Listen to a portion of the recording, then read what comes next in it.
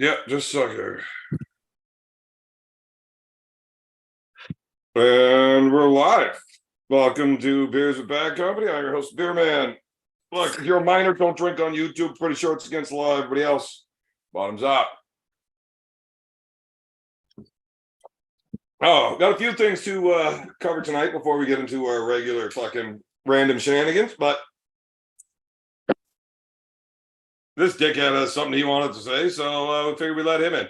So, mostly because I can't stand listening to this fucking guy talk, but also because I got a hotspot, the internet from my phone. There's no Wi-Fi here, and my phone's almost dead. I got to run and go grab a charger for this and plug my laptop in. So, you guys can listen to him, and I don't have to. So, getting two birds stoned at once by having to go do this now.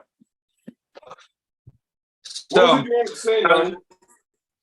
I don't know if anybody had the pleasure to just watch Poe and John's our first episode, but it was a good episode. I suggest you tune in, and that'll be every Tuesday, 6 to 6:30. We'll be starting.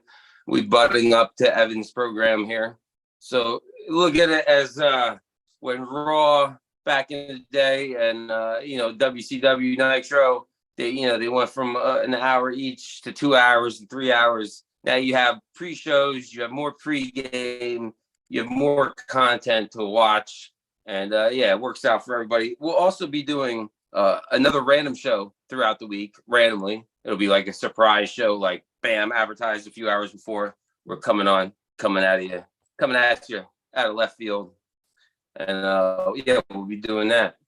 And besides that, Paul Italia, March 23rd, Ryan Grondin stopped him. He won 2 times on fouls. I will honestly tell all y'all, look you in the eyes here, and I'll say, before seeing that, I was getting a little bit concerned. I was like, man, I better train up. This is going to be a close match. And I have the privilege and pleasure of being around Ryan Grondin and pulling him randomly and knowing what he's got. And safe to say, after seeing that with Paul, I was bamboozled. I was shocked. I was not expecting that. I was like, whoa. You know when you get so happy, you're like, oh, man, bam, nailed it, got it. That's pretty much my reaction. Yeah. In a nutshell. I don't fucking like it. I really wanted Paul to whip your ass. I didn't think he was going to, but I wanted him to. I thought you were picking. You were picking me before. What are you saying? You said you were picking me. You cut out real bad. You sound like if you had a robot dick in your mouth there for a minute. You were picking me over Paul, like prior. Yeah, I thought you were going to win the match. Yeah. Oh, so you were hoping. You thought. Yeah, I wanted him to win because you're a fucking idiot. But I thought you were going to win because you were better arm wrestler than Paul Italia. You think I'm more of a douchebag than Paul Italia? Your hearts of heart tell you that. Well, up until about 10 minutes ago, yeah, I definitely thought so.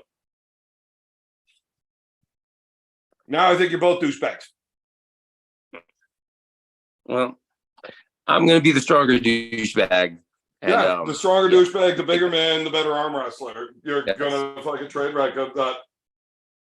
This is not a match he has any business in. It's not going to be fucking close. So why is he? Do you think he honestly is so delusional where he believes in himself, or do you think this is all an act? Like, dude, he wanted to super match with me late 2024. Well, I mean, I did give you a weight cap, and I'm projecting late 24 after Paul. I didn't say you. I said Paul Italia wanted to match with me late 2024. Oh, yeah. I was gonna say I don't remember calling you out. He's delusional as fuck. Yeah, obviously. Like you're like natural 240, 230 pounds. Like even though you're fat and skinny fat, you're still. I don't know where you carry 240 pounds. How tall are you? You really don't look like you weigh that much. Down at like 170, 185, like in jiu-jitsu and shit. Do you have like giant quads? Do you have like calves and quads that you hide? Like in baggy pants, like where do you hold all your weight? Because you don't look like a 230, 240 pound man to me, even being fat. Yeah, I got a really big dick. Of course. Yeah, fucking. Figures Roy Baker makes his And that's introduction. really all of That's the very, arm workout I right. get That's is very just sus. arm wrestling and jerking off. Like it's fucking strenuous. You get tired. Like fuck. Yeah. That's why I got such big hands. You need them to fucking fit around this fucking hog, you know? I'm starting to think like, how tall are you? How tall are you? Like 6'2", and like you just make it seem like you're 5'10"? Like I'm 6 foot. okay, all right, okay, then that makes a little bit more sense. All right, 6 foot. All right, I can see it because my heaviest, I'd be like 225, 230, my fattest, and I guess if you're 6 foot, I guess that makes sense. Yeah. Yeah. I'm just quite broad, so fucking, and I've got really fucking short legs for a guy that's 6 foot. Like my inseam is fucking 27 inch. Like my pant size is like fucking 40, 27. Right. So I'm all upper body. Interesting. So my weight looks deceiving. Yeah, like my fucking wingspan is like, that's all I know. I think my wingspan is like fucking 78.5. Or it was when my elbows would straighten. You just got that square SpongeBob build, the square SpongeBob Canadian build. I guess you're very square. Are your arms really that long? Your arms really that long? No, my arms aren't all that long, but my shoulders are wide. So when you're measuring your wingspan, it includes your shoulders. Well, but that's part of your arms, really. Oh, what's your ape index? What's your ape index, Burgoyne? No, not your wingspan, ape index. Middle finger to middle finger. That's the difference. The difference in your. That's your ape index. Isn't that the difference in your height versus your reach, like your overall body height? I know your wingspan is measured differently. No, that's fingertip to fingertip when you split it out. It's just inches, but no. There's all right. Somebody go. I'm not going to claim I know it. I know there is a difference between wingspan measurement and ape index measurement. If some fucking said that ape index would be more about specifically arm length from like your armpit down, like how far your fucking arms hang down to your fucking knees, kind of thing. It's like a fucking my ape index when somebody like was like 6'6". So it's whatever the ape index is. It's 6'6" on me. I don't know what my wingspan is, but my ape index is 6'6". I thought the ape index was a comparison of your reach and your overall body height, and it's like maybe. Right, you got that like fancy thing in front of you. You can just like ask it. Yeah. Look up the difference between ape index, Roy. You're like the Jamie of the Joe Rogan podcast. Shut up, Roy. Nobody even asked you to talk. You're supposed to be fucking researching it. I mean, yeah, Nanya's a fucking dipshit, but he's still a guest on the show, so do what you're fucking told. Roy, you don't need to Stop take that. fucking doing that and get back to researching. Okay, the ape index is a slang or jargon used to describe a measure of the ratio of an individual's arm span relative to their height. A typical ratio is 1, meaning they're the same, I guess, distance. So Nanya is a complete fucking idiot for saying my ape index is 6'6". Well, it's no, I said my ape index is mine. That's well, yeah, but it could be anyway. 6'6" if your fucking ratio would be like 1. Is that 6.6 or 6 feet 6 inches? No, 6 inches is my ape index, meaning I'm 6 foot, but when I was measured finger to finger, it's 6 foot. It's 6 foot 6 inches. Well, that would just be that'd be your wingspan, not your ape index then. Yeah. So comparatively, you'd be fucking like an ape index of like +6 or something, saying that your fucking wingspan is 6 inches longer than your fucking height. Like I said, somebody told me this shit, and I'm like, all right. Right. So at 78, at 78-inch wingspan instead of fucking 72 inches for 6 feet tall, or 78.5, whatever it was, I would be a 6.5 then. But that's not my arm length. That's wingspan that causes it. Like, I throw a jab, it's not hitting you because my fucking arm is long. It's because I'm extending my shoulder out far. That's where I get my extra reach. If I stand square and put my fist out in front of somebody, their fist will be crushing my face in, and I'll still be inches away from them. But when I throw my shoulder in there, I'm hitting them and they're not hitting me. Right. Evan, I have the same build. I have shorter legs and in comparison to longer torso. And I also have my arms are long. So like what I'm saying is we're built similar. Except you're a tiny little person and I'm a full-size man. Bro. So you've got longer arms than me, even though we have the same wingspan. I'm not fat, bro. I'm not fat. If I wanted to be fat and drink beer every day. It's got nothing to do with fat. It's fucking bone structure. I'm just a fucking bbigger person than you. Like, bro, I saw you at Winter Blast, dude. You're not bigger than relax, Sarah. Jesus. I see you at Winter Blast. If anything, we're similar size, and I'm bigger than you. If anything, I have a wider back. I have a wider frame. My shoulders are definitely way broader than yours, homie. You are out of your fucking mind. You have a longer arm than me and the same fucking wingspan. Guess where the fucking difference is? It's my bigger fucking shoulders, you idiot. Bro. Like, it's math, you fucking retard. Like, do you know how to do math? If you have longer arms and we have the same wingspan, guess where I'm making up the fucking excess? There's only one other fucking place to be. Reading and math is not my strong point. Fucking clearly. So, hey, everybody. I'm Roy Baker. I'm here now. How are you guys doing? Shut up, Roy. Fuck. Actually, no. Don't shut up, Roy. I'd rather have you fucking talking than listen to this fucking dickhead. Okay, so... Yeah, Roy, show us whatever kind of cold steel weaponry you have on hand. I know you got a cold steel and hand reach. Grab whatever cold steel is closest to you, right? Play a game. Grab the steel close. I just took this one out of my pocket that I carry with me now every day. Nice. All right, Ray. I'm a match you, Roy. Here, Roy. How about this? Ready to bond, Roy? Let's see it. Let's see. We got. Oh, you're gonna appreciate this one. Tell them what that is, Roy. That is an Espada. Mm-hmm. Yep. That's the variety. Yeah, I've got the big one, the super size one of those, but it's not the chrome one. It's like the G10 one. That's that's a great knife. I had that one, but I got rid of it because it was ridiculous. But I'll show you my favorite cold steel, and they don't make them anymore. But that's it. That's a Talar. Oh, I think they started making them again. They quit them. They quit them. They discontinued them. This is the CTS. This is the CTS XHP though, blade. Yeah, that's sweet. I've really thought about getting one of those since they started making them again. Hey, Roy, you're really gonna love this one. This is a custom knife, a knife maker made for me, and he made the sheath too. We got the side sheath, and I said I want something with a dagger point at the end.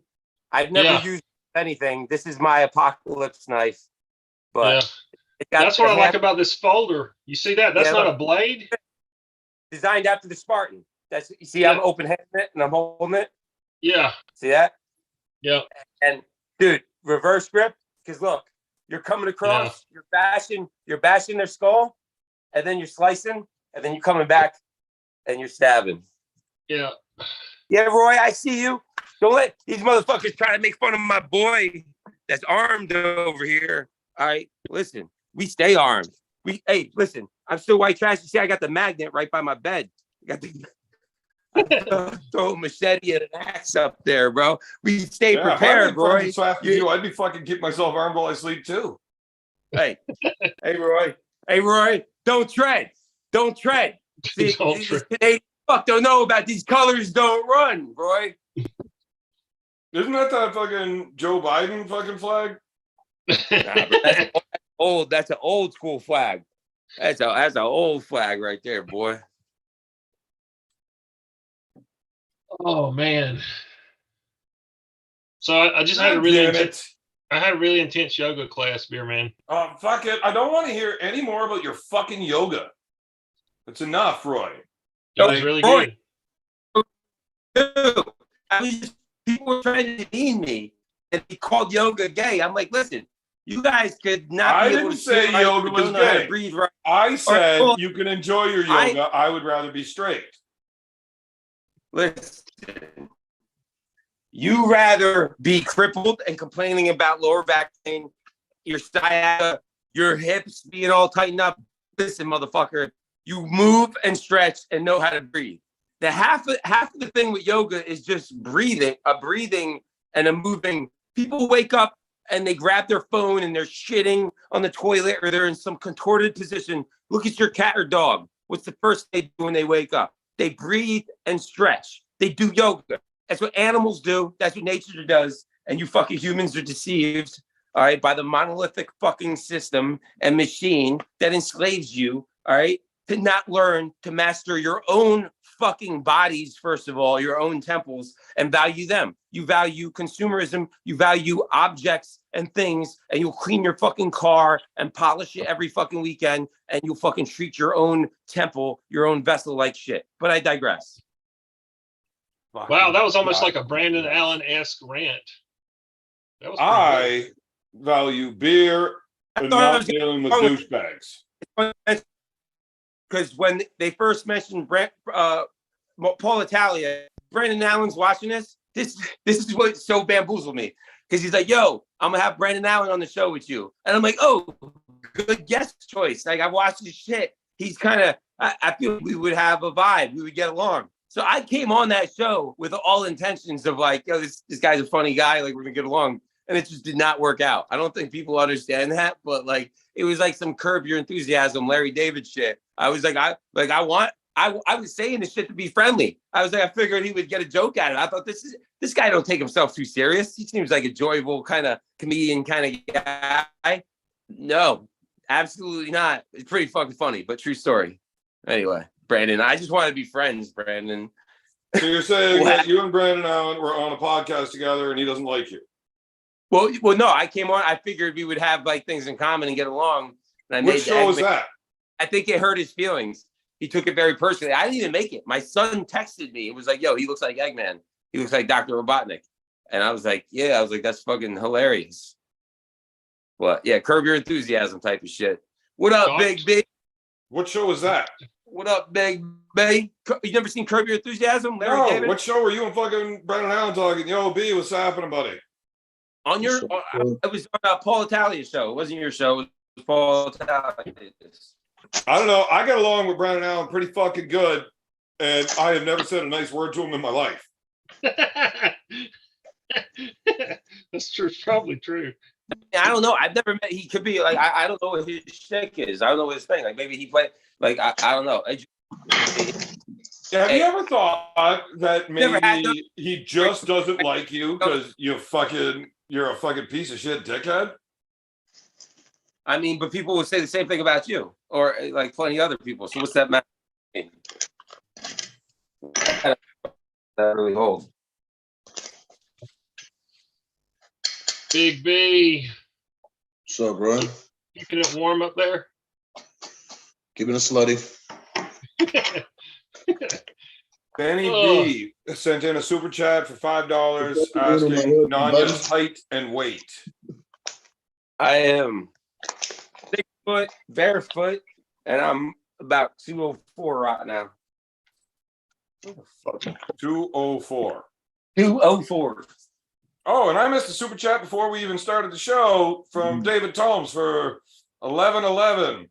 Fantastic numbering, David. And it's for the Sparkle Puff Fund. I've got a 6-pack of Sparkle Puff sitting there waiting for me, and I just forgot to grab it tonight. Clearly, I'm not Dave's in never my been out usual with Sparkle Puff. scenario Even here. Basement Squatch was drinking Sparkle Puff last night. Man, I'm not a fucking IPA guy, but I tried those out because, David bought me a case, and my favorite kind of beer is free. Yeah. And my second favorite type of beer is cold. Freeze is I'll tell you, I fucking sent the link to the fucking email you told me to, okay? Who'd you send the link to? Paul Italia. You're going to have to tell him to shut the fuck up and call him an idiot a few more times. For anybody that didn't watch the show right before, I don't know, Nanya was fucking said the name of it, the channel. I don't know the fucking name of it. It was the first show ever. Who's that? Mass Lucha Librador or whatever. Huh? I can't remember his name. He shows up on the 98 show sometimes. He's a lucha librador. Lucha, That- flawless Is that luchador. gay guy with the mask? Oh, you talking about Yeah. Lucha Pagliacci? The lawless. chat- No, he's wearing a fucking lucha fucking mask, and he's always fucking Gay guy with the talking with a luchador. fucking weird voice. But he started a show with fucking Nanya, like that goes right before my show, and I hopped on there just to listen to them talk, and just told Paul that I watched the match. I'm glad you won, kind of thing. But you're a fucking. You made it really clear that you're still an amateur, and he got all fucking pissy with me. He's like a fucking 12-year-old girl with his fucking emotions. Can't control shit. Got his fucking. Oh fuck, he's here. Now I look like an asshole talking about a guest like that. Might as well finish what I was saying. He's fucking like a 12-year-old girl. Can't control his emotions. He got his first fucking period. He needs a cranberry juice or something to fucking settle down. He got all fucking sand in his vagina when I said he was clear he was an amateur. He fucking. He's got some strength, but he's fucking just shit as an arm wrestler. I mean, any high hooker that's been on the team for 3 months is a better technical arm wrestler. That's all. If Ryan Grondin stops you, you are a low-level amateur. Now, I will not. I wouldn't agree with that necessarily. Ryan Grondin actually has a decent hand and an outside top roll. Like a way outside top roll move that Ryan was using, especially going straight to the straps. Ryan's not doing that move badly. I don't know how strong Ryan's arm is, but his hand is solid. I know that. And the way he drags it out, he needs to learn how to keep his elbow on the fucking pad while doing it. I don't think Paul actually he did that on purpose. He did that on purpose, though. He told me that right after that it was he knew he was getting pinned, so he didn't want to give me the satisfaction, so he would come off the back every single time. Yeah, but that's probably because you were threatening to fucking take him to the parking lot and shove his fat ass in your trunk. So he just made my trunk ain't like fitting that motherfucker. Ego. Are you kidding me, bro? My trunk ain't that I big, know. There's bro. no way you'd actually be able to lift that guy into a trunk. But hey, hold on. Paul Italia has people in the waste disposal business that would deal with Ryan Grondin's body. You need a half a I pig don't know what farm you're for talking that guy. about. man, I know a few pig farmers, and fuck, I'll tell you, it'll take a few pig farms to deal with all of that. Yeah, a Holy few cows. fuck. And I'm not entirely sure that pigs will eat other pigs. Like, are Bad they cannibalistic? Yeah, they They will. will. They Oh, will. they will. I know Yo. they will. I was using that opportunity to I make gotta a tell fucking Big joke B about something that right now. bacon-looking motherfucker. Yo, Jesus Big B. Christ. He's like Yeah. the only guy in arm wrestling that Paul's almost as tall as, except Yo, he's Big- 400 fucking pounds. Yo, Big B. So I was just in AZ, man. Yo, their flower game is on point, bro. I was not expecting much over there. It's a desert, and I thought it was gonna be like Vegas, and the flower was gonna be all dried out. I was surprised, man. They got some fire over there. So if you ever get a chance to go over to AZ for any events, it's worth it. As far as the flower. Oh, bro, I'm loving it right now, man. I didn't think they were gonna be on point at all. Good to know. Oh yeah. Johnny, what are you rolling up over there? It's some ice cream cake. Oh, nice. Sweet tasting. Who eats ice cream cake on a podcast? I guess I do. That's like the only fucking cake I like. Yeah, that ice cream cake is good. Nice and sweet flavor. I'm always a fan of ice cream cake. That's like one of those strands that's been around for like 5 years and hasn't gone because, everybody still loves it. It's got that purple look to it and all. I like the consistency too. It breaks up. It's like all crystally. It's great consistency. You know what I like? When Nanya doesn't talk. Yeah, I agree, bro. He just rambles on and he talks all this weird shit about fucking Bible and how he hates everybody in the world. Just an angry. Well, I mean, if you're a guy that fucking tries to follow the Bible, yeah, you probably do hate everybody else in the world. No, he does it even better, bro. He plays like the different characters. One day he tells you he's this like big cartoon character, and I'm like, you don't even know what the fuck he's talking about. Like, bro, you're watching too many cartoons with your kid, bro. Stop. You know what's funny with Bible. all of the different personalities of Nanya? I don't like any of them. The only thing they have in common is they're all fucking douchebags. I like the charity didn't think part. Paul Italia was that big of a douchebag until like 20 minutes ago. I like the charity part of Nanya, bro. I like the part where he bet me all that big money. I love that guy, man. So there is Dude, one do you have personality in any there that I love idea in Nanya. how quickly you're about to spend your $5,000? I'm telling you, I watched that fucking match with you and Ryan, and I thought Nanya was going to win before, anyways, and I thought he was going to beat you relatively easily. After watching that, dude, you have a way higher percentage chance of snapping your bicep again than you do of winning. Like, you are not winning this match. He's gonna fucking smoke you. I love it, Evan. So Quick. how much $1,000 bet between me and you, and we're almost at my 10 grand mark. So $1,000 we're betting for that day. You got $1,000 on Nanya? Are you fucking kidding me? I drink fucking Bush. You think I can afford $1,000 bet? What can you afford, man? Because you just told me you know for a fact, so it's easy money. You know I'm good for it. So how much money can we put on this right now, bro?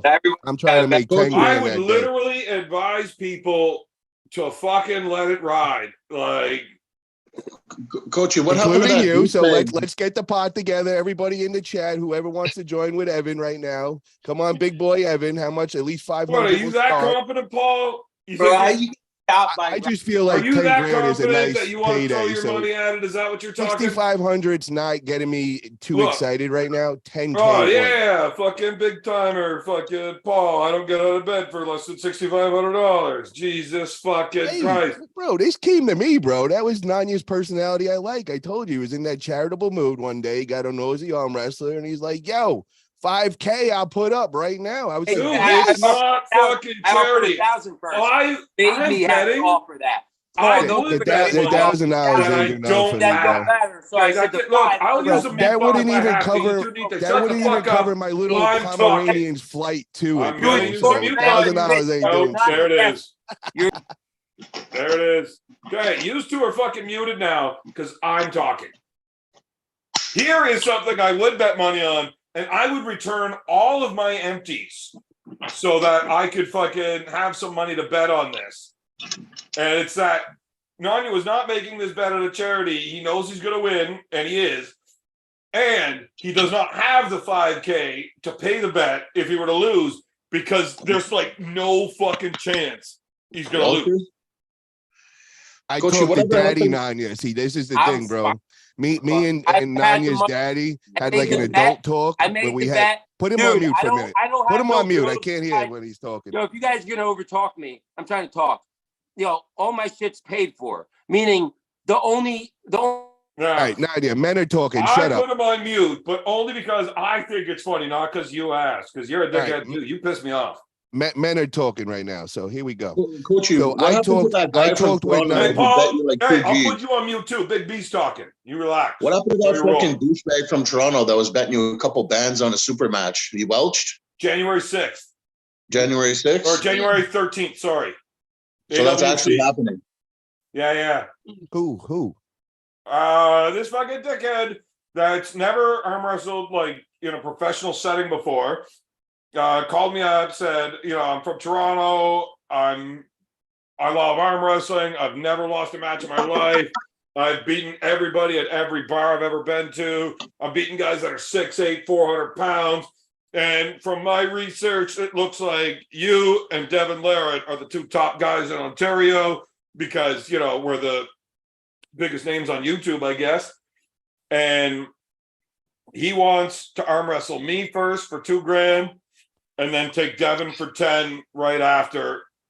And he's never lost a match. Are we still doing the thing we talked about, or did you find us somewhere else?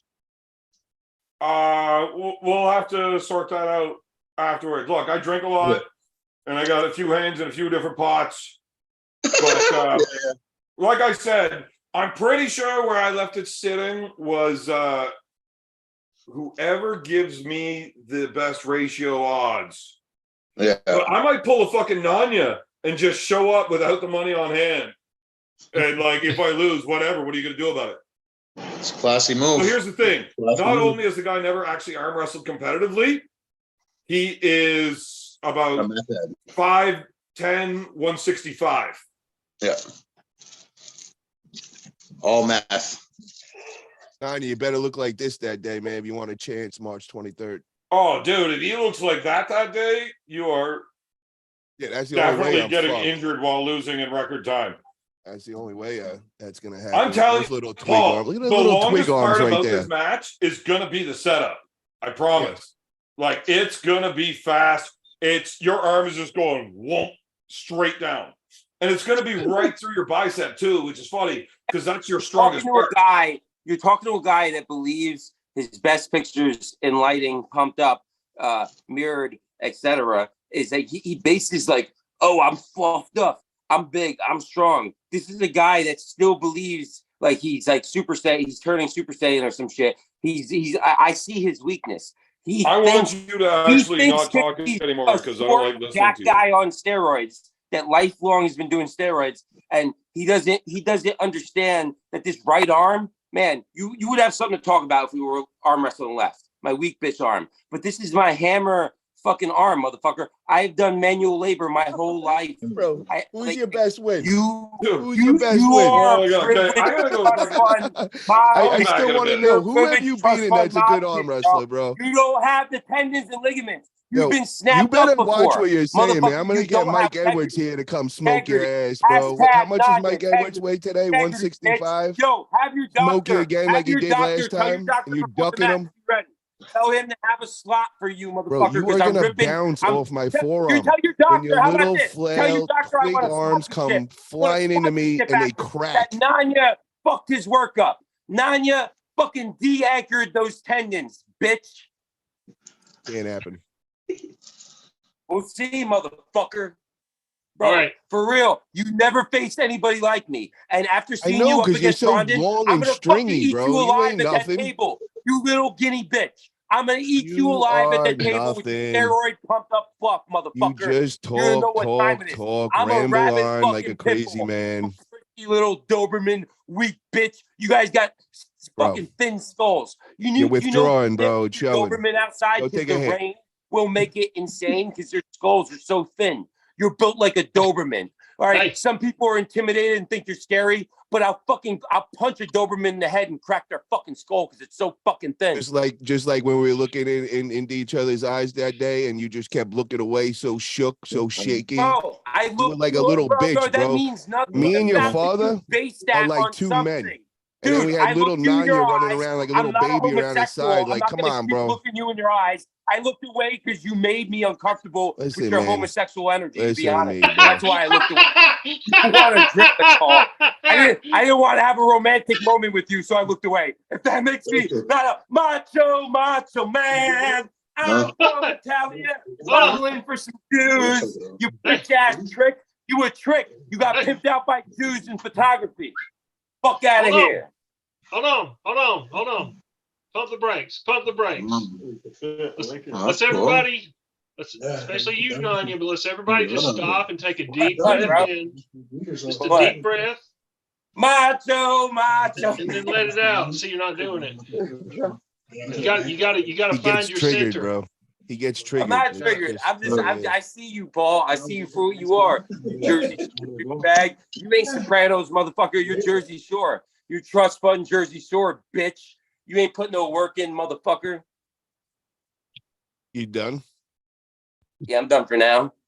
That day, bro. Now that I'm back, I seen the twinkle in your eye like a little bitch, bro. You were just so shook. It was like a little kid. Listen, this is still my show. I didn't know how to handle it, and I knew that day I already won. Oh my God, I'm gonna use the mute button again, children. Listen, Daddy's talking. I already beat you mentally, bro. Okay, so Nanya's on mute. Paul, do I have to mute you too, or am I allowed to talk for a minute? Okay, he's not even answering. Fucking, that's rude, but appreciated. Paul, Roy, I heard you laughing real hard. What did I miss? Something must have been funny to have fucking. It's probably a fucking dad joke. Tell me it's not a dad joke. No, Nanya was just kind of going like rattling in stream of consciousness, like barking at the moon, and all of a sudden Paul said, "Well, you wouldn't look me in the eye." He said, "I had to look away because you're making me uncomfortable with your homosexual energy." And I was just like, "Where the fuck did that come from?" Like, because he knows what happened, bro. Listen to me. That night, like bro, large amounts I of beat homosexual energy. Is that what? Is that night? I beat him, bro. That night, I looked into the man's eyes and I seen a scared little kid, and I already knew I beat him. It's over, bro. It's like what Did you know Devin that did Nanya to called Hermes me that and day, told me bro. the story about how he stole your hat and made you look like a punk in front of everybody? Oh yeah, is that true, bro? And then he just like kind of held it in That the is air and held you by the so face out like funny. you would do like to a school kid that's trying to fucking swing and can't reach. That's not what all the videos were showing, bro. Well, you showed me Everybody's this seen video because that's what exactly that what motherfucker I said. seen that day, bro. Yeah, plenty It of was- witnesses. You get Michael Edwards. He don't even like me. Ask anybody who was at the table. I grabbed his hat. I even prevented him. And He what was happened when you after grabbed my the hat? girl. When you He was snuck trying up to use behind me all and his grabbed my hat, I explosives. was up in your And you know, face, you're fucking big like throwing this, you I just around like a fucked little my ass. bitch. I'm Paul, like, you were whatever. 5'2". He's 6 feet Cat tall. was You weren't in my head. actually in his face, were you? Or did you like get up on the chair? Whatever you guys gotta say, bro. I Whatever makes grabbed you your guys hat, feel bitch. comfortable, I man. punked you, and you know it. I punked you in front of everybody. Everybody saw it. Let's be real, Paul. I got that one. Bro. All Why night can't we all long, just I was get along? talking with your I father don't like have an to prove adult. my case. Everybody was And there. you Everybody and your saw it. son were running Everybody around was us out. Everybody, like little dude, there was kids, like bro. 30 people As that me saw and it. your dad were joking. And it was so funny. It was Dude, cute you watching think you my guys run father- around you like think that, my bro. father likes you or something, bro. Dude, my father told you if you wear that shirt again, he's gonna rip it off your fucking back, and he means it. If you wear it, the No, winter blast. I wear that wore it 90 in front of shirt, watch you, what your happens, father, bro. and your son, Bro, and I if you- walked like, out I don't there. know what I you told think's them going all on, Paul. three you could try You've been- taking you've off, been and all you bamboozled, laughed like motherfucker. little You're bitches. fucked. If that was You're me, bro, fucked. that would have been You off. took I up wouldn't the have wrong asked challenge. anything. I You would have should've just took took it other off you, challenges, bitch. motherfucker. Because That's I'm the the wrong difference between one. me and you, I'm the bro. wrong one. You come thought with your you had dad and your something. son You to thought I support didn't you. have backing. You a You bitch. thought a lot of things. You thought I didn't Who have a brings their hand. dad? Motherfucker, you're Bro, fucked. who brings Ron their did dad in a security Brandon, team? fat fucking Bro, like, not are you? fucking talented You see ass how stopped weak you, and bitch. insecure you are? Brandon stopped you. He's a joke around Bro, here. should I He's bring my not- dad with he's- me next he's time, or is should I the bring my worst arm mom? wrestler. You got stopped should I by bring the my worst parents, arm bro? wrestler. You're a joke, Paul. You're Should a I joke. bring my You're a parents joke. next time in And I'll be security? surprised. I'm if just you- saying my That's dad where you beat up see your where your dad. balls are at when you come with a full security team and your dad, bro. I mean, come on, bro. You showed me What? right there where your It's balls my were at. sponsor. It's my sponsor. And It's if I walked We're around doing talking need to that people on the internet emotional the way that Nanya support. does, I We're would here fucking to need a take security part. team Was We're he too. here holding to your take hand the over, whole time Jesus. under the table We're at not dinner? here to take part, Paul. We're here to take over, bitch. Softy, Get it bro. right, motherfucker. Softy. All right, You didn't know who you were look, fucking this with. is just getting Now too you're much getting talking an over. idea. Now you're getting an idea. You know, listen. Okay, so we're gonna have to like keep Nanya on a unmute cycle because he just won't let anybody else talk, and he thinks talking over people makes him important. And I like having the mute button now because fuck. It's Can't just when stand that things hit dickhead. home, reality, he don't like to hear that. Well, once again, I want you to win this match. I do. Can I ask a question though, to everybody in the chat and all? Has Like- anybody ever in arm wrestling history came with their dad and a security team to an event? Has that ever been done before? I know lots of people have brought their Police parents going to up? events, and I know that Travis Bagent has needed to bring security to events. No. Listen how I said it. My I dad don't know with if his anybody that's security ever team. brought both, though. Yes, my dad and my security. If I brought my But dad and a Travis's security dad wasn't team, around when he needed security. I mean, I would imagine that fucking old strong arm there would have probably enjoyed Travis winning events and being as good as he got. what does that say about your balls when you got to come with an emotional support team to hold your hand, bro? Like, that's all I'm saying, man. Well, why does fucking Travis need the security? Travis is his own man. He speaks for himself. He's not here. I'm talking about twig arms over there. Why does he Now, have to come with a full team? It's This like is a little something that I Mayweather. believe You know, both Mayweather Travis comes with and like the Nanya 10, have in common, the though, Goon Paul. Squad. They both have very big mouths and they're giant bitches. That is true. know, Well, I don't actually know. I can't say. I'm not talking about Travis. You I'm already talking did, about Nanya. dude. I guarantee I am cutting that and sending it out. Short. I'll send it to Travis personally. It's gonna happen. What's that? I mean, fuck. Can you blame me? You would too. He, Well, maybe you wouldn't. what is your beef with Travis? He's a cunt. Why though? Like, why do you guys have does he know he's got beef for you? I don't give a fuck if he knows it or not. Look, I've met Travis, and you know he fucking doesn't act proper. From the guy So- who's known to act proper all the time. Yeah, I wouldn't worry about that. Look, if I fucking act out of pocket and somebody needs to straighten me out, okay, I'll fucking take my whooping. I mean, look, I'll defend myself as best I can, but if I got to take a whooping, I'll take it. Whatever. That dude will run away, like literally run.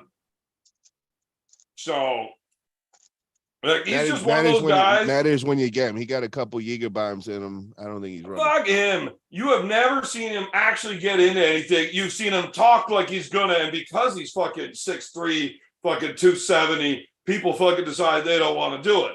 When anybody else wants it, that motherfucker is not there anymore. He's fucking gone. He has left the fucking building. How about that time though when he was in when he went to that Mazarenko event and he Yeah, had I was gonna say out with that. He shoved that guy. What, Well, arson? he went outside. The whole bunch of teams were waiting for him outside, and he went out and screamed in front of everybody, and everybody just kind of backed down and all. And I heard that story. Did was you kinda see that? crazy. Or did you hear Well, Travis tell the story? No, I didn't hear him tell. He never brought that up. But Who a told bunch you the of people- story then? I can't say their name, but they were there. Were they there or did they hear Travis tell the story? They were there present. I don't know. We'll talk they're also offline names about of- this, but it doesn't sound right to me. No, I promise you, man. You know, Personally, I and told me I don't like there's an Travis awful lot of either. fucking people that if they tell that story that way, I'm just gonna be like, yeah, it's the same thing as listening to Travis tell the fucking story. No, There's this a guy few don't. people, This guy don't like like there's him. guys man. out there that I really do respect their opinion, and that like they're just not that full of shit. Look, if I tell a fucking story and you just believe me 100%, you're probably fucking stupid. Yeah, I Now, wouldn't do that. I But the will guy make that up told a me story on a goddamn dime is just because I credible. think it's funny, and I have to because this way there's no credibility to any of the other stories I tell that could get me into a lot of legal problems. And you can't tell what's what. But I'll tell you this: most of the ones that are fucking super unbelievable, like there's no way that happened, that is definitely made up. Those are probably the true ones. Because how the fuck do you even think about making that shit like that up that are that crazy? So the mildly fucking unbelievable ones are probably made up, and the really unbelievable ones are probably real. That's just me. Whatever. Travis, giant cunt, giant pussy. Don't like him. I would like to give him a matching scar on the other side of his lip. Ooh. Damn, boy. Yeah. Well, that's one of his things. He's always said, if you ever see me in public and you want to make a fucking joke about that, we're going to fight right now. That is the best way to have that. That's what he said. So Does as he? soon as he fucking started talking to me, like immediately it was like, you better not be getting lippy with me, not with that thing. And he looked at me twice and I was like, oh yeah, I'm serious. And he backed the fuck down. And then Jerry Catterett had to come walk him away because now Travis has somebody that's making him leave and he's allowed to back down without looking like a pussy. But holy fuck, as soon as Jerry came over, Travis was immediately like, oh, thank God, I'm allowed to calm down. You know what's funny about that? Travis did a podcast, I think, with Neil Pickup a couple of years ago, and he mentioned the thing on his lip. Until he mentioned it, I had never noticed it. I had never even noticed it was there. Well, that's why he mentioned usually grows that shitty goatee. I mean, it's just, to me, it's nothing. It's just like a little line. I mean, I had never even noticed it till he said it. Whatever. So we're going to talk about the arm wrestling matches of this past weekend? What arm wrestling matches? Hermes Well- versus Vitali and Oh, Hermes versus Vitali. Like a fan, did I ever call that one? Did you? Yeah. Wait. Yeah, I think. So hold on. I drink a lot. Hermes won, right? Yeah. Okay. Yeah. My recollection is Vitali was taken over the top of Hermes' hand. Hermes was having a hard time like slipping out in the straps, but Hermes' fucking side pressure and endurance ended up winning in the fight. And then he was able to take Vitali's hand afterwards. I can't remember a lot of the deal. Didn't the one? How many? Didn't the pin? One of the pins that Vitali got was out of straps, wasn't it? Didn't he pin him out of straps? I thought he did. Out of straps. Yeah, I think. I think Or one of maybe Vitali. even in strap. I think it was round 2 that Vitali just fucking drilled him. That's what I think I'm thinking about. I'm starting to get some fucking drunken recall here. Got a few pints going into me now. It's getting a little clearer. You know what? I want to say this about the whole event. Holy understand shit, people- audio left. I thought I just had about mute. It was nice in here. I know people don't want to watch like a really boring, dry YF type setup, but I thought that there was way too much fuckery going around in the setup. For which match? The whole show. The whole show. I thought Bill Collins had a bad day, and I like him normally. I just missed felt like the first match or two. I finally got to get to watching it right as the Rorbican match ended. So I got to watch the last three. The thing about it is I understand you got to let it be. You got to let the people fight in the setup. But once you tell people this is a fucking, you got to let them fight for referee 30 script. seconds. Look, Roy, you need to understand the rules. You don't have to let them fight for 30 seconds. I'm not even If one saying guy's that. not fighting, he's being compliant. He's trying to get a fair grip. He's center. He's not keep fucking around. His wrist straight. He's centered. His shoulders are square. He's not covering anything. And it's only the other guy fucking around. It becomes a warning. It becomes a foul. If But both no. guys are doing it, it's only 30 seconds to ref script, man. So I understand that, but what I'm saying is how many times did he tell them when he got to the point where he said referee's grip? How many times did these guys just go, oh well, he's doing that, or just pull out and like it's no foul, nothing? I mean, it's like you can once you say referee's grip, you foul these motherfuckers and let's get this shit going. I mean, it's clearly you have never been a referee, and you've never been a referee at a high-profile event. The I've worst watched all thing in the these world, shows. dude, you become immediately the most hated man alive in your fucking bubble if you're fouling people out for like minimal shit. Although, yeah, it's the rules, letter of the law, yes. But dude, If somebody just pulls their hand away from a fucking referee's grip, you're not going to foul them for that. Somebody just fucking walks off from the table in a ref's grip. That's not a fucking foul. Really? It depends Over and on what over. point. Over and over. It happened all fucking the whole show. I understand it's too far. It's too far because it makes, if people want arm wrestling to be a big mainstream sport, that was too far that direction, because then people watching it that have never watched it, well, they go, well, goddamn, this is just fucked up. They're just doing whatever they want to do. The referee's not even fucking doing anything. He's just letting them do Man, whatever. I'll tell you what, that Georgie's fucking strong, boy. That's like gaffing into a fucking whale. When Devin gets a bite on him, you could tell he's got a fucking whale by the fucking on the other end there. Fuck. I was Georgie's very impressed with Stronger fucking than Georgie. Jenny's. Me How do you too. pronounce that guy's name? Like, it's not Georgie or It's Guy or Georgi. Yorgi. Paul, Georgie. Italy's pretty close to where fucking Bulgaria is, isn't it? How do you say it? I'm the worst to ask. I've been calling him Georgie the whole time, but it's Yorgi. Old Georgie boy. Yeah, I just Yeah, I said saw Georgie. somebody fucking from like over Old that George. part of the world correcting people in the comments. It's where he said it's Like it's not Yogi. Georgi, although I've heard people from over there that George. speak like that calling him Georgi. So fuck to find out. Anyways, doesn't matter. Fuck it. I was Everybody super, I knows was what we're super talking about. impressed. Svekov's like the dude's fucking impressive. Yes. My question very. for everybody is, what did you guys think at the time, though, as far as how long the event was? It It took was way too long fucking for long. very few matches. It took way too long because of all the fucking around in the goddamn setup. But So And we there was were a we were lady- at four. We were if at the I've got to watch a 4-hour event, I would rather it be on 4 matches that I'm actually interested in than 13 matches I don't give a fuck about to get to one I do care about. The fact that chick match, the fact that female match, which was not even competitive, took fucking an hour is fucking ridiculous. Well, They then said they're- luckily I missed that one. Yeah, don't watch Yeah. it. It so sucked the fourth match was just ending, and we were at 3 hours. Yes, it was brutal. It was brutal. It was because of the fucking officiating. I'm telling you, it's got to be tighter than that. Once you say referee's grip, you've got to stop the bullshit and get. The I fucking match blame going. all of this on Devon. He has made it known publicly that those refs are not actually fouling you out for all of this nonsensical shit before a go, because a big time arm wrestling event, they need to see arm wrestling. So you're allowed to get away with it. Like, you just can. Well, they got to tighten that up. If they want it to be then viewed get as a referee that doesn't give a fuck and has a bit of a commanding presence that can fucking deal with it and literally does not give a fuck.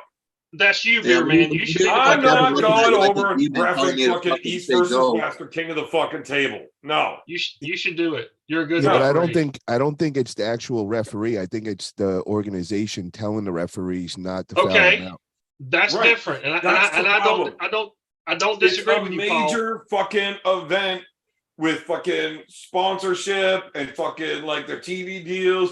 And if you don't have a match because dickheads aren't listening, now, if you've got one of these earlier matches that people don't really care about, sure, it's a world-class match, but nobody really gives two fucks about these people, right? Like, I mean, there are people like strict fucking fans that do care. Okay, but the majority of the people are fucking tuning in on this card specifically to watch the Hermes Vitali match, and then like the vast majority was just there for the Devon and Georgie match, right? Right. So if you fucking set the precedent early in the matches that people don't really care about, if you fuck around, done. You only need to do it to them once in the main event where they're like, okay, I'm not going to get away with this. We're going to have to tighten up on what we're allowed to get away with. I think you're Greg totally, Brown TV super chatted in $5. Thank you for that. Oh, fuck Greg Brown. Fucking don't like that guy, but thanks anyways. 48 minutes for the first match. Yeah, it was brutal. It was fucking brutal. I had a birthday during that fucking match.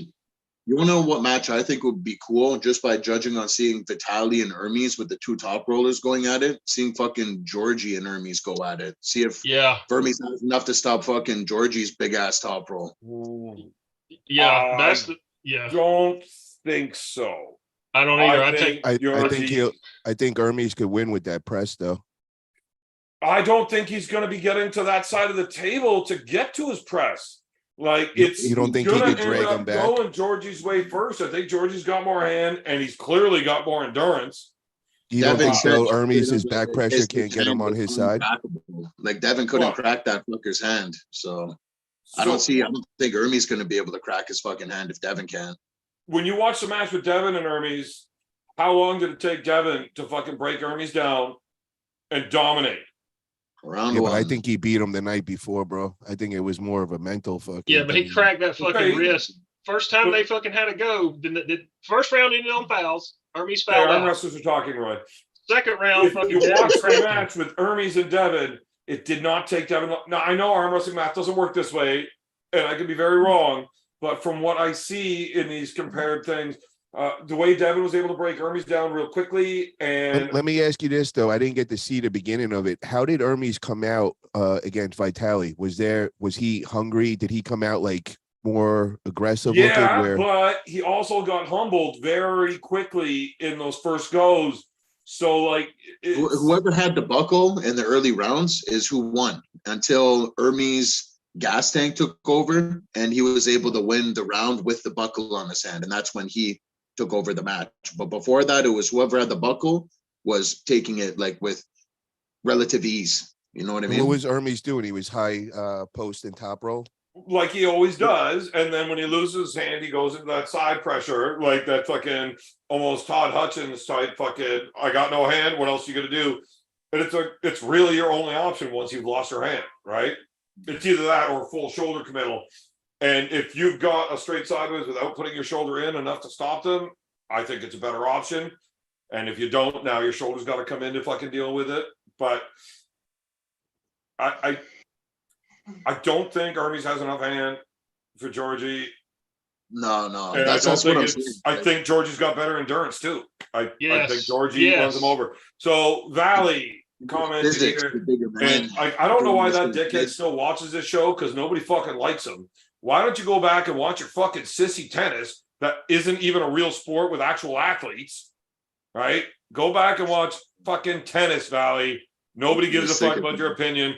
Hermes is not beating Georgie. You Not see- easy, not at all. You Fuck see how off. much anger Evan holds the tennis players because of Ryan Bowen being an ex-tennis player, and he still holds that grudge, bro. It's like he really thing hates is, tennis it's players. like- It's a summer sore It's only spot. fucking douchebags So don't like worry, you that Valley. give It's a two sore fucks. spot, man. It's I not you don't personally, think bro. about Bowen ever.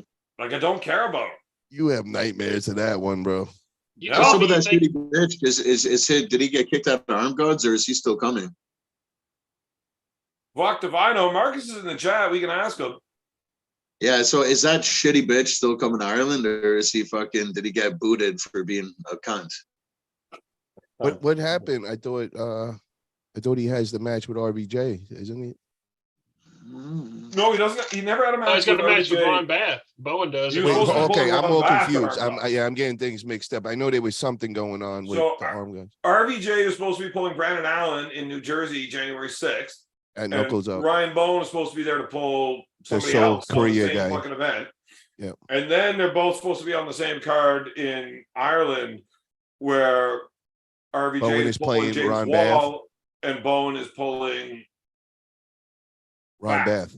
Yeah. Okay, and who's And Brandon then pulling? Well, I mean, if- who's RBJ pulling? It's gonna be where? a bloodbath. Who did you say he's pulling at Arm Guides? You said James that Wall. say it James again? Wall.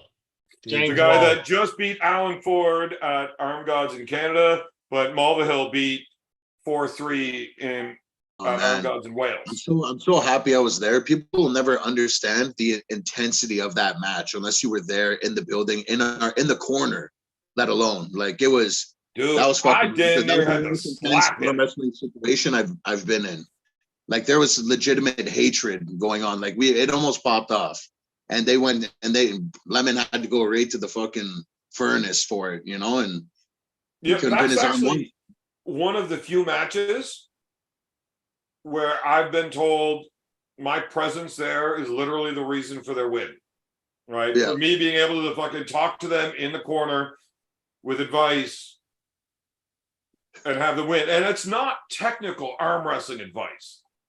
You know, it's more of a fucking, it's, you know, a building up of fucking confidence. You know, like Mulvihill he was up 3-0, and then he lost 3 straight matches on fouls, right? Oh, He never got pinned, but it's 3-3 now. And he was damn near broken. Like, well, what the fuck am I supposed to do? Like, I can't fucking win. They're not going to fucking let me. They're just making shit up. They won't call anything proper. Like, they're fucking me. Like, what do you want me to do? Like, Mulvihill, what the fuck is wrong with you? This is not why you came. You came here to fucking fight. Can he pin you? Well, no, clearly not. Then don't fucking let the refs call a foul. Bury that goddamn elbow so goddamn hard in the pad they can't call it, and just hold the motherfucker till you pin him. Don't fucking move your elbow. Stop trying to speed the match up and, you know, outposition them and keep moving, because they're going to call these little hops that aren't even there. Anytime you move, they're going to call something so their guy can win. Bury your fucking elbow into the pad and don't fucking move. He will not be able to get through. You will outlast him, and fucking fight this motherfucker until you win. And he kind of snapped out of it. He's like, yeah, fuck this guy. Fuck these refs. I'm doing it my way anyways. They can't fucking stop me. And he went out and did it. And then he came back after the match and he's like, fucking thank coachy. Like, I don't know what fucking just came over me there, but I needed that. Thank you. Yeah, he had a bit of a moment there. There's definitely a halftime speech that came into play. You know what I mean? I was there. It was pretty good. But Well, the whole the thing time I'm is- pounding him down because he's fucking a mountain of sweat. Like it was fucking, it was a fucking fight, man. That was a Oh, fucking, man. They, Wait, look, we had to just fight because he the wasn't referee, getting pinned, the doesn't organization, mean it was the whole easy. country. Hey, Right. Beer Man. I feel so inspired after you told that story of you being the reason you won the match. I want them. Hold on, listen. You're getting muted next, Roy. Like, shut up, Roy. It's the Rocky I'm not theme. trying to fucking take credit for the win. Get in there, Mulvihill went out there to Get do in it. there. I just was able to convince him on how to do it and just to fucking smarten the fuck up. Like, buckle down, There's Nick. bite There's onto old your Nick in the fucking, corner. like, bite down to your gum shield, put your chin down, and get the fuck out there. Right? And Arm Gods Canada was another one that I was credited by the puller that just won, saying I couldn't have done it without you because of the shit like that I fucking built him up with. Jarrell Staken. I gave him zero technical advice, really, except for fight this motherfucker early, fight him before go, hit early, start making this a dog fight, tire that prick out. And just my technical advice mostly was, man, just get into your fucking spot. And after the match, he's like, what did you mean by getting your spot? I'm like, I don't fucking know. Doesn't matter. I just told you that you will win if you get there and you fight this guy. And you believe me, and you went and did whatever it was that you wanted to do, and you just fought with the belief, knowing that you could do it. And I convinced you that you can. That's all. Right? You did it. Yeah, it's funny. It's funny with the Staken brothers because Darrell, technically, like he's a really fucking awesome arm wrestler. Like I've had the pleasure of pulling on the table with him a bunch, and fucking like he really knows how to move out there. You know what I mean? Like the guy knows how to dance, where his older brother is just like kaboom right to the pad. He's like the opposite. You know what I mean? Not so much technical, but just like freak strong. Where Darrell's not as strong, even though he is crazy strong. But he's like really fucking, he's a good fucking arm wrestler. And he has spots and catch spots and little traps and shit, you know? And like you said, when he went out there and fought, like I know like people thought he was the underdog. And like I was excited for that match because I'm like, people don't know how good that motherfucker is, you know, especially if he's able to turn it on, like Coach was able to get him to. And it was a wicked fucking match and he won.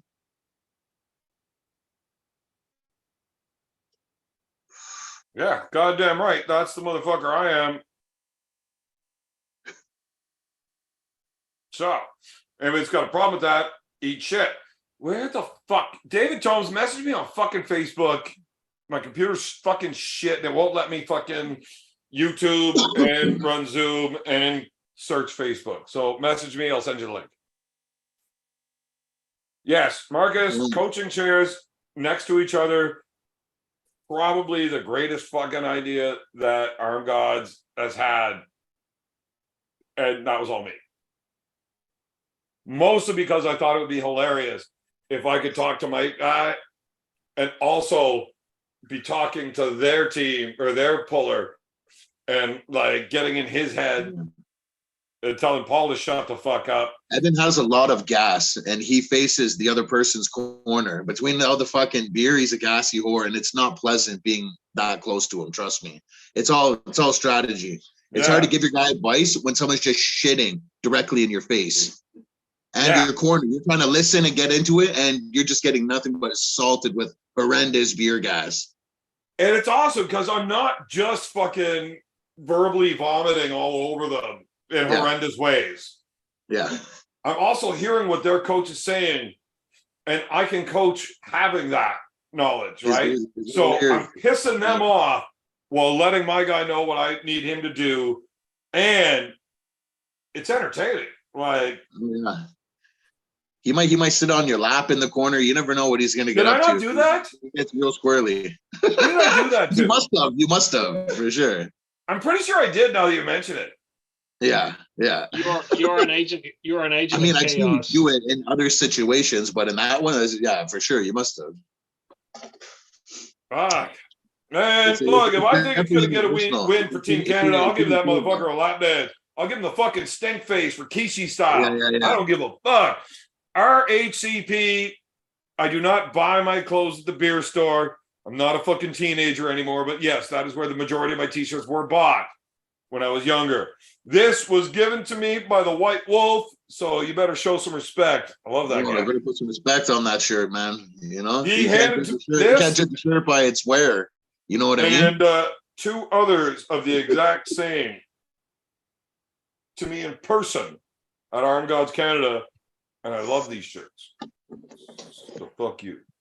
RHCP and Valley, like those are the two biggest fucking dickheads that nobody likes in the chat. Like, I don't know why they keep coming. Nobody likes you. You're like the Roy Baker of the comment section. Fuck. Whatever. Oh, Roy, don't be like that.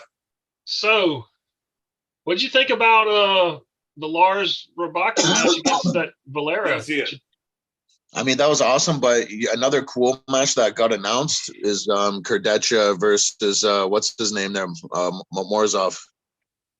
Oh, Kurdecha's back? Yeah, Kurdecha's back, and he's pulling Morzov right-handed. So he's going back in the thick of it. I hate it.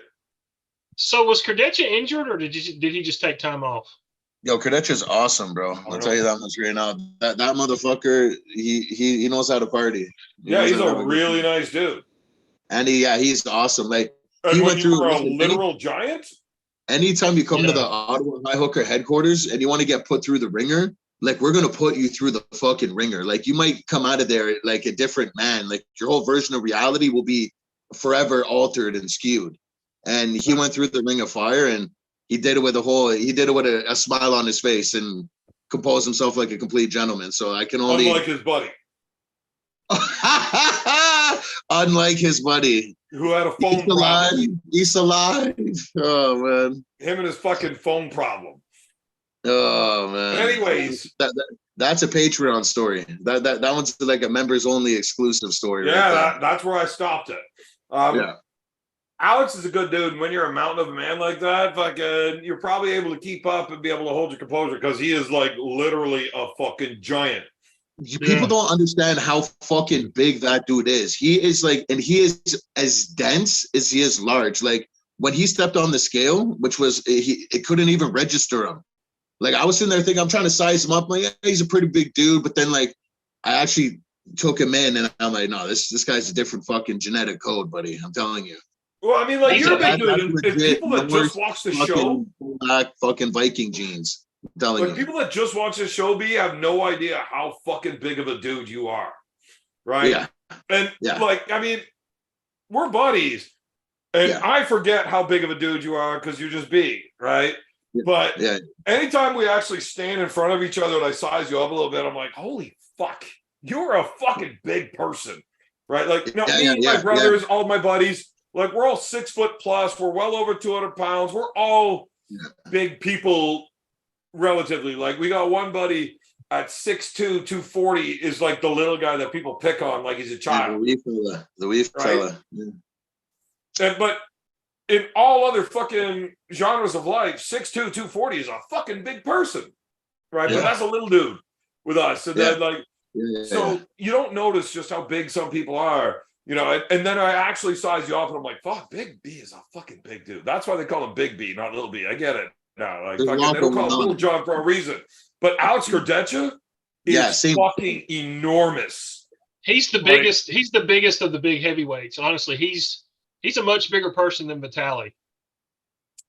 Well, he's only like an inch shorter than Vitaly, but he's got like 100 pounds and he's a foot wider. No. Like, the guy is a human fucking meat locker. Like, I'm telling you, like, it's fucked. That dude is a big motherfucker, and he knows how to have a good time. Yeah. Anybody that shows up to an Ottawa High Hooker fucking practice at the new dojo that they're running now, if you're from out of town and you're looking to fucking make it a memorable trip, it's either going to be one of your fondest memories or something you can't remember. One of the two. Either way, you're going to find out whether fucking the Bears shitting the buckwheat on that one. It's going to be a good time. Even if you're not having a good time, we will be. We'll have video. We'll have footage for your viewing enjoyment after. If you pay Alex for is a fucking awesome. When you go on a ride at like Wonderland and they take the picture, you know what I mean? Like, hey, you want to see your picture? You just got a quick little homage. You're good to go. So, or it might get leaked accidentally. You know what I'm saying? That's fucking, that's no bueno. Listen, Big B, it's probably a really good time for you to take a bathroom break. Because I know you and Paul, your boys, and Paul's looking bored, so I'm going to bring him back into this conversation, and you're not going to appreciate the way I talk to him. Who's that? Paul. Oh, you lost me for a second. I'm pretty deep into this fucking Paul Italian, he's sitting back leaning into his chair like he's getting yawning. Like, he's like, man, nobody's showing me the meter right now. I'm getting bored. Man, I'm doing the same thing. We're taking as Big B over here. I'm just sitting back listening and enjoying. Chilling. So All right, we're so going to Paul- fucking bring Paul back into this conversation. And in light of the way he just came at me earlier for trying to help him, I no longer fucking am friendly with him. So I'm going to shit on him. I mean, you sided with Nanya, so I think you took a pretty firm stance on where you were there. No, I sided with logic and being educated in the scenario. I do not want Nanya to win. Evan, I never wanted Evan, Nanya to it win. paid Just me to enough what that I see I've been on for an hour. stylistically, and I break the match down, and he left. That's it. You tickled the sore spot there. Am I here? You I are here? You just Okay. disrupted- No, you're not here. You're a wizard. You're everywhere. For the Well, bike that stuff. is true. I've been everywhere, man. I've been everywhere, man. I've been everywhere, man. Hey. Hey, and you're wearing all black too, so you can sing Johnny Cash. Yeah. Okay, some of you pussies were showing off knives earlier, and I have already Dave, shown. don't come in and start. but Dave just comes in with his big fucking. You have to see that. flexing his Like, you knives, have to know see what I that. mean? You So guys he's were coming in showing hot off there. your pussy little thin knives. And look at that. That is a fucking monster knife. We lived It's in got better like country, I'd be showing off pointed- other a things besides pointed that. basher at that end with a, you We can like use desktop there's a with Roy hole. Baker. There's a hole so you could attach a scrap strap if you want, so it won't fall off. But this thing is a beast. It's Dave, like I a don't hatchet. feel safe. It's like a with you hatchet wielding and a that knife. that close to my Anyway, screen. enough of that. That's beautiful. I like it.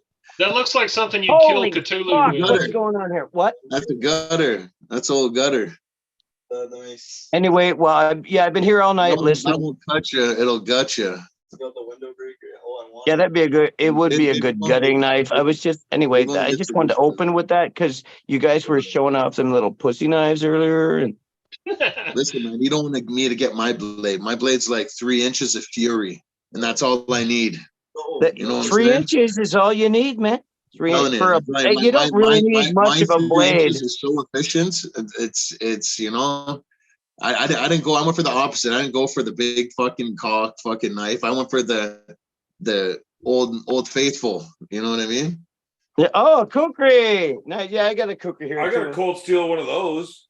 Yeah, I got That's a what cold steel kukri. Yeah, you have one of them too, Evan? Cool. Yeah, That's what- yeah, but it's all black. That's what Yeah, this mine is. too. It's probably right here or something. I don't know. Yeah, That's it's cold- right that's fucking here. cold Look, steel. yeah, it's right here. Fucking here, Yo, Mr. Dress Up fucking pulls out his fucking I'd be cold going steel like this, kukri. Hey, here's Bring my it fucking on. bazooka. Bring And it I'd be Hey, on. look! If you had two of them, it'd be like having rabbit ears. Well, the Like you funny could- thing is, the funny thing is, I've actually met and worked with some Gurkhas, Royal Gurkhas in Yeah, Afghanistan. the same one I got there. That one. With that same sheath.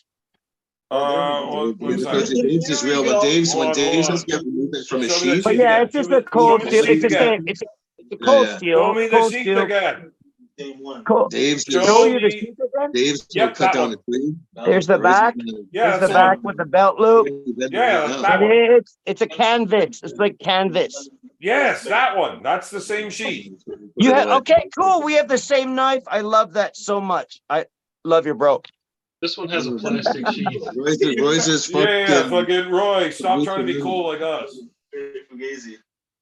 That thing couldn't fucking cut my bagel. Oh, well, yeah. What?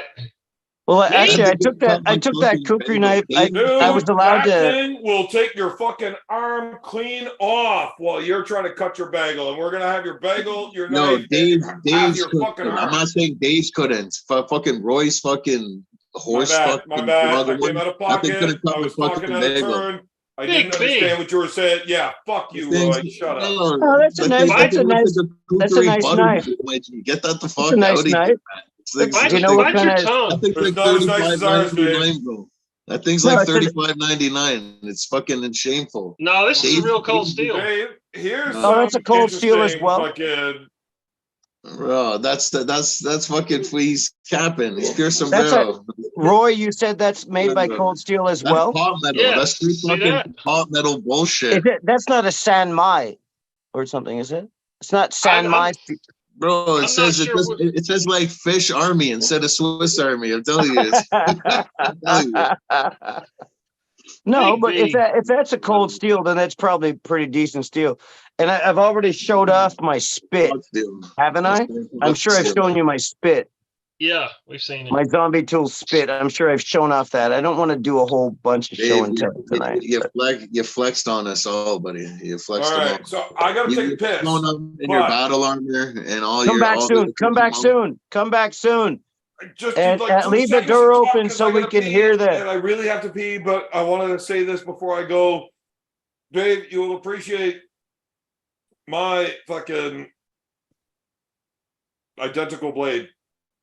Yeah. 'Cause, I can't believe that you have the same one. And to me, that's like, man, we're like, well, it's mine we now. like we but I like wasn't- some of the You're we not like letting me some, talk, and I gotta pee.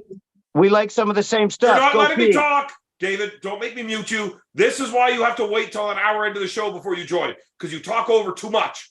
That's why we had to mute Nanya so much. Uh-oh. Now, you'll appreciate this, Dave. That is my knife now. I never purchased it. It was left. He stole it to out of a me. dead guy. He stole it off a dead guy. It's got a cool backstory. I didn't steal it off a dead guy, but the guy that gave it to me is now dead. Well, I smelt. I It was Fraser's. It was Fraser Gill's fucking blade. You And- gotta be fucking kidding me, man. Nope, not kidding. That Don't was fucking Fraser's. joke. Don't fucking joke me like that. He was in my platoon. Dude, Like, do you well, have he any wasn't in- idea how many times we have talked about Fraser together? Yeah, but yes, we have, but not about. I didn't know he gave his kookery to you. That's Yeah, really- fucking- I That's still really- got some You're of gonna his fucking. explode. Break the seal. Break the seal. I still have some of his kit from fucking overseas. in my Hey man, possession. don't get me emotional and shit. You know. Well, Yeah, fucking that's stop why being a he bitch. said, don't fucking go there, man. No. Don't fucking go there, Evan. Well, Man. hey, well, I don't know if I'm a bitch for spontaneously getting emotional for suddenly remembering a memory from overseas. I don't think that's me being a bitch. I think that's me being, I don't know, David, I would never tell you it's a hypersensitive, B-word. hypersensitive, I'm not an hypersensitive, advocate of and men instantly calling men remembering the memory of that event, and I can never get rid of it ever for the life of me. See, when you're sick in the head like me, you can't get rid of these memories. They just keep coming back all day long, and that's why I smoke cannabis and fucking drink alcohol. The alcohol helps to kill the intrusive thoughts, the constant thoughts of everything I've done wrong and everything that's been done wrong to me. And this negative intrusive thoughts bombard me every fucking day, every minute of the day, unless I'm distracted. And I think I found the way out. I think I found the way out. Are you doing I yoga? think I might need somebody to. I think it would be nice to have a friend, somebody to play with. But I think my easy way out is just to fucking get creative. Just get the motivation to start doing what I used to love to do. Anything artistic, photography, carving, drawing, carpentry, anything. Do something. I got so many tools. I got so many toys. I could do so much. But I'm doing fucking nothing. I'm sitting. Sorry, I can't shut up. And you need I'm something just trying to You kill the just time because he's having a piss, you know? Start doing yoga, David. Well, you know what? I love yoga and I have done it. And, you know, like I've done it. I like yoga. I respect yoga because I respect martial arts. I respect my kung fu. I respect martial arts. And all that stuff. Do you have a dog, Dave? I have a cat, sir. Cat. Yeah, Dave, you look like a cat guy. Yeah.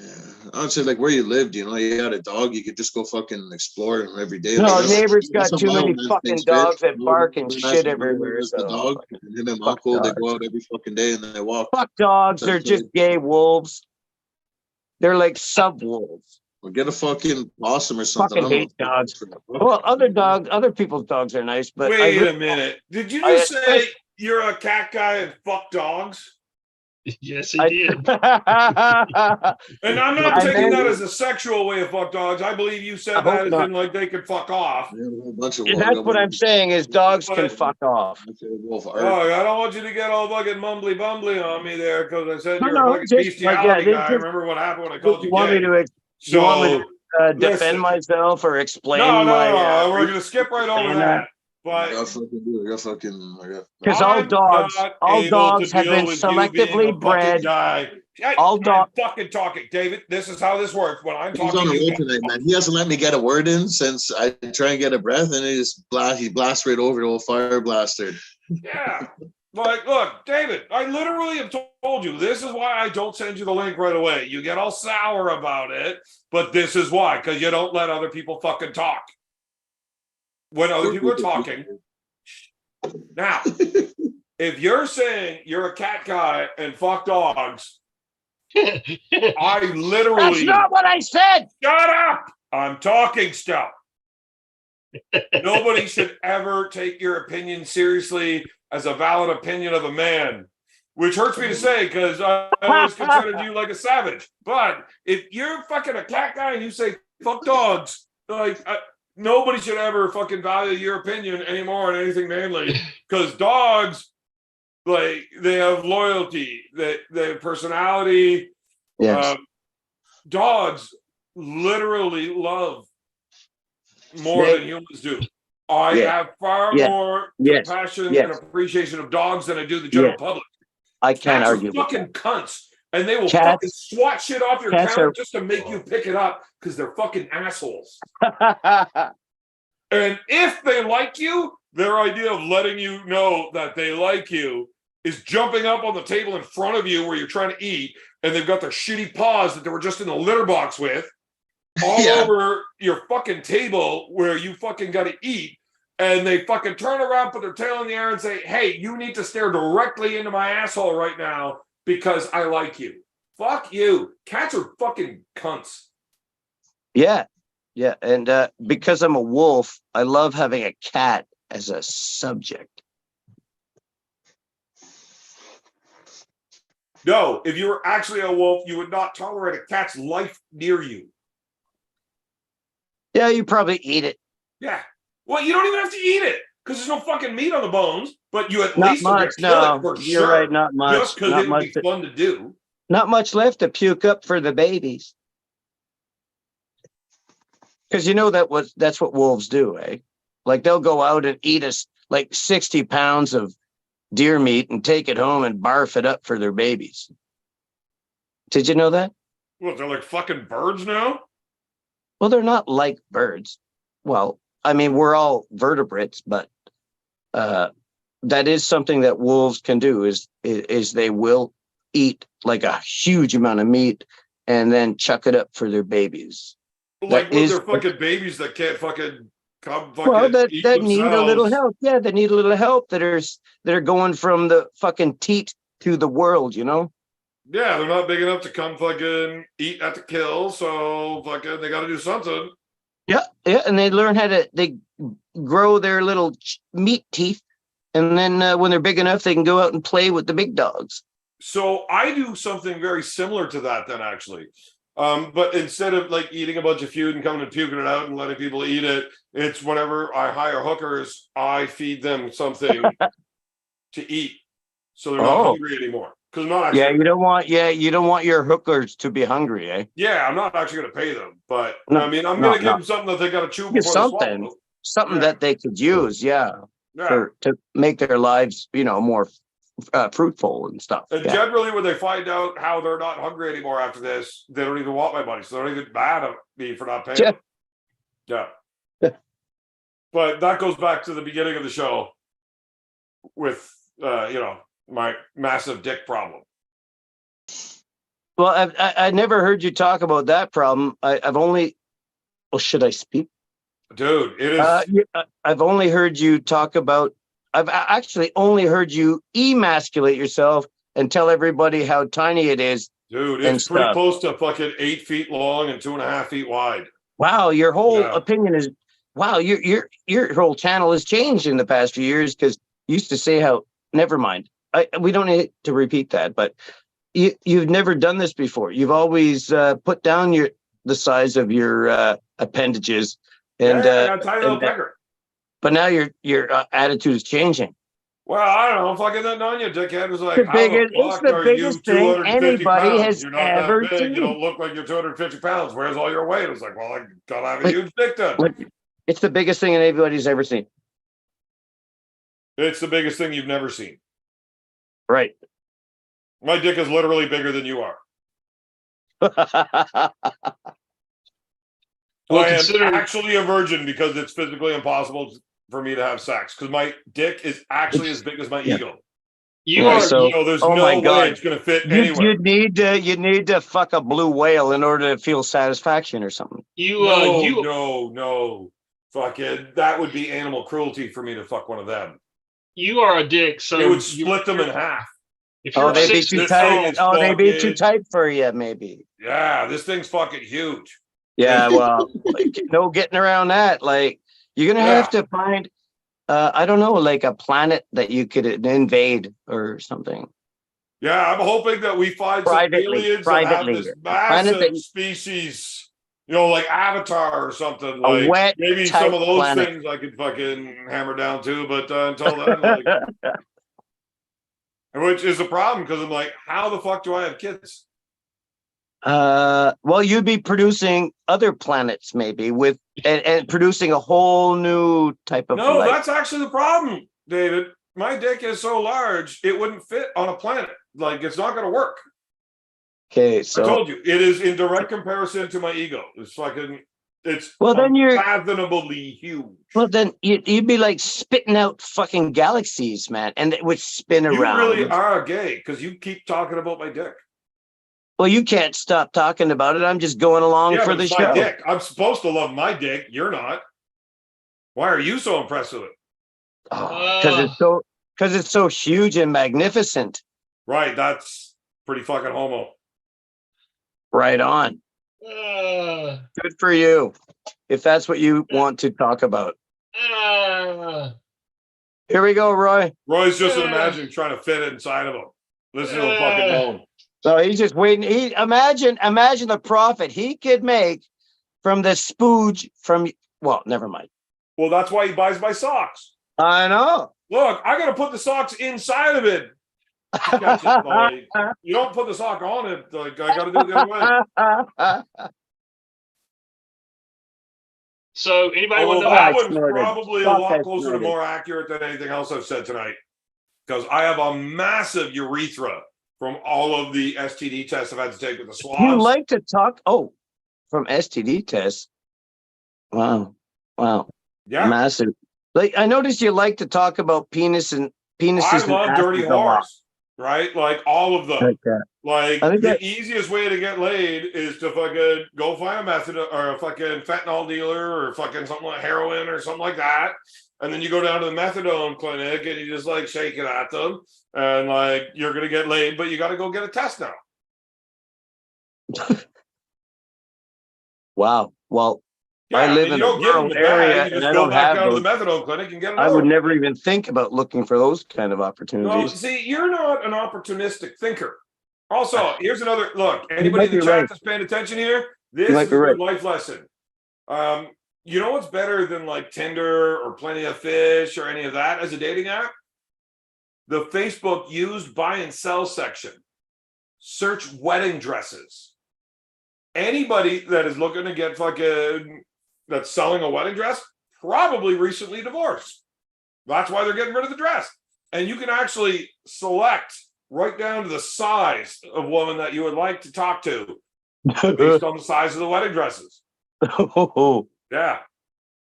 I mean, if you're in a shithole town like mine, you can just go hang out at the hospital in the fucking maternity ward because you know those women put out. And chances are they're newly single if they're having a baby. There's only one flaw in your theory there. Most of the women who are selling wedding dresses are not the same size they were. They're probably at least 2 or 3 sizes bigger now. Right. There is But a if they got reality in married what in you a have said. massive fucking size dress, you're definitely not giving them a call. Now, you might miss out on a couple of opportunities because maybe they lost all this weight and now they're too good for that guy. But you're not really missing an opportunity because they're bitches and, you know, they're just all about fucking how you look. So fuck those bitches. But I'm not interested in loving these hoes. I'm just trying to get it in. So, but generally, if there was a big wedding dress, you're probably not interested in hitting that up. Yeah, Yeah, I A would small have wedding to. dress, chances to are agree. it's not going to be the same size now, but there's no way you're getting a fucking 400-pound wedding dress looking for a 120-pound hottie. I'll tell you that. Well, Right. listen, Beer Man. I have to agree. Big women need loving too, Beer Man. Yeah, but they need to pay for it. I'll still provide it, but they're going to pay me. Well, my woman's got to be smaller than me. Well, how the fuck does that work? You're the size of a fucking prepubescent fucking female. Oh, I don't know. 210 pounds and like 6 feet. Bullshit. See, my now you boots probably on. got that huge dick problem too, because you look like you're about 5'7", 135. Well, I thought TV made you look bigger. Well, Yeah, but I guess it doesn't. that's what I'm saying. There's no way you're fucking 6 foot over and over 200 pounds. I'm 5'11", 6 feet with my boots on, and I am about well, if I were to weigh myself, yeah, I'm about 210. But There's it's all no way. water. That's it. It's all Stand water. up, drop your It's pants. all, Let's see it's it. all I don't fat. believe it because there's It's no all way. fat. There's no It's all fucking weight fat on and beer you. Like, I mean, you got these tiny little wrists and a skinny little neck. Like, man, every morning I wake up, I wrap my hands around something that is bigger and harder than that. Well, it's so good that you are. How do I say? No, it's good that you I'm think just such saying, my good morning things wood about is bigger yourself. than your forearm. So That's I'm great. I'm happy that we're in this kind of competition where you have to prove that you're better than me in every fucking possible way. it's not just you; it's everybody. It just seems that way because I'm talking to you personally right now. Like we're talking directly. So yeah, it's going to be kind of tired at you. If I was talking to somebody else, it'd get tired at them. I am just better. Look, if you're listening to this, I am better than you at literally everything. No, you're not. Yeah, I am. Not at everything. Everything. If I've done it, I'm better than you. What Not about at all. conjugating? What about conjugating French irregular Yeah. What about verbs? speaking English? Okay, Yeah, never still mind. better. Who the fuck sent this guy the link? Roy, you fucking cunt. Jamie McDonald. But Jamie McDonald is one of the guys that will fucking validate that statement that I am just better than you at everything. Well, you're not. Well, that's why I had to impregnate his wife. Yeah, I we had a can't hear wife you. Your once. fucking audio's off or something, Jamie. I think he's talking to somebody else, and he courteously I think muted Jamie will himself. validate my superiority in many areas. No. Yeah.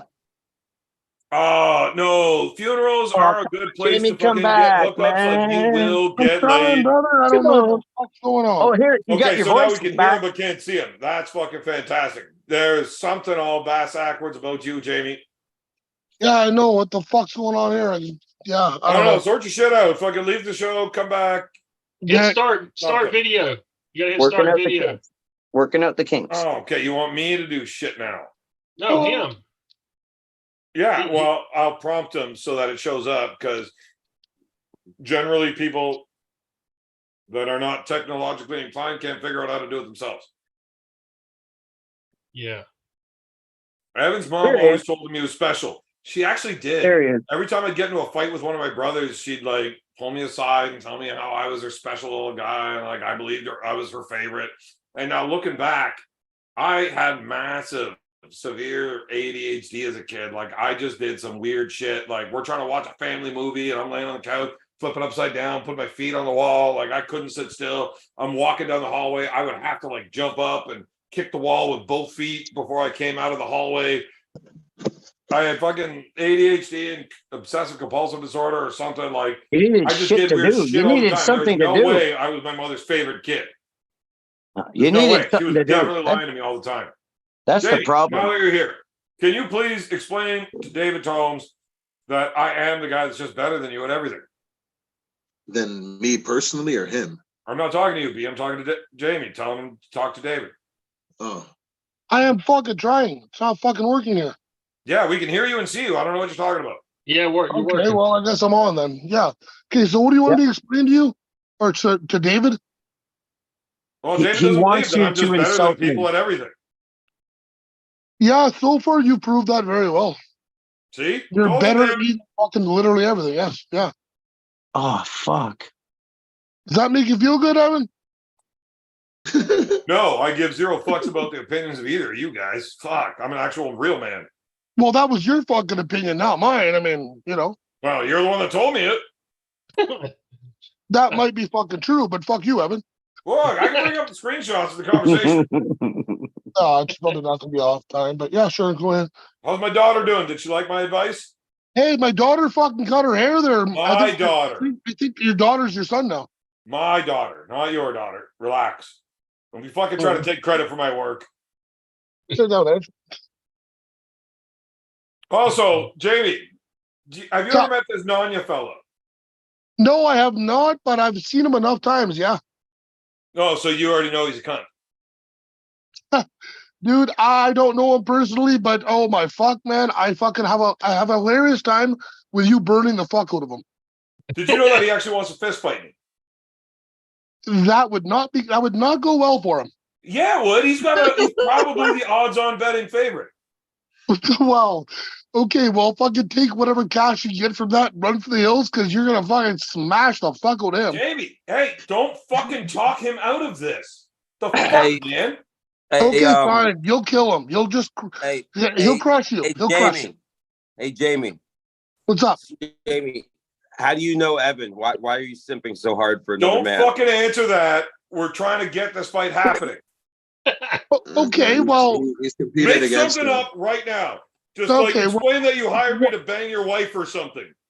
well, I didn't hire you to do it. You did it behind my back, and it made me cry. But whatever. It wasn't But behind your I back. do remember I a fucking time. made you sit in the chair and watch. Don't I fucking do lie remember like that. a time in a parking lot where you crushed the fuck out of me, but said everything else on the podcast.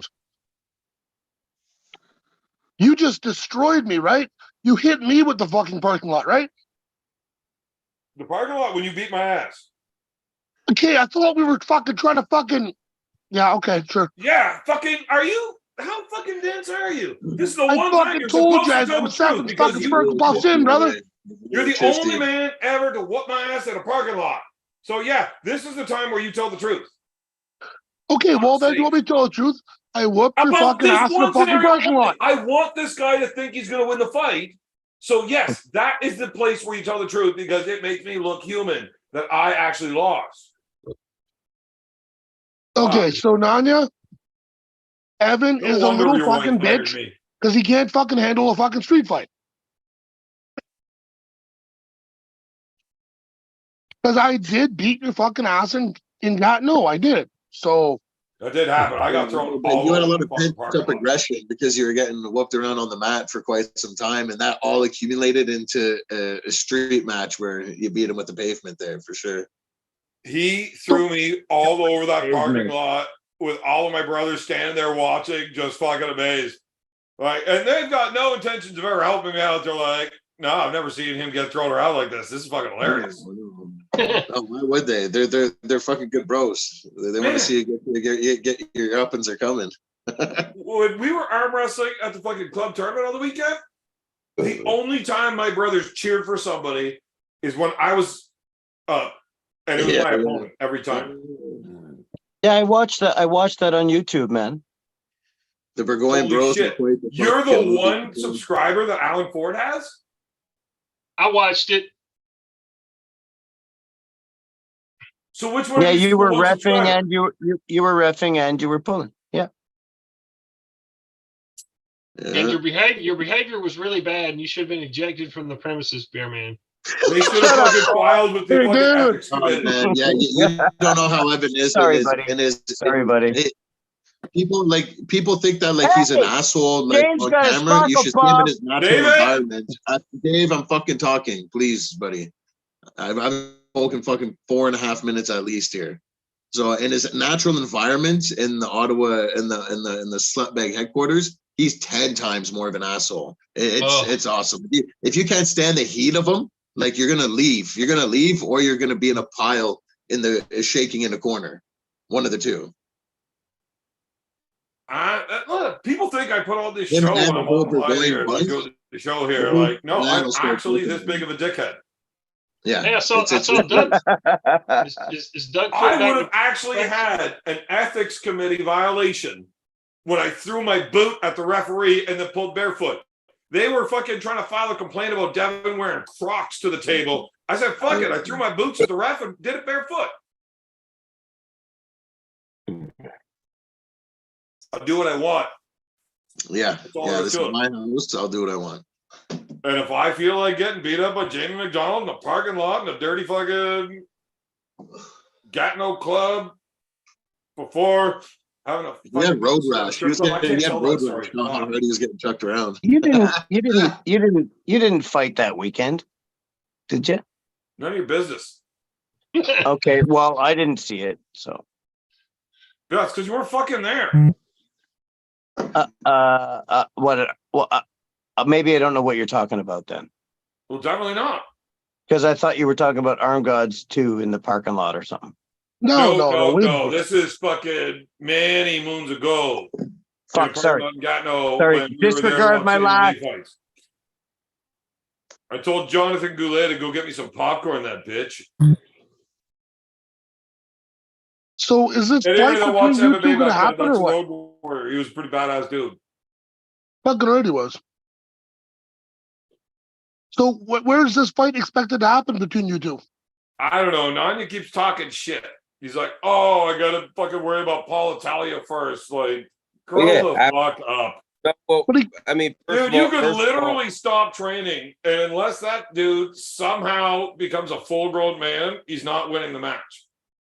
Like, you could ignore that and just show up with a hangover, whoop his ass while you're still getting ready for the fight. So, well, this is the way I view it.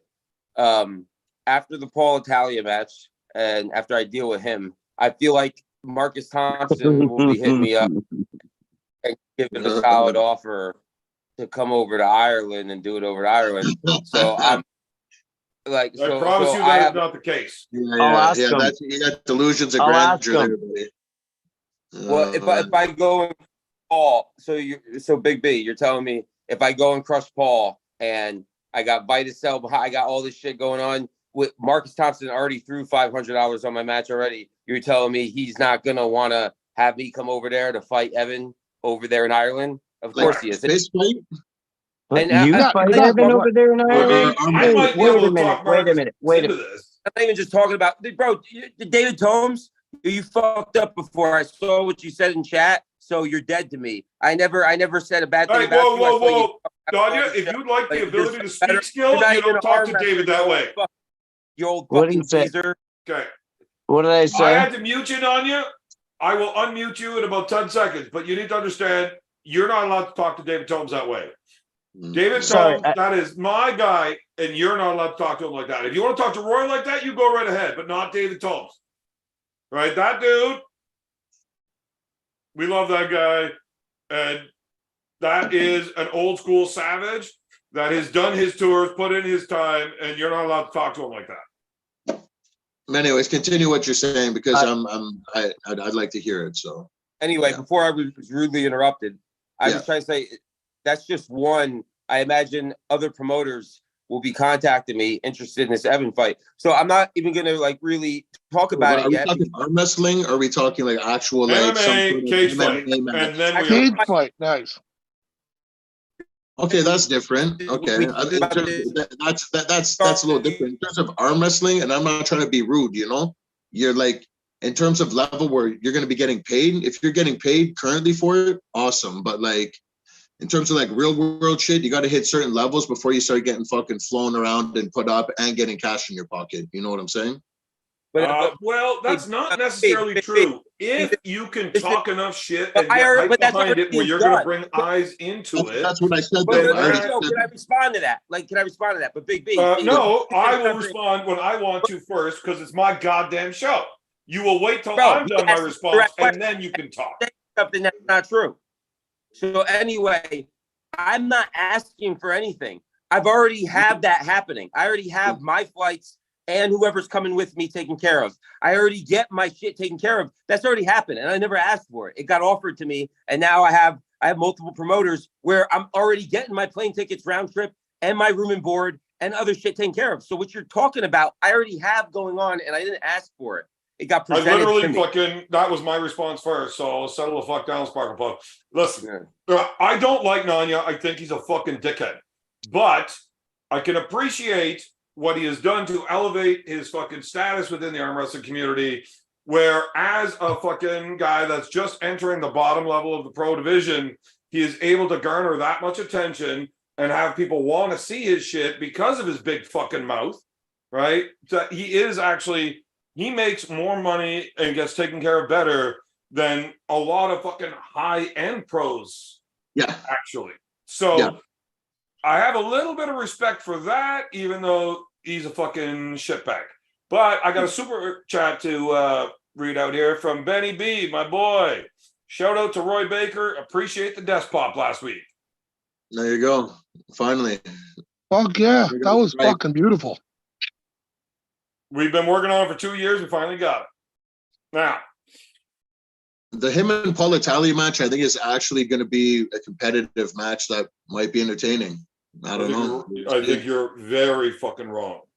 The only thing that could possibly be entertaining is if Paul Italia decides to freak out after round one when he realizes how fucked he is.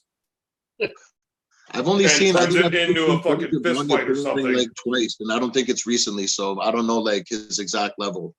I seen that he was when he was pulling, he was definitely fighting. So Paul looks like he has his little strong spot. If he's, you know what I mean, I don't know. So I think if the match goes to where Paul is at his strongest, right where he wants it, Nanya goes right fucking through him like it's a fucking joke. And I don't like Nanya. I want Paul to win. Like, what have you seen that I want Paul to win. I just can't see how the fuck it can happen. You know, I don't want to say that. I don't feel good about saying that, but holy fuck. Am I going to look fucking stupid if I say something else because that's how it's going to be? I don't think so. So does Nanya have any fighting experience? Like last year, 2 years ago, I don't know, you know? Nanya is going to arm wrestle and win and beat Paul Italia every bit as bad as I'm going to beat Nanya's ass when he fights me. Does Nanya have any fighting experience? I'm curious. I don't want him to answer that because he's going to sound like Eric Harlan when he answers it. But Eric Harlan just super chatted in. See, that's right, Beer Man, put that talker Nanya in his place. But the last time we asked Nanya about his fighting experience, he had a Eric Harlan type fucking answer.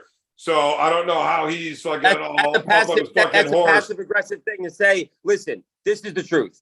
Listen, I grew up fighting. I grew up getting jumped. I still fought well into my adult years. I still, with my buddies, will fucking put some gloves on and go sparring. Like, I always keep my shit up to snuff. There's always a bag hanging. But, like, this is the difference. Someone could say, oh, I trained rolling on the ground with guys for years in my adult years. And I've had a lot of competition in gyms where we're training and sparring. And my response to that is I got trained. Listen, you know, I'm going to end this conversation if I keep getting interrupted. I don't stand again. I don't interrupt you. That's why I talk over people. When I get interrupted is when I talk over people. So anyway, like I'm going to finish. I grew up having the fight with the odds stacked against me, with fear, with being jumped. I am used to confrontation and I have cardio. I know how to fight and I don't get intimidated. I'm not worried. I've been I've been in all the situations before. So somebody that trains jiu-jitsu, yes, they'll be more skilled. They could probably wrap me up. They might beat me in a trained fight. But when it comes down to actually fighting mentality, it's ingrained in my psyche, my fucking spirit, my essence. So basically, You've never what he's been in a saying is fucking he's used to cage? getting beat up. Bro, I don't need to be in a cage. I've been on the street with fucking blacks jumping me. Every fucking, like, what the fuck are you I talking told about? you he was going to fucking get I haven't all been in a Eric cage with Harlan a on it. referee that's saving my ass.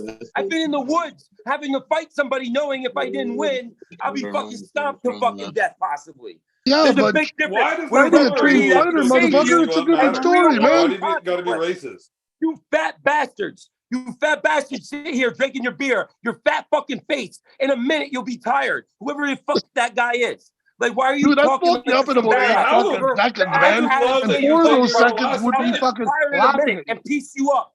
Just like Evan. I don't know who the fuck you Dude, guys are. you're not even going to need to get your ribs removed for me to make you suck your own cock. I will tie you into a fucking pretzel. We'll see about that, fucker.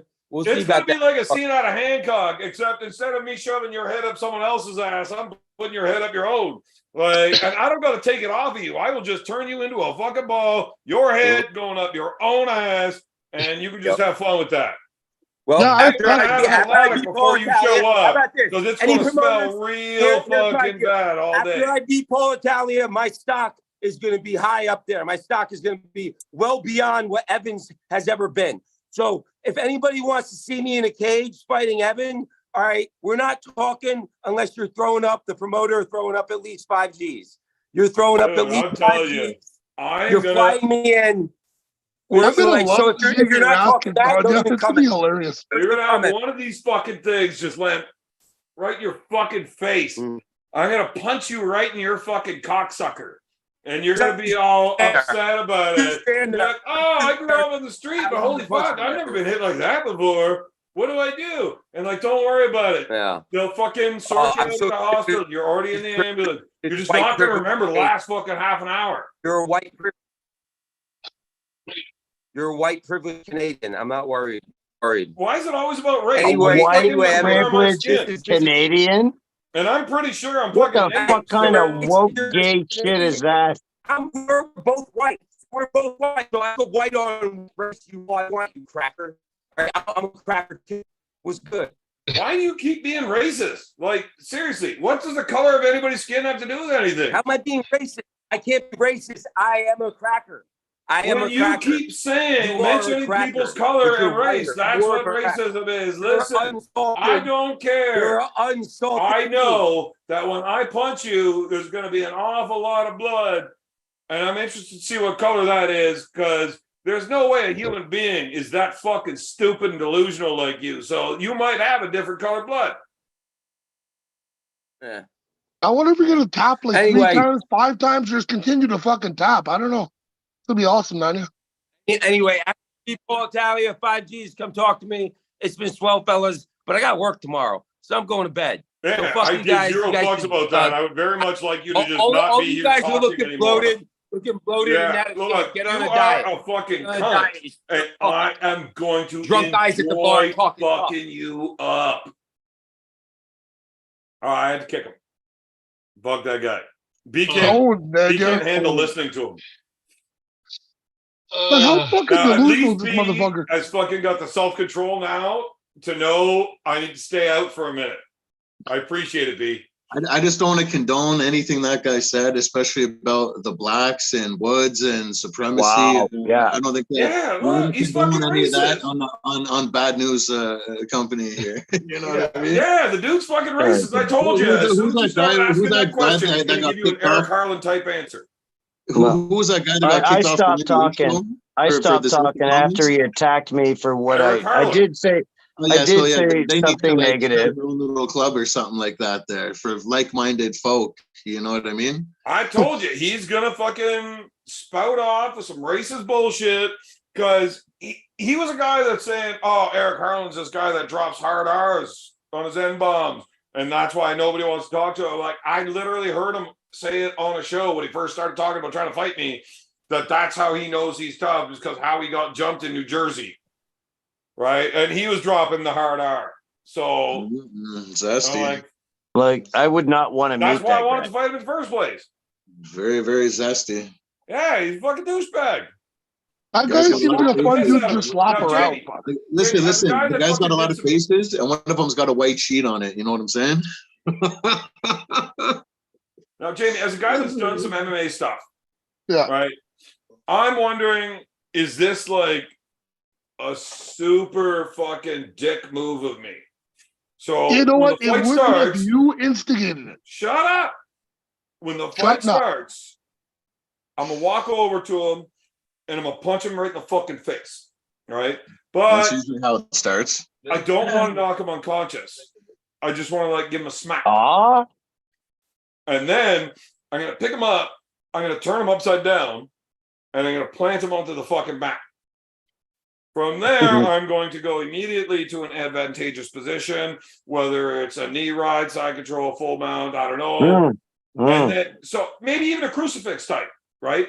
But once I've got him completely pinned down, I don't want to like send out that fucking flurry of shots that's got a referee running over saying, "Oh no, it's over." Oh, no, I'm just ground and gonna hold pound. him there, Okay. and I'm gonna give him like one stiff one every like 10 to 15 seconds. And then I'll talk to him for a bit. Right in the mommy daddy butt. And I give him another, and then I'll talk to him for a bit. I want him to quit. I want him to use the words, "I'm a bitch, I quit." Say it. Say it. Say Yeah. it. That might happen a little fucking quicker than you're expecting, sir. I'm just saying, the easy way out is for me to actually just fucking turn it Anybody on get that? and fucking smash him out. I don't want to do that.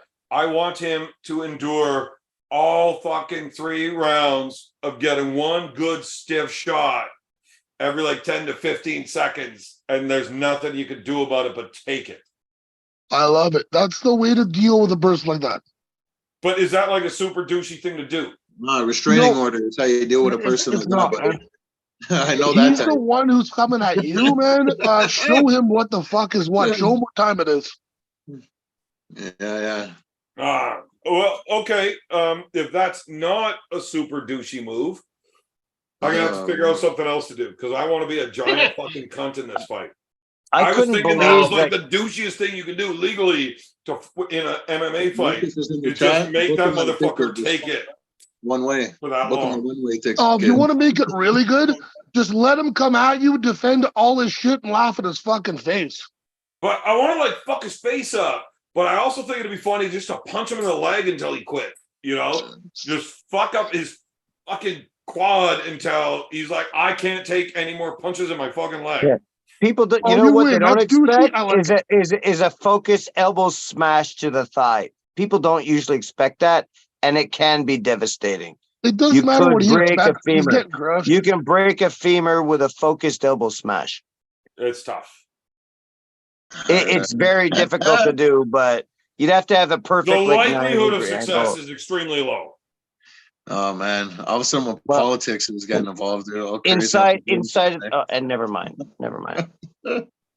I did can't say believe some that mean. motherfucker I wants did to fight say you. a mean thing. Super What? chat. Sorry. Super chat from Eric Harlan. Uh-oh. Yeah, he wants me to send him the link, and I'm like, man, Oh, I don't man. need any more racism on this show tonight. That was not very nice at all. No, that like I mean we talk a lot of shit. We talk a lot of shit, but we don't Okay. talk like that. David, I need you to stop for a second. B, what were you saying? So we hit our cap for the fucking hard R's there, buddy. Well, I mean, Nanya didn't drop the hard R. Just, I don't know if I can have 2 people on a show in the same night that have done it publicly. Like, how many times are you allowed to have a guest in the same night that's done it publicly before your show gets labeled as racist? I'm pretty sure like if 2 come on, then we're now going to be like affiliated as a group, as all of us white guys together. So I don't Right. expect- So, like, Eric's going to have to wait for another night. Yeah. Well, but I think it's obvious how many comments and stuff were made, how we negatively reacted to that it should defend us. Affiliated with any more lists. I'm not white. Lists. We're not good with lists. Who cares? I'm not white. Fucking Oh, Sudoku. Roy, that was racist. Fuck's sakes. Why you? That was worse than the fucking, like, baby Ryan, drinking. you fucking race trader, Roy, you son of a bitch. It's just funny to you, eh? It's just funny to you. Oh man, it's not funny. It's not a laughing matter, is it, Dave? Well, it depends on what you like to laugh about. So how I'm just long ago, saying. Evan? How long ago did this start So, where he was is challenging you to a have to fight? apologize to Jody. What's his name there too? Or Oh, it's been going on for What's going a year on? or two, Jamie. Really? Eh? That long? Yeah. Man. Okay, so I the know he Jody fucking thing that stepped out Bates of line talking a lot of about, that was times only there, but like, I what, didn't a know he month, challenged a him to month a and a half fight. ago. The Nanya thing, they wanted me to show up and fight Nanya December, Texas 2022. So like about a year ago right now is when the first fight was supposed to happen. But they had all of this like, okay, well, this is how much prize money there is. We're going to pay your flight and your fucking hotel. And nobody contacted me about none of that. None yet that. Then they wanted to reschedule it for the spring. And I'm like, yeah, I'm getting hernia surgery at that time. Like, there is no way I can do the fight in that like 6-week block of fucking recovery from the hernia surgery. There's just no way I could do it then. I could do it anytime before I get the hernia surgery. Whooping that dude's ass with the hernia, no big deal. But during the recovery time of it, like, you don't want to blow it back out. Otherwise, you wasted your fucking time getting it done.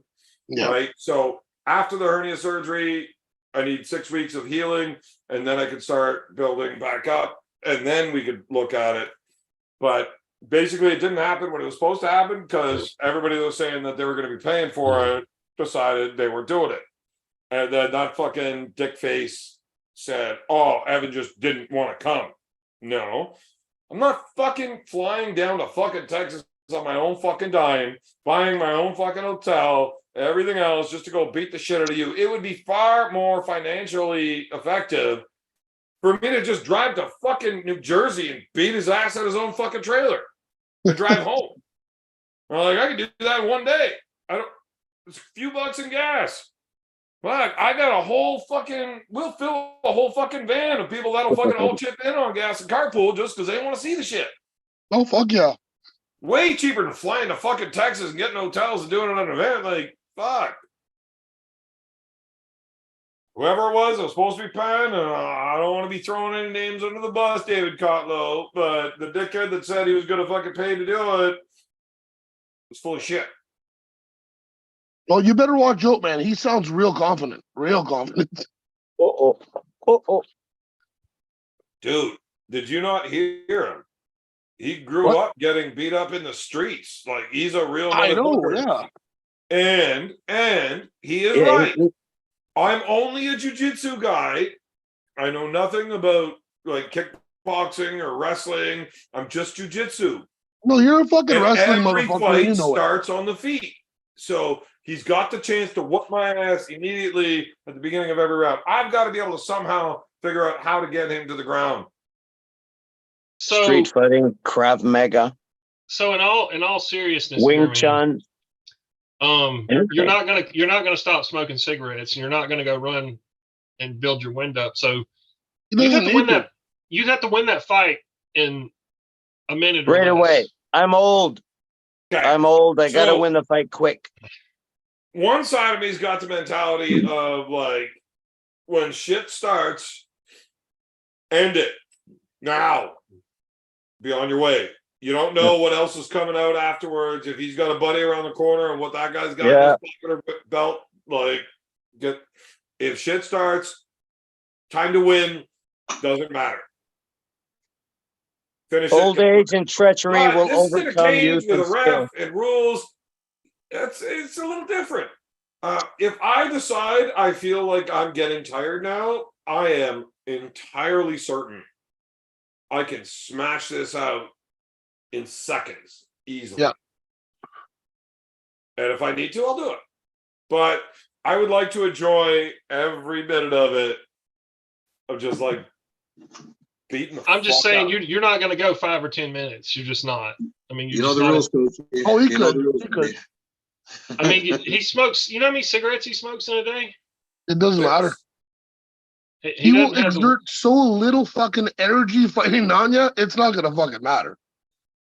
well, I mean, even if you're just jumping, running around the ring like shadow boxing for 5 He's minutes, he not couldn't gonna do have that. to do Yeah, but I that. don't really have to do that. I don't need to exert a whole lot of energy. I mean, I'm pretty sure that guy's a fucking noodle. Like that, a fucking tomato One can body would slam, crush double that leg. noodle.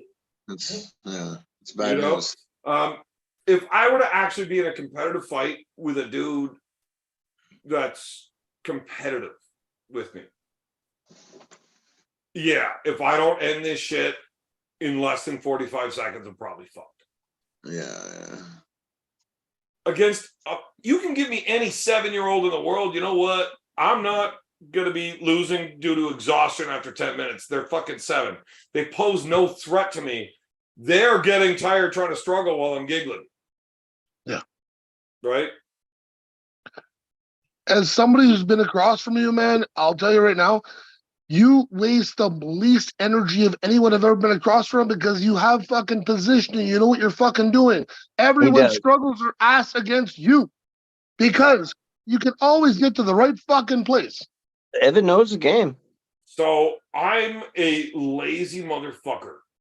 And I will make you carry my weight. And the entire process is going to be exhausting for you. I'm really not doing much except making sure that you've got to fucking expend energy. And talking in my fucking ear and making it sound really bad for me and making me exert more fucking energy because I can't get you the fuck off of me. Yeah, I do that. So it's not just arm wrestling. I learned that in high school wrestling, where it's like talking to your opponent. Psychic Always a good bullying. thing. Right? Now, when you're already winning, you Psychic can talk to them distraction. into quitting, right? They don't need to know how competitive the fight is. If you're talking to them, they automatically assume this dude is fucking playing with me, and it breaks them mentally. Right? Well, Like, this and it dude's takes fucking their playing mind with off me. of what they're I doing. need to like thrash, freak out, do something explosive so I can get the fuck out of here because this guy's playing with me. Yep. Now, in Well, yeah, if your wrestling, game now, is to if I play, can't get a position to take the guy down, I can't get that angle. The guys fucking were competitive with each other. You could say things that will just make the guy break focus, right? Like, holy fuck, can you slow the fuck down? Jesus Christ, like, why are you so fucking strong? Like, can you relax? I'm trying to win here. My mother's watching, man. Can you like fucking give me a second? Like, let me do something cool. My mom's watching.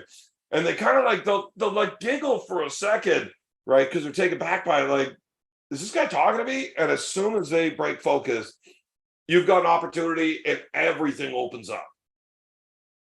And you can win matches that you normally wouldn't be able to win on a technical or physical level by breaking down the mental side of it.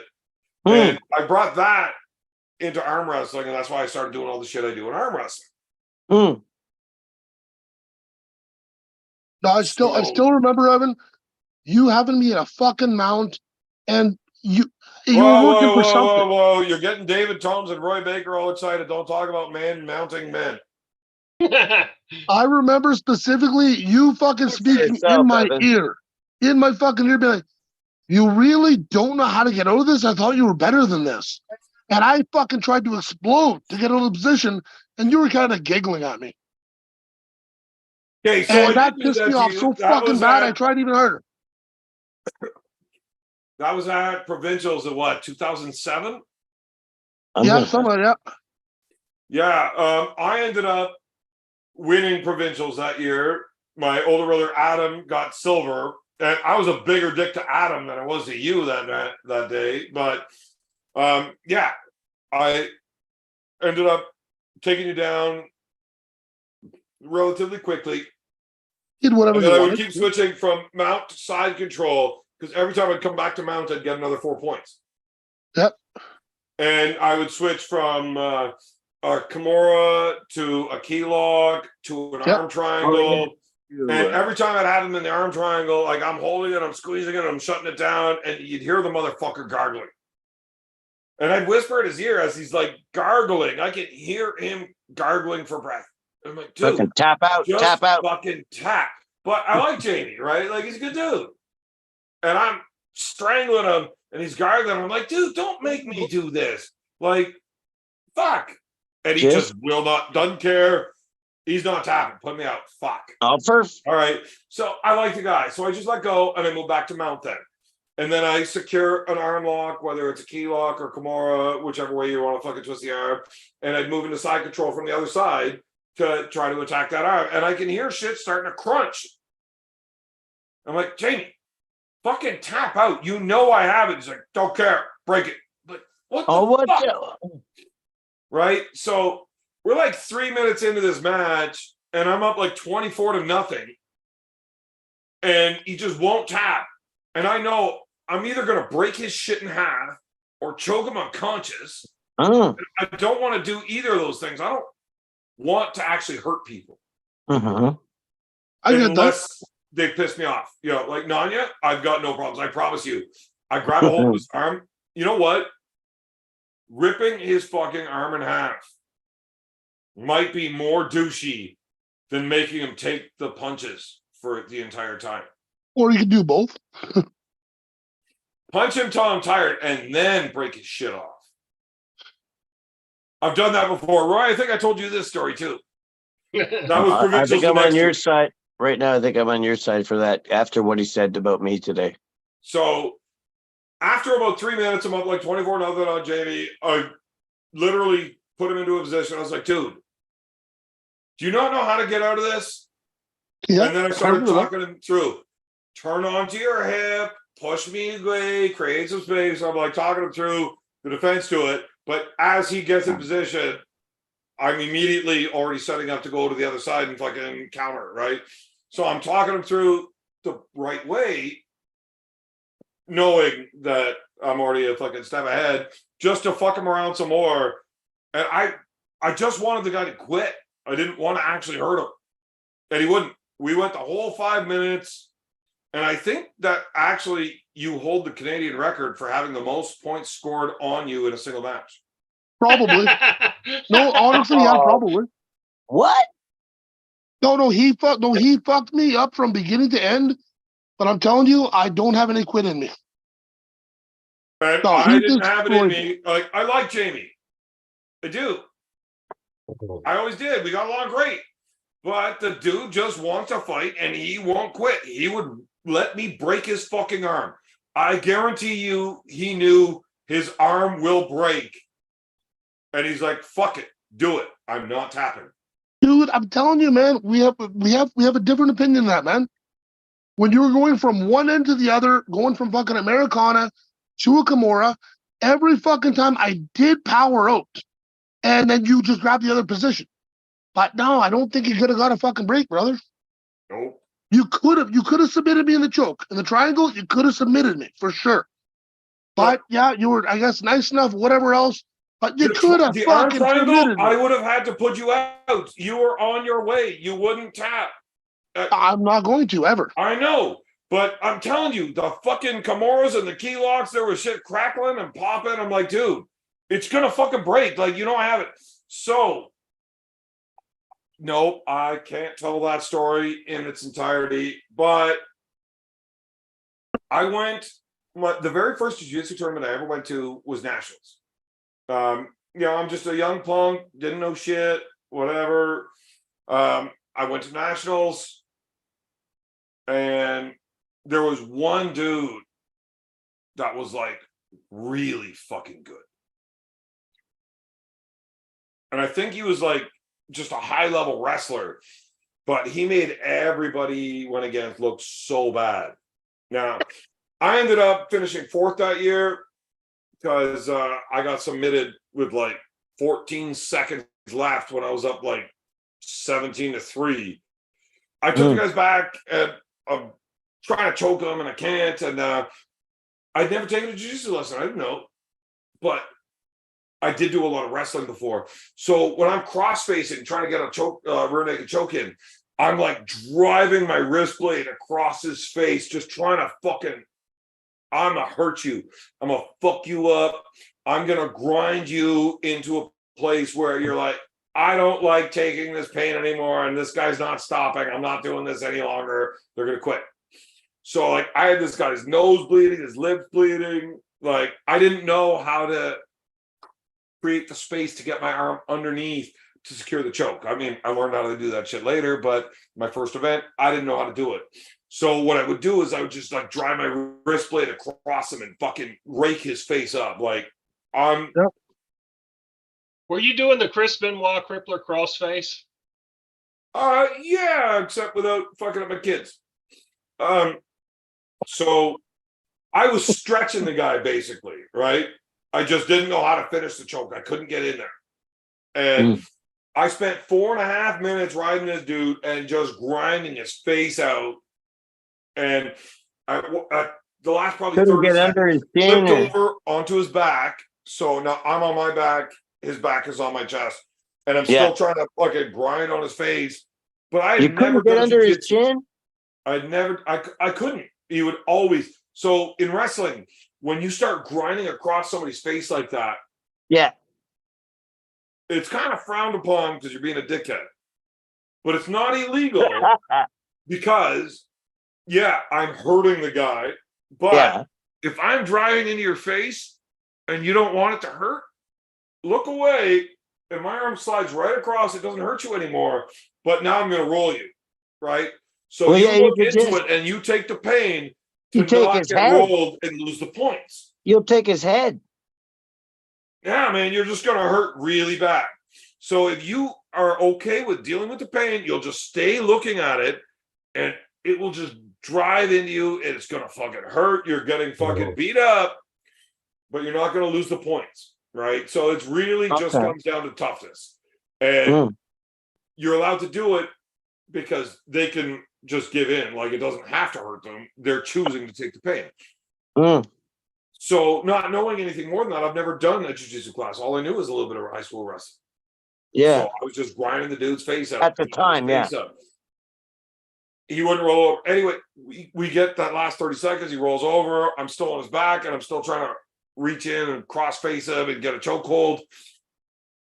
I didn't know crossing my feet is a bad thing. I wouldn't have known that. Right. Well, I mean, that's fucking jiu-jitsu 101. The first day I went to a jiu-jitsu lesson, they teach you, if you ever have somebody's back, don't cross your feet. Because all they got to do is wrap one leg there. So whichever one of your legs is over, if your right leg is over top and you're cross, they take their left leg, put it over top of your right, their right leg, put it over top of their own left, and they extend their hips and they will tear your knee apart. Yeah, basically a figure four. I didn't know this. Oh, my goodness. That guy does this, and I felt it. I'm like, holy fuck, this hurts. But I didn't know you could get hurt when you're on somebody's back. I didn't know. I was a kid, and I never done. I look over the score clock, and I'm like, holy fuck, it's 17-3. There's 14 seconds left. Yeah, it hurts, but fuck, I got 14 seconds. Fine, I'll take it. And then it tore. It fucking tore my ACL or MCL, the inside of my knee, with like fucking 9 seconds left, and I screamed in pain, like, ah! And the ref steps in. No, over. He wins. Hold on. Like, I didn't fucking tap. Like, well, a scream in pain is a verbal submission. That counts. Yeah. Fuck. Can you do the scream again? Can you make that sound again? Shut up, Pain Roy. sound. Anyways, I made the scream. They fucking, that's it. Match is over. I lose.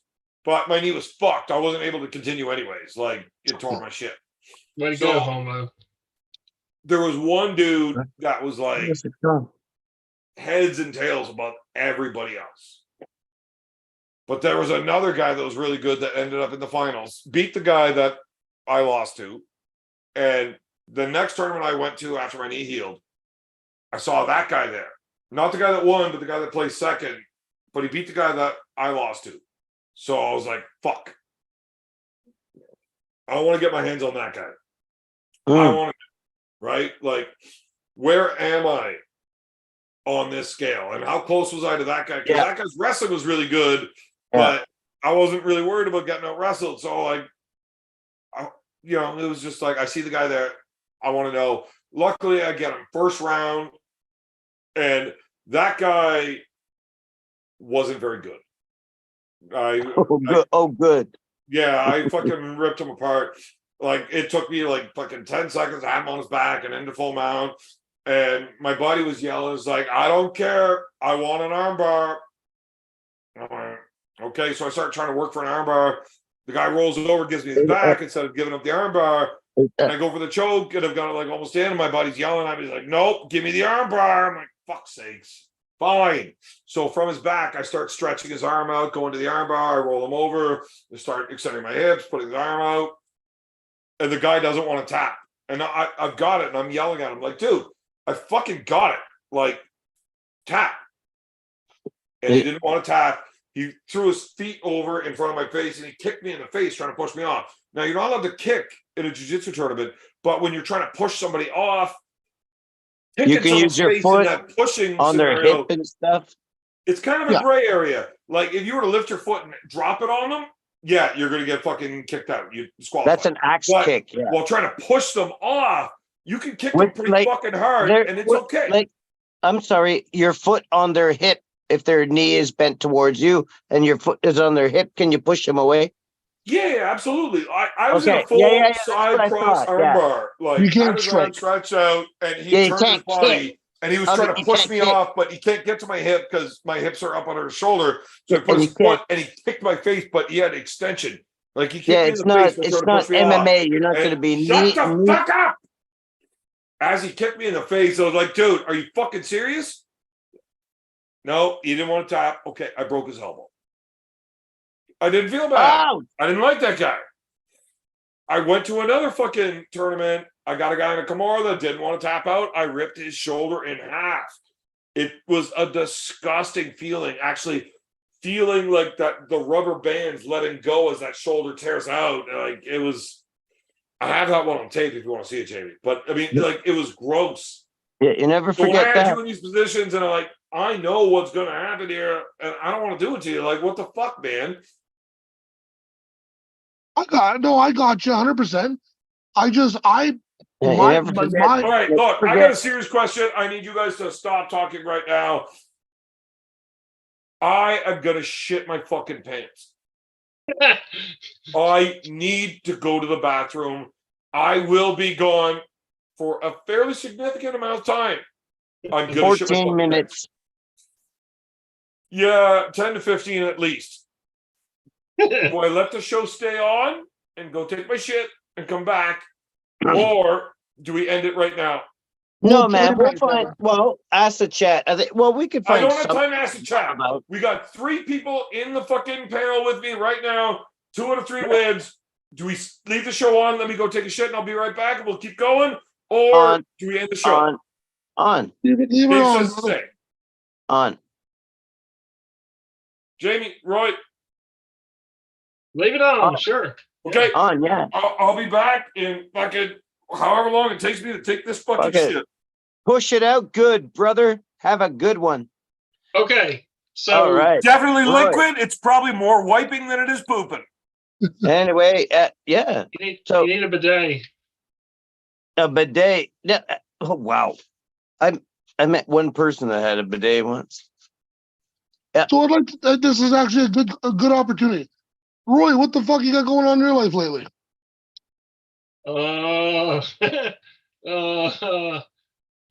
Same daily stuff. Just doing a lot of stretching and training and lifting and stuff, and good. Cooking a bunch of meals and cleaning up dishes and washing clothes and doing legal work here and there, and just. You are a certified lawyer, right? Oh, you're very active. That's very good. You're very active. That's very good. I'm a lawyer, but don't hold that against me. Oh, I'm going to. I'm sorry, but I will.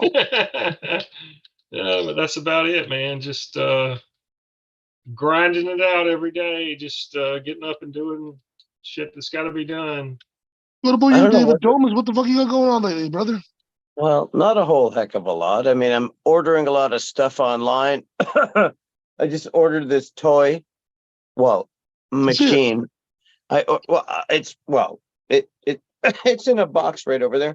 It's a machine that, for me to, my mom died a while back and left me with boxes of all these old 8mm and super 8mm film reels that my dad took from the 70s.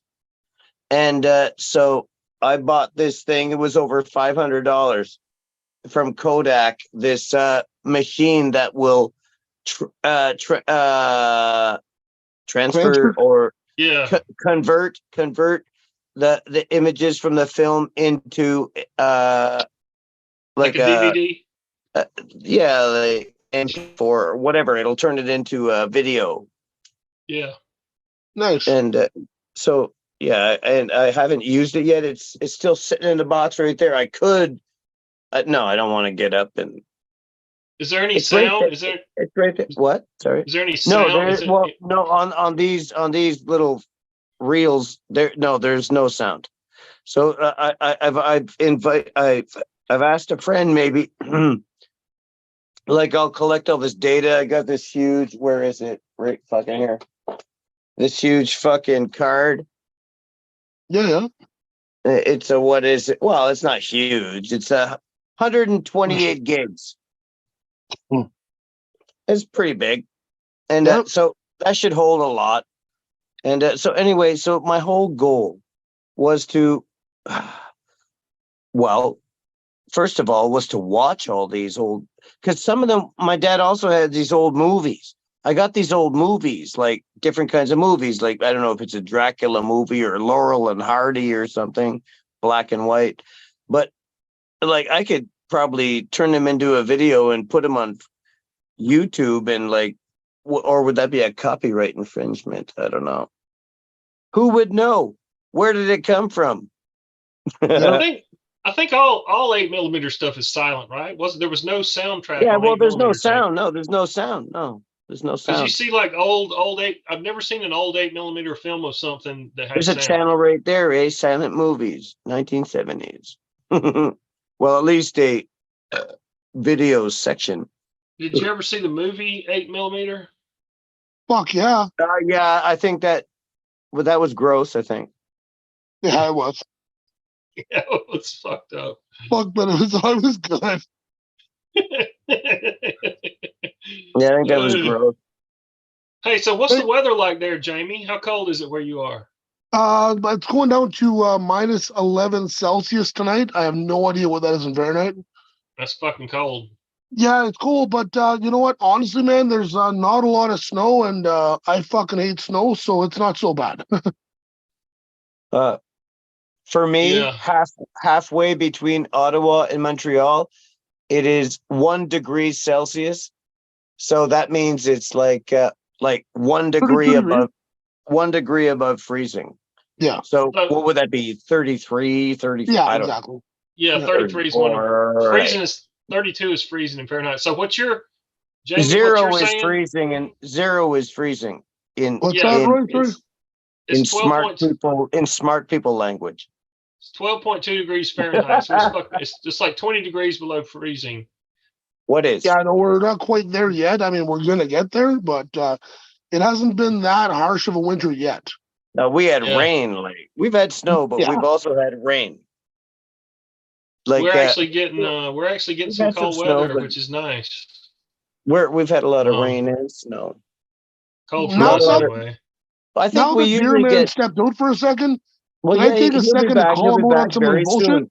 Where is everybody else? And is anybody in the chat want to? You know what? Evan plays a fucking hard ass fucking card, like he's a fucking dick all the time. You know what he did for me last week? What? He spent over an hour with my fucking son, which he calls his daughter, to coach him because he had a super match coming up. To coach him, and it made all the fucking difference in the fucking world. He took time out of his day, spent an hour with him on FaceTime to actually coach him to get his mind right for competition. And my kid killed the super match. Oh, that's awesome news, actually, man. Here, I know you already met him, Dave, but Dorian. Hey, how's it going? Hey, man, how's it going? I met you there at Arm Gods 2 Valhalla. Yeah, I saw you. How's it going? Right on. Good to meet you again. I'm telling you, this kid is probably Canadian, the next John Terry, this kid is exploding. Oh yeah. Are you getting into arm wrestling? Oh, big time, big time. Oh man, do it. How Yeah. old are you? How old are you? 16. 16. 16. 16. Okay. Lots of protein, lots of working out. Oh fuck yeah! I've been working out really, really hard. Yeah, no, the kid is an absolute beast. Getting I there. don't think it can daddy afford the food that feeds your hunger. I'm trying really hard, Dave. I need to eat more, Hey, if if anything. you keep I training, bet he's really, getting hungry. He's been like, I remember when I was, oh my God. Well, I'm 55 now, but like Yeah. when I was a kid, I remember eating like 6 sandwiches for lunch. Oh wow, Jesus. Peanut butter and jam, I'd make 6 sandwiches for lunch in grades 7 and 8. Or no, Jesus. Yeah, wow. yeah, I 7 know and 8. my boy there actually on January 20th has a match against, I don't know if you're yeah, you both know a lot about arm wrestling, who Doug Behrens is. Okay, so nobody is going to know who Doug Behrens is. I do. He's a good arm wrestler, but Ontario, he's known. Outside of Ontario, there's no chance of anybody knowing him, though. Okay. Yeah.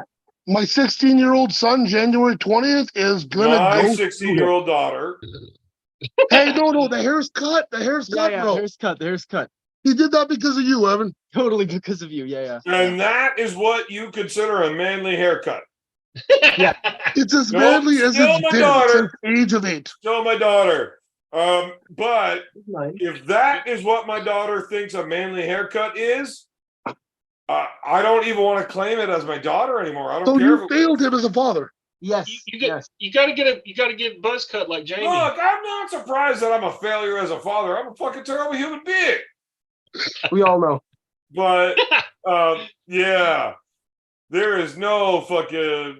That's what a not a thing to manly admit. haircut. And when you I don't fold care about your my hair at look, all. listen, watch Zombieland. When you hear that nerd talking about wanting to brush a girl's hair behind her ear, and that's Yeah. his fucking Never wet dream forget- fetish, never you're tucking forget to your hair double behind tap. your own ear. If your hair gets tucked behind your ear, dudes want to fuck you.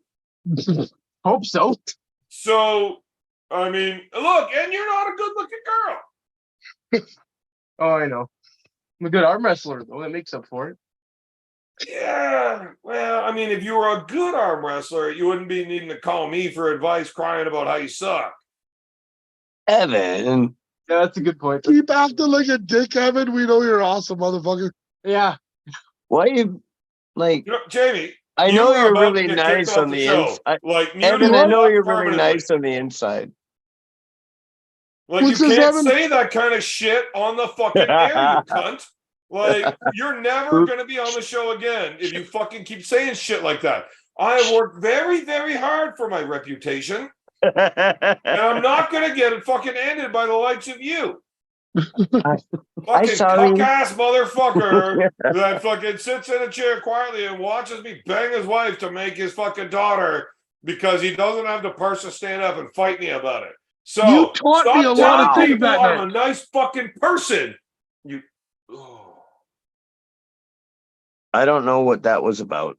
Valley, yes, there was way more wiping than there was shitting. I shit all over the back of the toilet. Like, I guarantee you that toilet. Oh, wishes you're it was describing open as a your sink. event. You're That describing porcelain your is event. not happy with its initial choices. So that's like, that's why you don't let children choose their gender. That thing chose to be a toilet, and it shouldn't have. And it regrets its decision from this day forward. There is no choice. Forever, You're either a guaranteed. boy or you're a girl. Right. And it chose toilet. Shouldn't have been allowed to make a choice without having the life experience. Because there is no way a sink is ever going to get abused the way that toilet just was. I'm either going to have to flush it like 6 more times to make sure that spray gets fucking flushed down, or I'm actually going to have to fucking put the wire brush to it. Honey, we got some damage. Oh, I fucking snorted. So what was the food there, Evan? Was that tacos or what? No. I have like literally ingested nothing but beer for 4 days. Oh, he's just cleansing. It's a cleansing. Yeah, so you've heard of these water cleanses? Yeah, beer cleanse. I said I'm going to do that, except I decided instead of water and being allowed to have bone broth on day 3, Yeah. what if I just only drink beer?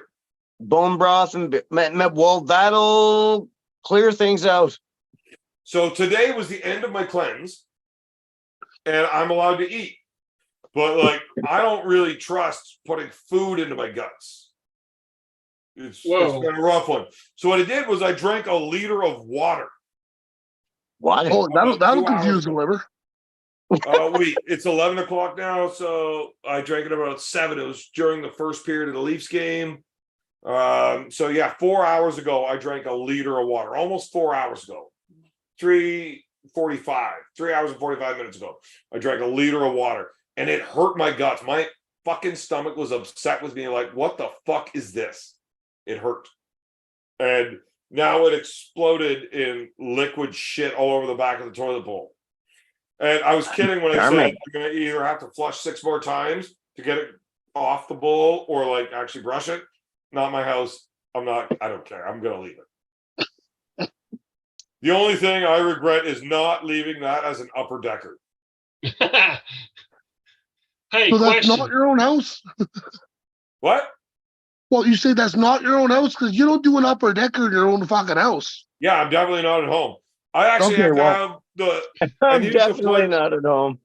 my phone in because it was only at like fucking 15%, and I wasn't going to be able to fucking. I have to hotspot my phone because there's no Wi-Fi here. I've never done that before. Hey, question, beer man. I stepped out, but what you were talking about? You did a cleanse. What kind of fucking cleanse did you do? Beer cleanse. Well, Oh, no, I fucking saw beer broth. Dana White talking about this fucking water fast. Yeah. And now you have nothing but water, and you can have electrolytes in your water. But then on like day 2, you're allowed to have this bone broth. That's like only 15 calories in a liter of bone broth, but it's got protein and fucking collagen and everything else. I mean, I'd make my own bone broth, but whatever. If any of you want to learn when about, I saw this and I read about it, I was like, fuck. That doesn't seem like it's an unhealthy thing. I should probably do one of those too, except instead of drinking water, I use beer only. Right? So, I mean, yeah, there's more calories than water and bone broth, but I still get nutrients and stuff. and the alcohol may help to break down some of the impacted fecal matter Alcohol along is the fantastic intestine. for digestion. You And never I know. promise, everything was digested extremely well. I mean, it's liquid state. There's no solid, so that's obviously broken down to the max, right? Okay. It's amazing though. I don't want to. Actually, I don't want to put that image in your mind. Never mind. Hey, question from the chat. It says, "Where in Quebec is Jamie from? Troy Rivers, TROI." Troy Riviere. No, he's not from the Three Rivers, which is outside of Montreal. He's not from Where? Quebec. He's from like fucking Sudbury. Oh, that's what I thought. Yeah. Yeah. Oh, That's Sudbury. Ontario, not Quebec. Look, Sudbury. Yeah, all of my that's brothers remember the time that he whooped my ass in the parking lot.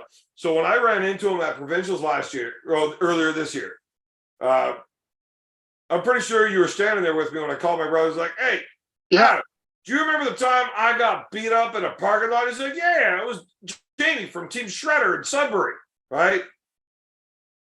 Like, yep, I was the guy. Yeah, we took that picture because you finally got your fucking hug. Because what? We took that picture because you finally got your fucking hug. Oh, yes. Yes. You bitch. Just fucking give in like that. Oh, dude, I was so happy to respected you fucking before see you you. did that. I was so happy to all fucking respect see you, for man. And I cut the fuck out of you and made you sit and watch. The thing is, though, man, my old lady, she's never fucking met a man that could fucking best me. I'm like, that's the guy. That's the guy on the fucking mat that beat my ass every fucking time. Happy to meet you, and she was like very happy to fucking make me watch you fuck her. You know, whatever. What happened? Well, I can't blame her. No. I mean, You want to hear something funny about that, Evan? You're gonna fucking laugh.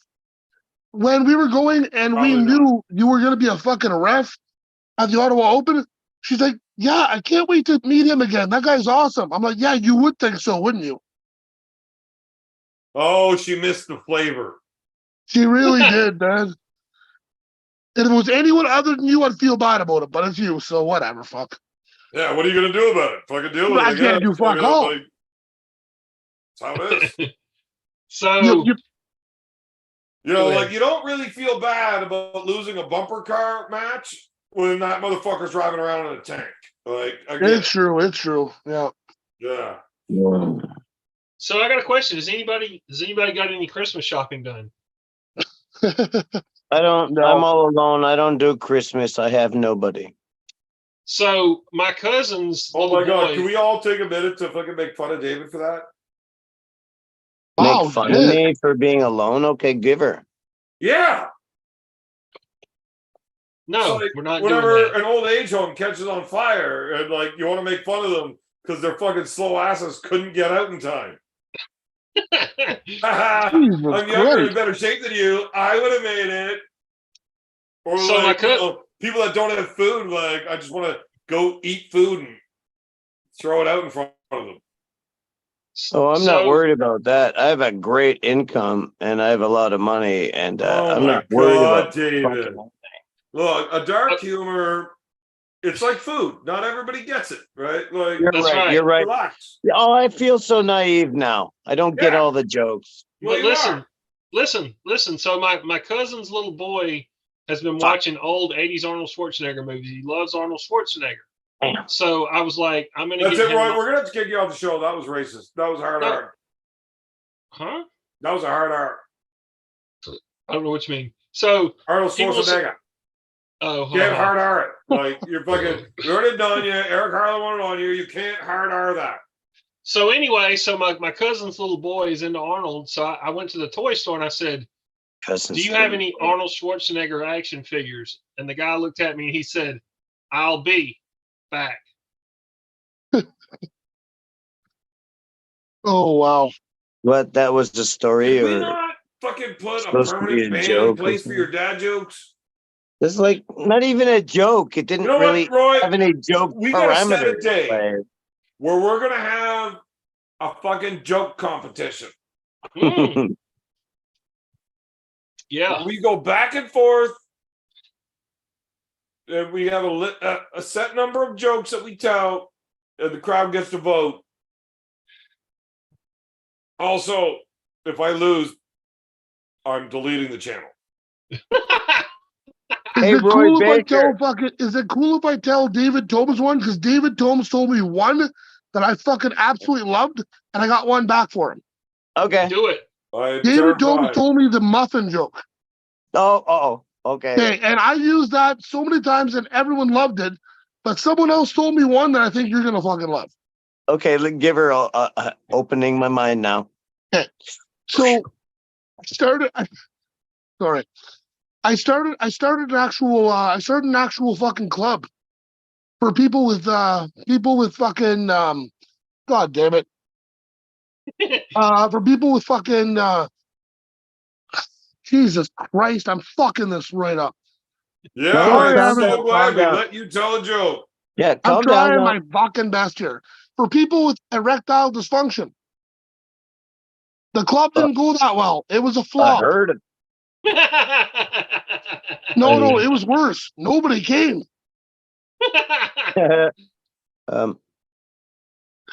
I don't know. You told me the muffin one, Dave, and I love that so much. I heard that. I'm like, Dave's got to hear that one.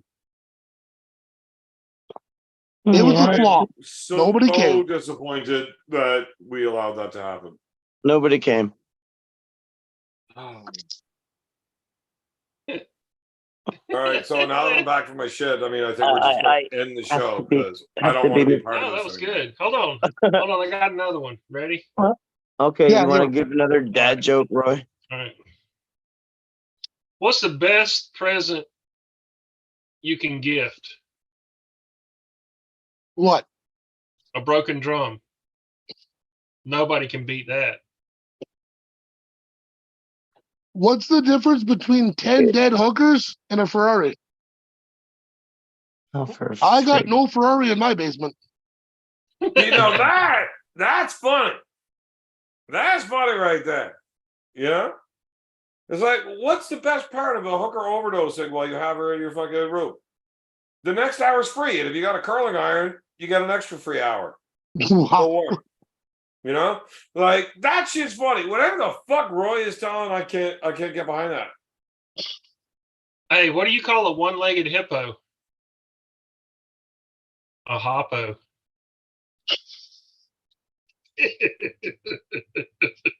Okay, I got another one.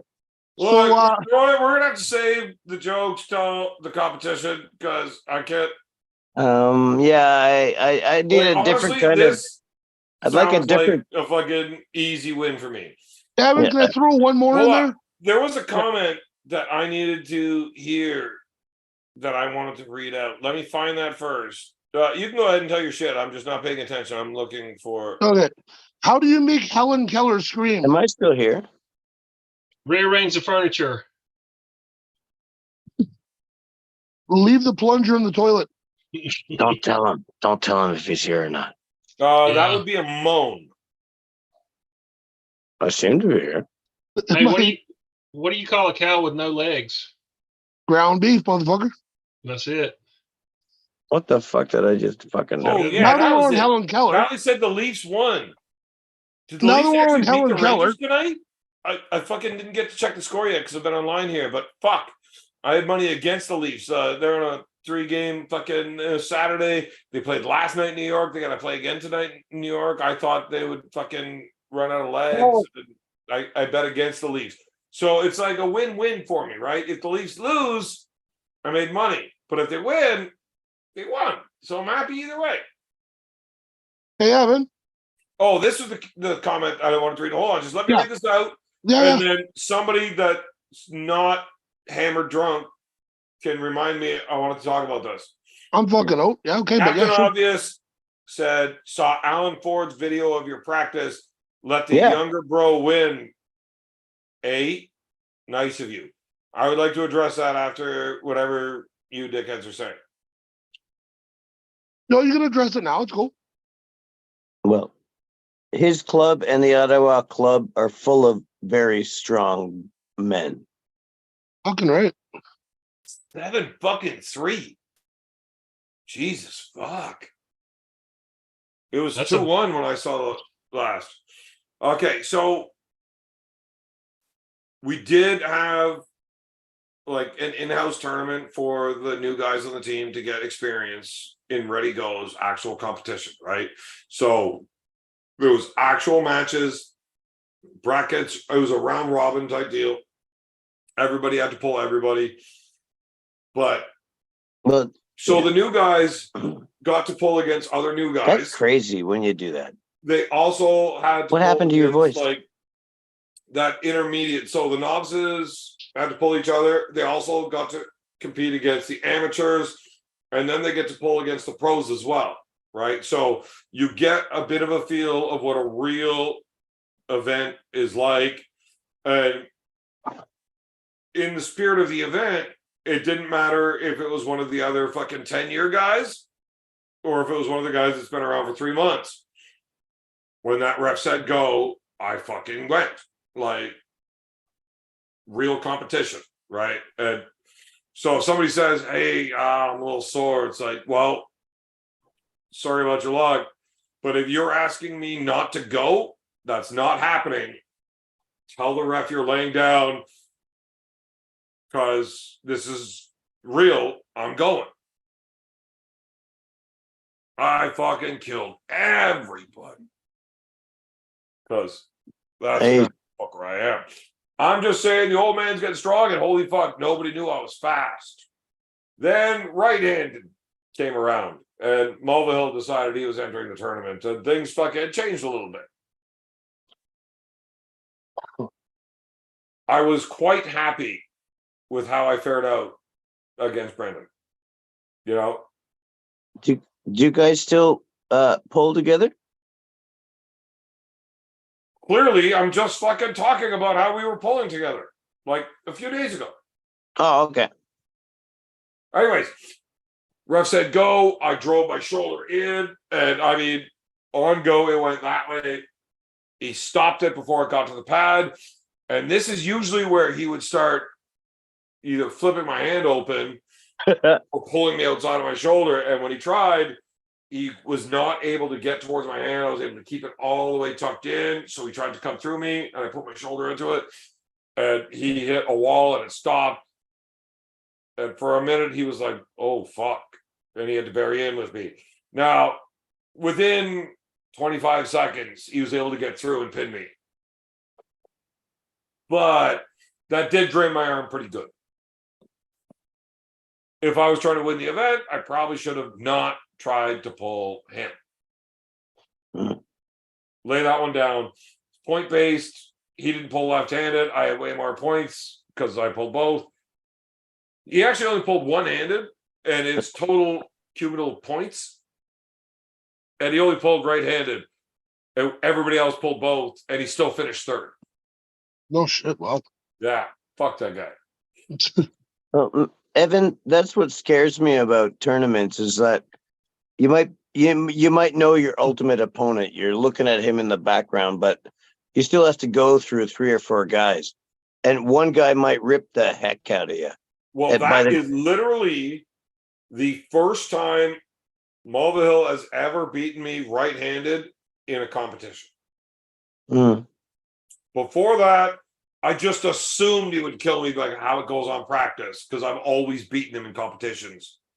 Oh, Now, there is a large jump in how our practices went since the last time I beat him in competition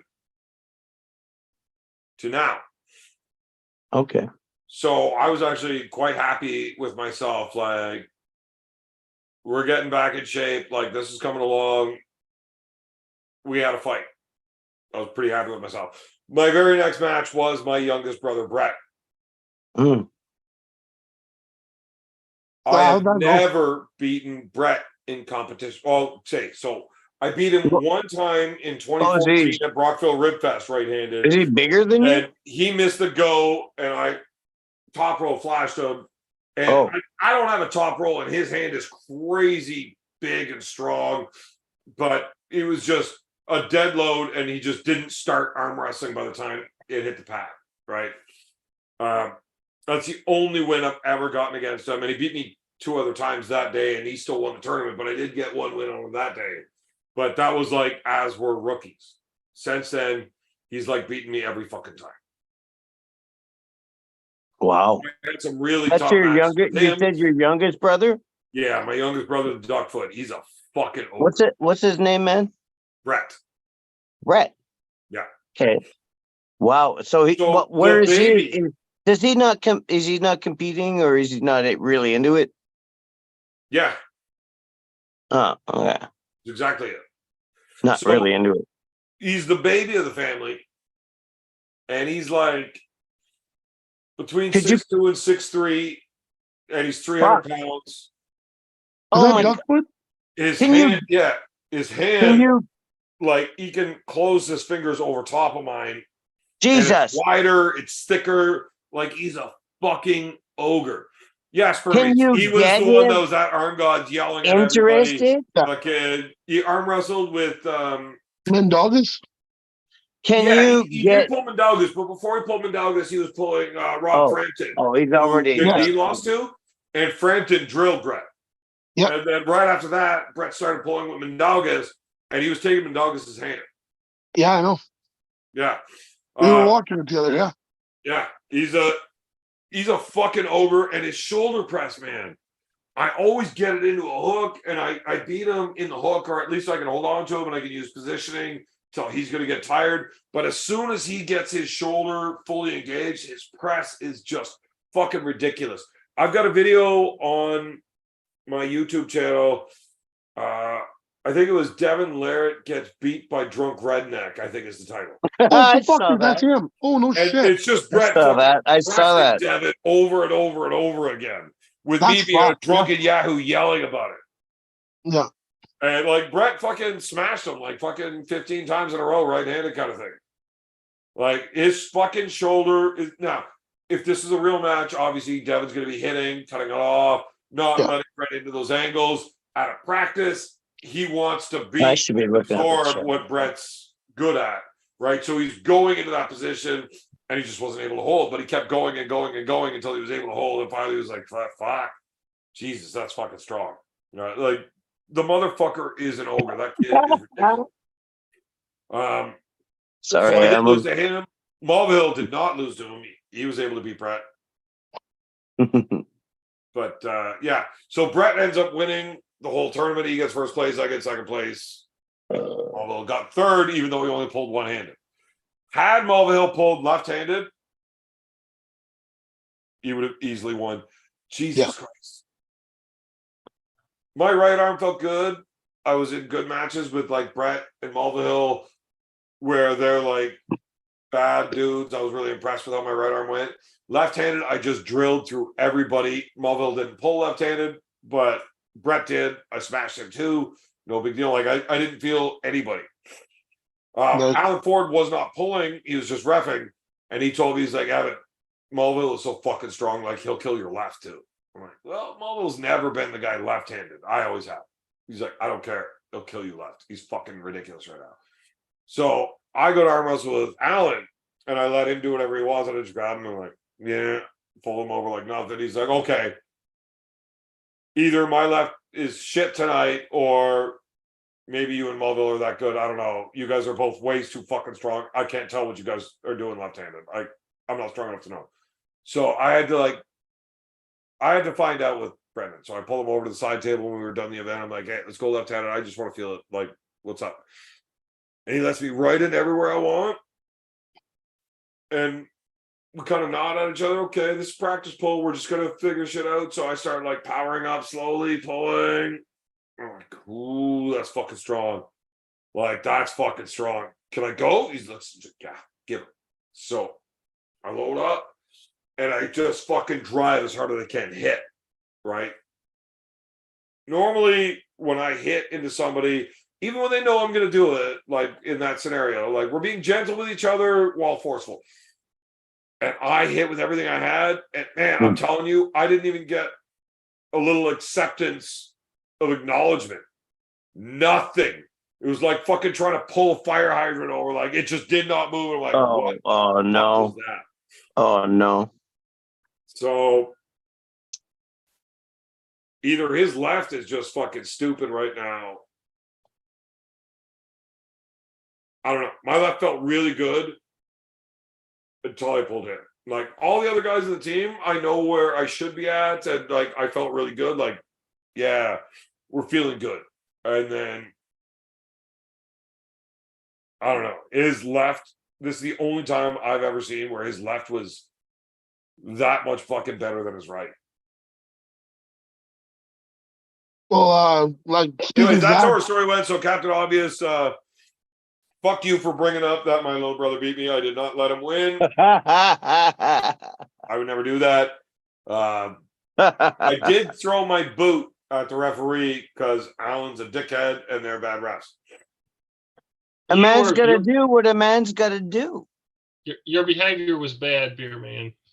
Oh, but I was not. I'm not the beer man. man. At Just let it go. I'm the beer Just this man once. every day, all day. You can't drink all day. You don't start first thing.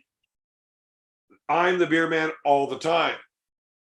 When I go to the table and I'm competing, I am bad company. My behavior is always bad. Bad company is not a good person. Uncle John said he was going to fuck you And we up. understand make that. you bleed. Wink, wink. Did you hear what Uncle he said John earlier has tonight? no idea. He said he's going to make sure your fucking ball sack was bleeding by the end of the match.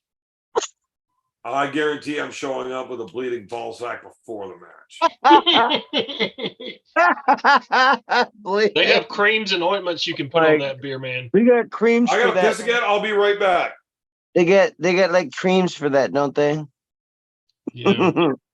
so Evan talking about matches. I hope I never get a bleeding ball sack from arm wrestling. That would suck. Yeah. Evan talking about matches. Never had that yet. last Friday, my club we had a bunch of super matches. And Okay. What inter club super matches like? inter club we're doing on January 20th. But No, we I had mean the like within your club, you had a super match with all the guys in your club. no. It was we all had a specific opponent. And Oh, I was cool. trying to I was trying to call some of the guys that were like my size, my approximately my level and stuff. And Yeah. everyone Hey, had but what something we're set up or asking certain people weren't is going to be there. the super Yeah. matches that you And had were against other people inside of your Later. club. yeah, so anyways, Yes my or no? coach, what? The super matches that you guys were having were against other club members. Yes. Right. So On Friday. inter-club super matches is what you have. Yes, exactly. In club super matches. Yeah. And it was pretty awesome. You know what it is? No one calls out the coach, right? Generally speaking. But Only cunts. bad, exactly. So I was never going to call out Brad Wade. He called me out. Well, there's no reason for you to call him out. You are literally 3 times his size. You know what though? He did beat me 3-1. And you probably have a hand. If you were to actually like do the whole volume test, your hand is probably 4 times bigger than his. That's true. He's got a tiny hand, and all the times I whooped your ass, and I mean, I barely remember the time you whooped mine. I had no idea just how fucking big your hand was until we started arm wrestling. Yeah. It's fucking stupid. It's a big hand, yeah. Yeah. But all I I'm mean, saying is, basically, if your fingers could ejaculate, you wouldn't need me. If 'Cause what? you got That's some what big she fat said. fucking fingers. Dude, I'm telling you, man, I'm gonna get you. Stop I'm having gonna get you sex next with your year. wife and just finger her. She'll be happier. You're probably correct. But that does nothing for me. You can masturbate later, because trust me, if she's happy, you'll be happier. Oh, thanks for the life advice here, man. I appreciate it. No, but Brad did beat me. He beat me. He beat me 3-1. And you sent I me showed the you the video. one clip of you beating him. What's that? And you sent me the one clip of you beating him. No, I sent you a clip of him Man, slipping over the strap. what a fucking cunty move that is. I You're sent you the clip of literally him running blasting around through a strap. showing. So you lost 3-1, but you're Yep. sending out the one round where you won. No, I did not send Like you you're a fucking I did not send you the co-star, round. making No, your coach No. look like shit. That's No. only 150 pounds when you're like 450. So mean, beer man. Listen, dude, Oh my I God. fucking never sent you that one. I have too much respect for that. I sent the one where he blew Listen, through me it in the doesn't strap. matter what you're saying or what the truth is. I'm going to say what I want. I guess you will. I will never let the truth get in the way of a good story. So it just brings up, so knowing that you're that much of a cunt that you are fucking showing off the one round where you actually won. Never done it. Lost against your Never. coach. Super douchey. You Never should never did do that. that to your coach, right? Wouldn't. Does everybody agree that that's a douchebag thing to do to kind of make it look like you're putting If your that coach was the to- truth, yes. If you Okay, have that, you have that video, fine, show it. I'll tell the truth. You sent me a clip of you taking Brad's hand over in the straps, and the strap just let it go. Like, what the fuck? I was giving tutelage to him, like, holy fuck, the motherfucker pulled his hand over the strap. His elbow integrity was definitely for real to lose your hand that way and just hold on. But I am positive that John Terrian fucked up putting the strap on for it to let go that way. Well, we did have 2 French refs. Yeah. Never trust a Frenchman. So Never trust a Frenchman with a strap on. now, Dave, I know your brain doesn't work. You're one of the dumbest people I've ever met. You scored 0 on a trivia night. Jamie, you're going to say what I want because I'm your dad. But You're not my real Jamie dad. wanted to have sent out that video clip of him beating Brad in one of those rounds. I never sent you that clip. Shut the fuck up. Okay, I'll shut up. If, James, I said if. I've Okay. already been clear that that's not what happened. I'm Okay. asking a fucking hypothetical question because I Yes. want your opinions. Yeah. If Jamie had sent out that clip of him beating Brad, like he's the man, even though he lost 3-1, would that not be like the douchiest thing you could do? Where you just like send a video out like that, misrepresenting what's actually the real scenario, especially against your coach. Absolutely. I mean, being against your coach is probably the worst part of it. Like that's the one. That's why guy I started the whole never fucking do thing by that saying shit, he kicked right? my ass. Like now, I do that to Devon. If I get wins on him in practice, I post it. But it's also very different. I don't expect anybody to believe that I can beat Devon just because there's a fucking video of practice of me beating him. I know full goddamn well the trolls are going to be there and everybody's going to be lighting me up like, yeah, he wasn't trying or his practice, he was tired. He probably pulled 1,000 matches and you were fucking training for 8 months and then rested properly. Like, nobody's going to believe that I can actually beat Devon because it's not close. He fucking crushed me in a real match scenario. But I've got a lot of practice wins on him. And I post those videos because Yeah, you've practiced with him, man. Like clickbait you know porn, him. You right? know I him. get views. And I've made hundreds of cents on fucking clickbait videos of Devon losing. Hundreds of cents. Right? So yeah, I do it. But I don't expect anybody to think that, yeah, me or Brett are actually going to beat him. Right. Well, I'm telling you, man, like I have a lot of respect for Brad Wade, and I'll tell you right now, I thought I was gonna be able to get him, but in fucking match setting, that motherfucker is for fucking real. Is that not what I fucking told you? Yeah, you might beat him at practice, but I'm telling you, you're not beating him in a real match. It was close. We had a 20-minute war, but he got me. He got me. Look, you're a big, strong dude with a huge hand. I'm not saying you can't make it a fight. I'm telling you, you're not going to beat Brad Wade in a real match, not yet. Yep, and you're correct. I'm always right. The You proof know is how in I the know pudding, when I'm man. right? That's what happened. Because I'm talking. When I'm talking, I know I'm right. So it would be a douchebag thing to do to put that shit out there and make it look like you're fucking up your coach when that's not a real thing. Okay, well then Yes. be honest for a half a second. I didn't do that. I never did. Shut the fuck up. I've already been very fucking clear that's not what you did. I'm asking a hypothetical question. That Let's would've been a make it douchebag move, not yes. about you and Brad. Let's No. make it about me and a fucking young lad on my team. Maybe we'll call him Nick.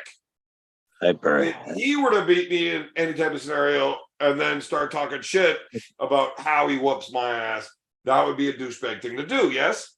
Yes. I pulled Mulva Hill where I got into a hug war, and then Brett where I got into a fucking war, and then I got him in the next match. And as we're setting up, I'm like, man, my arm's fucking dead. I can't close my head.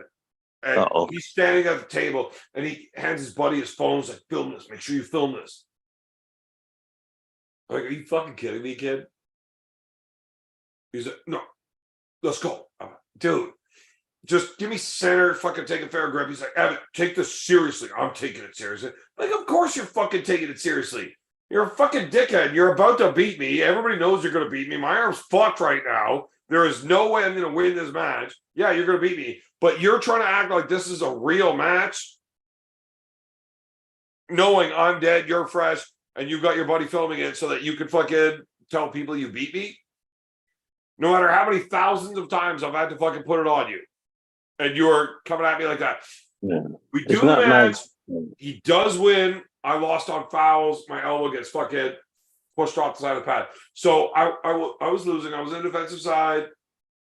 What I did though, so like, you know, a lot of people will wrap their leg around the pole. Yeah. I started the match there, but once I ended up on the defensive side, I took my leg off the pole and I walked around the outside. So instead of holding the outside peg here, trying to do this, I'm like around the side of the table. So my hip is on the side of the table while I'm reaching across to grab the pole. So I really got my shoulder engaged, but I'm not crossing center. I'm keeping it on my side of the table, but I'm like, you got to really come right through me. Right? Alan, as the low side ref, gets in my way as I'm moving. And as I turn to look at him, I was like, you motherfucker, get out of the way. Like, I'm allowed to do this. He's like, you're not allowed to cross over there. I'm absolutely allowed to do this. How are you a referee not knowing what the rules are? And as I'm trying to call him a dickhead, Nick gives a surge. My elbow comes off the pad. elbow foul, I lose. As Now, if. this little prick comes over to me afterwards. He's like, dude, I can't believe you had anything for me. You what?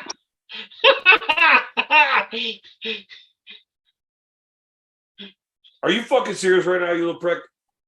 You can't believe I had anything for you? He's like, man, I knew I was going to kill you. I can't believe you fucking made it a fight. But Oh, I have never wanted to punch a teammate in the fucking mouth before. Like, do you not understand that? And the kid has literally been showing people pictures of Dennis Saplenkov saying, I would beat this guy right now. There is nobody in Canada that could do anything with my right arm except for maybe Devon. Devon would probably give me a good fight. How old is this? I think he's like 24 now.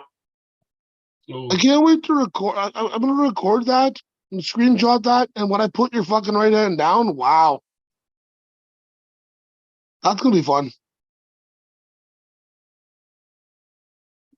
Okay, I don't really see the relevance to whatever you just said there. Like, I mean, look, I get that you have never been able to compete with me in anything, and winning is always going to be a good thing. But if you beat me in a legitimate match, dude, I'm not going to be upset. I have lost real matches. Yeah, I understand that But shit. if you beat me in a legitimate match, you're a legitimate dude. Like, you're a fucking bad motherfucker if you actually beat me for real. That's why I like the super match format. It's me versus you. Yeah. One of us wins, one of us loses. Okay, I've lost a few lately, but I've had a long career, I have a lot of good wins, and the guys that have beaten me lately are not fucking bums. Yeah. So if you beat me in that scenario, dude, I'm not going to be unhappy. I'll be glad that you finally got decent at something in your life. Right? Like, I like you. I'm not going to be upset about it. I mean, at least now you've got a reason to live and not take the bath with the toaster like you write about every weekend in your journal. I've thought about it so many fucking times, but the fact that I'm gonna get you, it's gonna feel a lot better now. I'll have Dude, to. I'll have I to will put the toaster literally in the back let burner. you have your win. No, come at It's me going to 100%, fucking brother. stop you from doing it. But I don't need to, because you're never going to actually bring the toaster into the tub with you. You'll just plug it in and look at it for a while. You know why you won't do it? Because you're a fucking pussy. You don't got any balls. That's why you never win at anything. You're fucking afraid to actually try. I don't Whatever. know, Anyways, man. we're not here to talk about how much of a cunt you are. I'm We're pretty good talking in the about this parking lot, fucking young motherfucker. lad on the team that took this win I gotta have another one. and is fucking running around telling everybody about he whooped my ass. That's all I got on you, brother. That's all I can use.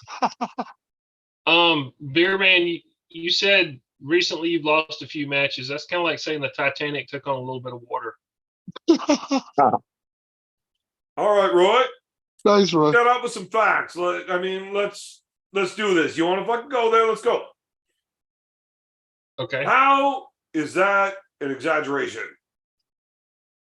What's like my super match record like in the last, say, 12 or 14? Let's go to the last What? 4. Let's go to the last 4. Okay. If you're bringing it down to just 4, it's Yeah. pretty bad. James Beach beat you. Yep. Paul Maiden beat you. No, there's 2 in between that. Roger beat you. Yeah. But Zach didn't. Oh God. Wait, what's the other one? What's the other one? Zach Lee, who's ranked like number 3 in North America. When was that? I don't remember that. Same day I pulled Roger, other hand. Oh, I didn't realize that. Yeah. I'm Okay, worried about so- I'm worried about Uncle John for you. The thing, I'm not worried about Uncle John. I'm going to wreck that motherfucker. So the thing with Roger is I hope so. I'll fucking smoke Roger when I'm ready to compete. Everybody thought this was high order tactics. I'm just saying, oh, he's gonna fucking smoke me, a fucking whatever. Like, no, like my wrist was fucked up. I was very clear, like, I'll do it. I'm getting paid to go to this fucking event that I would love to be at. Why the fuck wouldn't I go? But don't expect me to win. Like, my arm is fucked up. Like, I'm not gonna win. The Paul match fucked my arm up. Watch that match. Try to get an understanding for just how fucked up your arm's gonna be from that. Well, you always get in this position where you're like, not this. Always. And it's like your arm's just getting fucking like, okay. I don't know how to break. So here's the thing. James Beach, that's a legitimate dude, man. Now, a lot of people don't know him, especially in North America, because he's from the UK, and like North American arm wrestlers just don't pay attention. I saw your face when in the 242 that in the hook rankings that thinks they're going to beat James left-handed, that is not in the top 5. I promise you, you are not having a fun day. That is a bad motherfucker. Go have a go at him. And we had to do it at 231. I had a 24-pound cut to do. Yeah, but that's your fault. Yeah, no, I'm not saying it's my fault. I fucked up. And I did the cut properly. Okay. I don't think the reason I lost the match is because of the weight cut. Ew. James Beach is a fucking legitimate high-level dude. He might be fucking dumb, but if he has Paul in his corner, giving him these fucking hints and tips, that's a bad motherfucker. And I'm telling you, he's fucking strong. He's not I dumb. promise you, I was fucking strong. And we went round 1. I was not the weaker man. We were there together. It was close. So offensively, okay, we were defensively, his arm doesn't want to move that way very much. Like, he's fucking really good there. But I didn't just get fucking blown out of the water, but I did get tired faster, and then I got fucking crushed. Okay. But that dude, look, if you're not in the top 5 in the 242, and that makes you a bigger guy than him, you're not having a fun fucking time with him. I promise. If you don't believe me, fucking try it. Throw your name in the hat, put your fucking money up, fly over, and challenge that motherfucker over there. I'm telling you, that's a fucking bad dude. And if you don't believe me, I don't give 2 fucks about your opinion anyways. Okay. Nobody knows him, though, so it makes me look bad. Whatever. Okay. Roger, yeah, I should not be losing to that guy. But I shouldn't have taken the match. I told everybody that. Fuck, it seems like I'm trying to fucking be a cunt here, just like be a whiny bitch, make excuses. But the legitimacy is, Paul Maiden is a world-class dude. And his hand is, fuck. I've never felt a hand that moves that way. His back pressure is not back and up. It is just like, I don't know how he's able to reach up without taking his elbow off the table. And we had a practice the next day together where he's trying to explain to me what he's doing, but my arm was fucking sore. Like, I can't offer any resistance. And he's trying to show me how he's like reaching for the ceiling. And but how do you keep your elbow on the table? I was also fucking wasted because I was wasted the entire time I was in Ireland. But what he was doing, it was a very unique angle I have never ever dealt with before. And I was right there with him at the beginning. Once again, I got tired. I kind of tailored my strength training towards strength and not worried about endurance. Mostly because I was lazy, and it's easier to train to be strong than it is to train to be fucking lasting, right? I'm fucking lazy. You got to do a lot of fucking reps to have that endurance. Yeah, and you might have to quit. You only got to do a cigarettes. few reps at a high level, so it only takes a few minutes to train strength, but it takes time to be. I'm lazy. I don't. Whatever. My bad. Hold that heavy weight for a long Would I time. have been strong enough to beat him if I would have been doing all the extra work to have that endurance there too. Fuck if I know. Paul took my hand, but he wasn't able to do it right away. Okay, but that's a world-class dude that's been arm wrestling for 25 fucking years.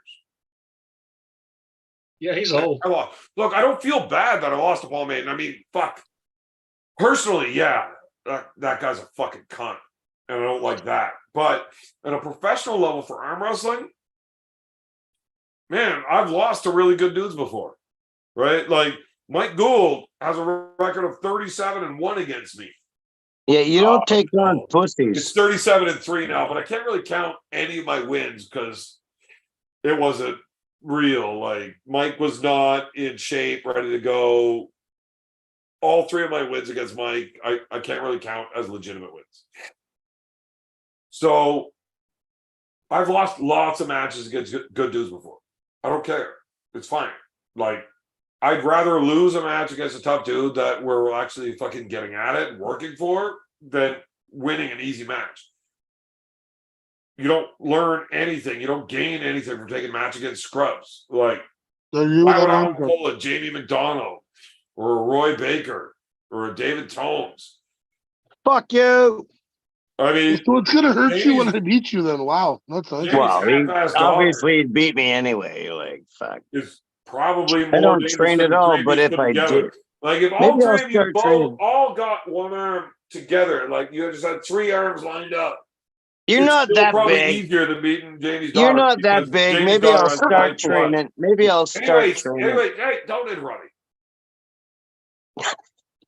Losing Sorry, a narcissistic match one. to a solid competitor, you can't be upset about that.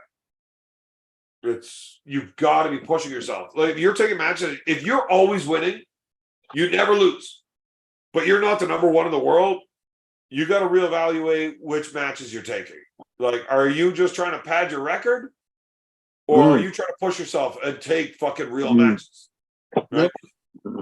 So I take some real fucking matches. You want to go any further than that? So I beat Zach Lee. I lost to Roger. I shouldn't have lost to Roger, but I didn't have a lot. Oh, Zach Lee was the guy who like weighed like 170 pounds or something. Still number 3. I remember that now. Yeah, and you pissed. You got him so fucking mad. Dude, honest to God truth, I tried to lose that match. I was trying to foul out. And like, I wasn't pinning him. Now, so his one actual pin on me, where I actually let his shoulder all the way in. So he's got one pin on me, and I think I won 3-1. The one time that he pinned me, though, is a legitimate pin. But I could have blasted 3-0 right through him. But I was just like letting him in there. Like, I don't want to give him a win. I'm not just like giving it away. Excuse me. But I will give it out there until I can't hold anymore. But I'm trying to hold. I'm not letting you pin me, but I am letting you in a position where we can find out, right? Yeah. So I didn't try to win that match, but I did by accident because of the refs. I called Tim President a fuckhead and said, "Don't call the foul. Let us keep our wrestling." He said, "Nope, too bad. You win. It's over. Fuck you." Whatever. Yeah, but you Man, really piss that guy off when you're talking to him. You should be proud of that win. You're making little of it, but you won. No, I was 250 pounds. He was 160 pounds. I should win that match. Oh, okay. He's a fucking badass dude.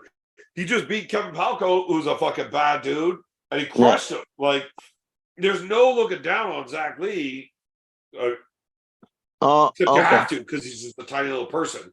But he's a fucking fantastic arm wrestler. He's strong as fuck, except he's a correctional officer. Like, look, fuck you, Popo. Anyways. I don't want to know that. So, yeah. My record is 1-3 in my last 4.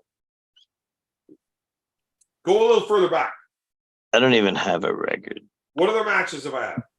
Oh, gosh. You beat Conrad. Fuck that guy. So you might have a personal issue with Conrad. I do not. Oh, I don't have personal. I don't have. I have talked to you about it. I mean, I had Conrad on the show while you were here shit talking to him, just so I could start the podcast. I'm a dickhead like that. But I fucking love that guy. I think he's hilarious. And I have a lot of respect for that guy as a competitor. That was the guy when I got into arm wrestling that I was chasing. Like, he was way out of my league. And when I told people, like, who do you want to beat? I'm like, Conrad. And everybody's like, dude, you are setting your shit fucking high. I'm like, yeah, okay, I may never get there. But that's the guy I want to beat. He's a fucking badass dude. He's won the Mike Gould Classic. You don't have a Mike Gould Classic win in the pro division without being a bad motherfucker. Oh, absolutely not. And I do believe the version of Conrad that I beat at the Wasaga Beach, the Nick Mantis Classic, was the Wasaga biggest, Beach. best fucking Conrad we've ever seen. Who He said showed that? up with a fucking weird ass muscle that goes from halfway through his fucking bicep right down to his wrist. Like, there's this weird thing. I showed up there and Devin looked at me. He's like, Evan, I know how fucking strong you are right now. I thought you were going to kill this guy, but I just saw him. You're fucked. Oh my God. I talked to Conrad 3 months before, and I'm like, dude, Conrad, I know you haven't been training a whole lot lately. I've already got my win on you. I know I'm already the man. His brachioradialis looks like a glute. No, it looks nothing like anything that's on normal people. I've never seen this on anybody in the world but Conrad. And I told Conrad, dude, I've already beaten you. I don't want to sound like I'm being a fucking douchebag here, but I don't want to have the match with you if you're not bringing me the biggest, best fucking version that you've ever been. I'm in great shape. I'm looking to fucking hammer somebody. I don't want you like coming off the couch. If you're not the best version you've ever been, I don't want it. I'm sorry. Like, I don't want to be a dickhead, but Don't want a freebie. Evan, I promise you, I have got 3 months and I'm in decent shape right now, but I promise I will put the fucking work in and you're not beating me. Good enough. When he showed up, I'm telling you, Devin fucking told me, Evan, you're going to get fucking smoked. I've never seen Conrad look like this. Right? Yep. Now, I still beat him, but I'm fucking quite sure that dude was the best fucking version of himself. Like, he was impressive. Anyways, so I did beat Conrad both arms, right? So then you go back further than that. I had a super match against Austin Jaggers. Okay, I lost 3-2 to Austin Jaggers. Okay. The dude's like what? Ranked number 6 in North America? I'm supposed to what? I'm a fucking chump because I lost a guy that was number 6 in a weight class above me? I lost 3-2 to a guy that's ranked number 6, a weight class above me. Yeah, I must fucking suck. Right?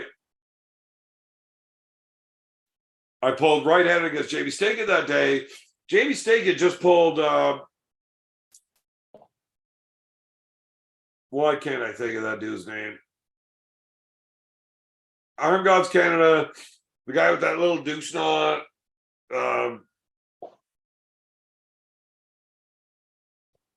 He's the best guy in the UK left-handed outside of the super heavyweight class, and he's only 200 pounds.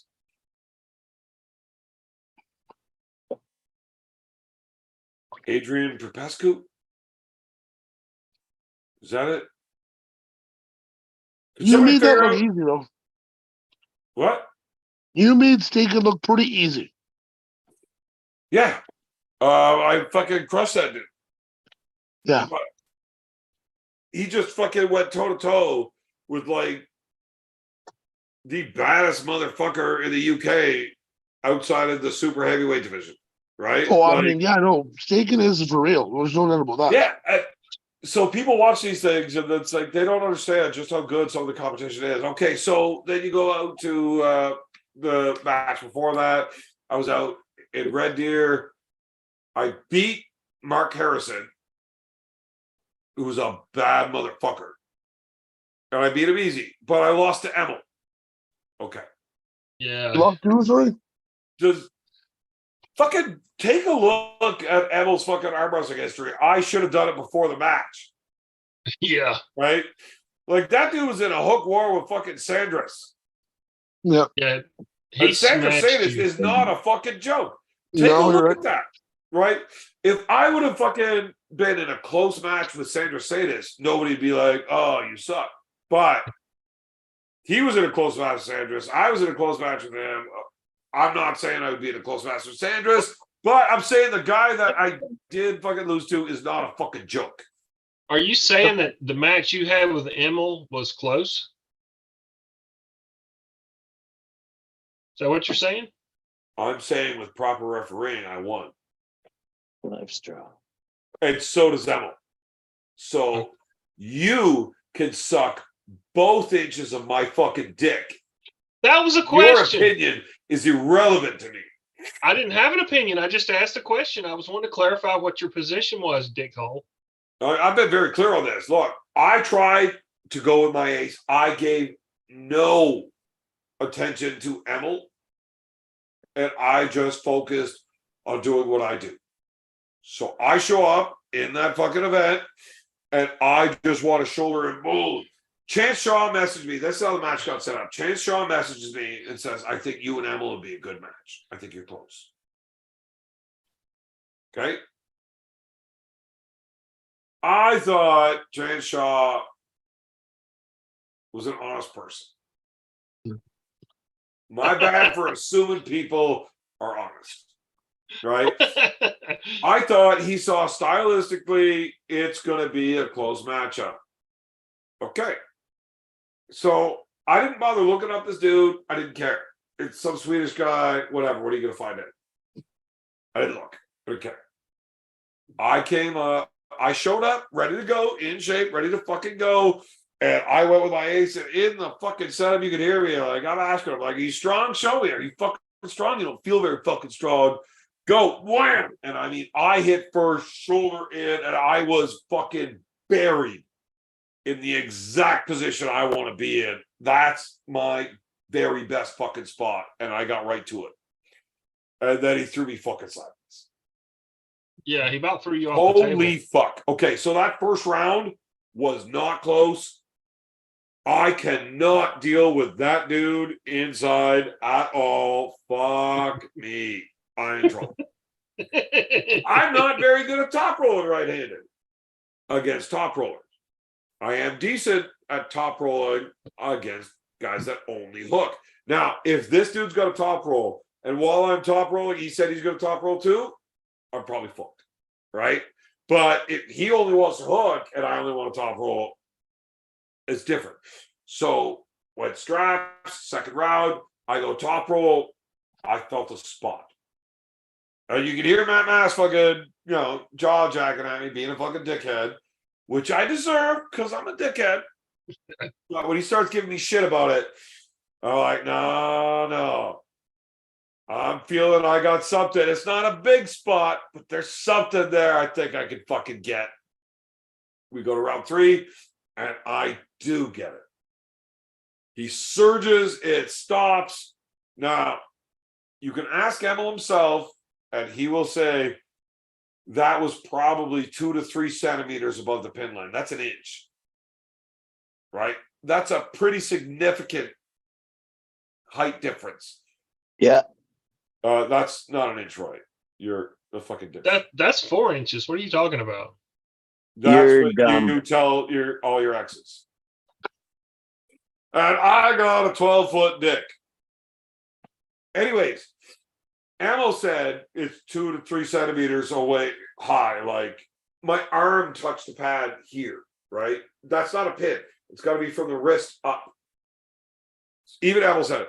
But when I stopped it on that last round and came back up, Emil's fucking elbow tore, right? They called it a win, and I'm okay with losing the match that way. I don't want... Emil's not a bad dude. I don't want his arm being torn apart. I didn't know his arm was fucked. But he tore the fucking inside of his elbow, the ligaments, fuck's sakes. Yeah, whatever. I'm hammered, but I know the name of the one. It's the one that's got like the 4 strands at the top. Anyways, he tore his elbow, and if the ref wouldn't have stopped it, that was it. Okay. Like there is no way he was going to get back through. I would have won the match had the ref not called a fucking high pin which even my competitor said, yeah, that was a pretty fucking high call. Um, But had I done my research, I would have been like, yeah, probably shouldn't try to hook this motherfucker. Let's go outside round 1, outside round 2, even though they call the pin, whatever, is almost fine. Outside round 3, now I definitely go. I would have won the match had I either done my research or the rest weren't shit. Now, that's not really trying to shit on the referee. There's only one referee out there that at that day that I really had a problem with. Who's that? Referees make the wrong call all the time. As long as it's not intentional, Oh, who cares? People make mistakes, right? I have missed calls that I know I fucked up, and I've had to apologize to the guy afterwards, right? But I can't call it if I didn't see it. Even if I am like positive it happened, I still can't call it. I didn't see it. Right. If So you don't now see I it, you call a don't win see for it. the other guy. I take the strap off as he's walking away, all pissed off. I follow him over the score table like, dude, I know I fucked up, and I'm sorry. I'm pretty sure I fucked up on that. Am I bad? I'm human. I can't call it if I didn't see it. You are by far the best ref I've ever had, man. I'm by far the best ref that anybody's ever had. If you've ever had me, I'm just the best you've ever had. If you've ever had me at anything, that's just what I am. Is what I do. Anyways, the only ref I had out there that I actually had a fucking issue with was somebody that made a terrible fucking call because he didn't know the fucking rules. And when I pulled him aside, not in front of people. Yes, I'm a cunt, but I was trying to, just help the fella. Educate. Yeah. He was having none of it. I've been arm wrestling 20 years. How long you been arm wrestling for? 10. But I've got a higher reffing certification than you because I'm fucking not retarded. Why are you being a cunt to me? I'm just explaining the rule and what you did wrong so that you can make the proper adjustments and do a better job. If you don't want to know the rules and do the job to the best of your ability, you'd rather get pissed off and threaten to fight me, I will fight you, but fuck, you're a fucking dickhead. Okay, who was So that? fuck that guy. Anyways, whatever. I disagree with the call. My opponent disagrees with the call, but if you're not in the right position, sometimes the call is just wrong, and you're not trying to make the wrong call. It's just what you thought. Whatever. Okay. I don't feel bad about losing Emil. That's a world-class fucking dude that I feel I would have won, and he said I would have won. Okay. Before that, I beat Yannick.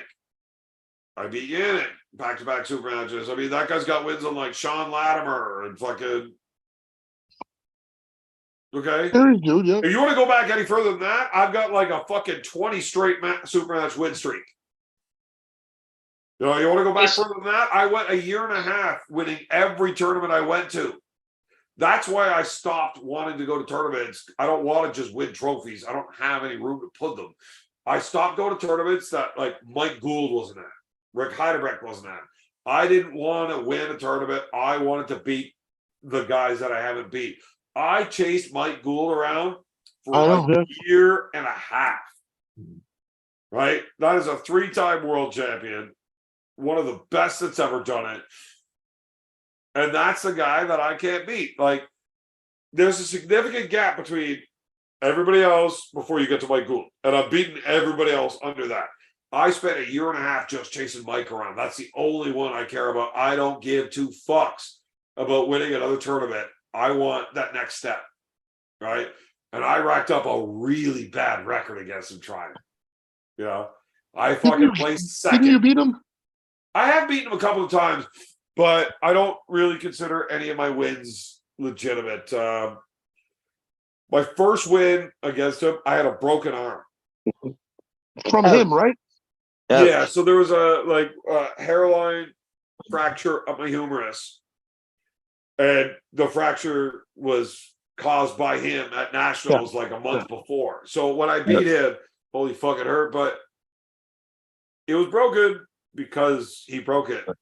Well, now the bone is stronger than it's ever been before. When I say that, yeah, I did get the win that day with the broken arm, but he just had a fucking blowout with Devon.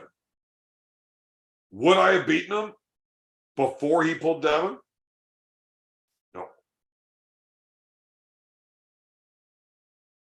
Right. Like, it was I a have a match. I have a match against his brother. Devon. Devon won. Mike's arm was fucked.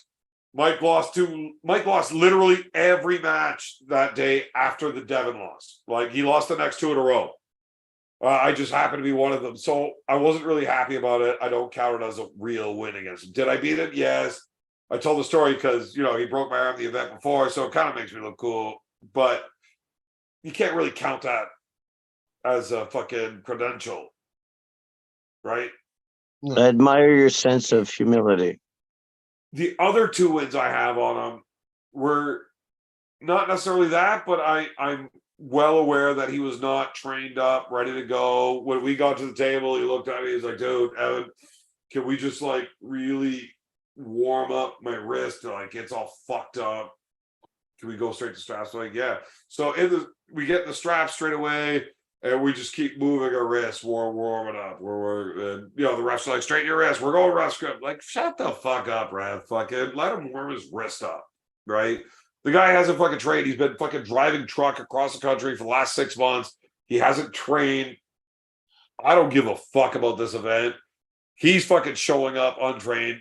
It doesn't mean anything if I win. I did win it, but it's like, I don't count a win against a guy that I know is showing up. Not ready yet. Right. I have never, ever beaten a Mike Gould that had put his elbow down on the table looking to win. I've never done it. Respect, man. But if I ever did, motherfucker, I'm telling everybody. Fuck that guy. I love him. I love Mike Gould. He's one of my favorite people in the world, but fuck, if I beat him, I'm telling everybody. But I've got 3 official wins against him that I've never beaten Mike, though. It's not. Yeah. Anyways, so, okay, Roy, what else do we need to address about how bad I am? I think we've covered it. I know. I just spent like half an hour basically being a whitey cunt, trying to dismiss my losses. But I think I give a very accurate representation of where I am and where my losses and wins were. And I don't fucking feel like I'm shit because of the people I've lost to. Yeah, okay. If you want to go back a little further, I did lose to Ryan Bowen, and I was a fairly significant favorite. Actually, Devon had Ryan Bowen as a favorite to win that event. And look at the other guys that he's beaten. Dallas Langston, Daniel Mosier, Eduardo, fucking, like, he was on like a fucking Chance Shaw. Like, there's a lot of really good wins for him. Yeah. Like, okay, so he beat me in that fucking span. Yeah, I think Ryan Bowen's a fucking little bit of a cucksucker. Fuck him. I'll probably fucking give him his next daughter, whatever. But he was a very good arm wrestler that day, and he beat me. Yeah. That's the only loss that ever really pissed me off in my career up to that point. And not because I lost, but because I was on arm wrestling. Yeah, and you weren't drunk, so that was part of it. Yeah, well, never done that mistake again. Yeah. Don't want to do that. All right, so shifting gears, if you're into shifting gears, are you too drunk, or do you want to talk about like the difference in like at some point I want to have a discussion. Are you too drunk? You can't even ask the fucking question? No, I'm just trying to get it out right. So I want to talk about. Are you afraid to be a dickhead on this show? No. I want to talk about the Devon versus Leavon matchup and how it might be different this time. I don't know if it will. Well, okay. So let me just start here. There's really no way to know.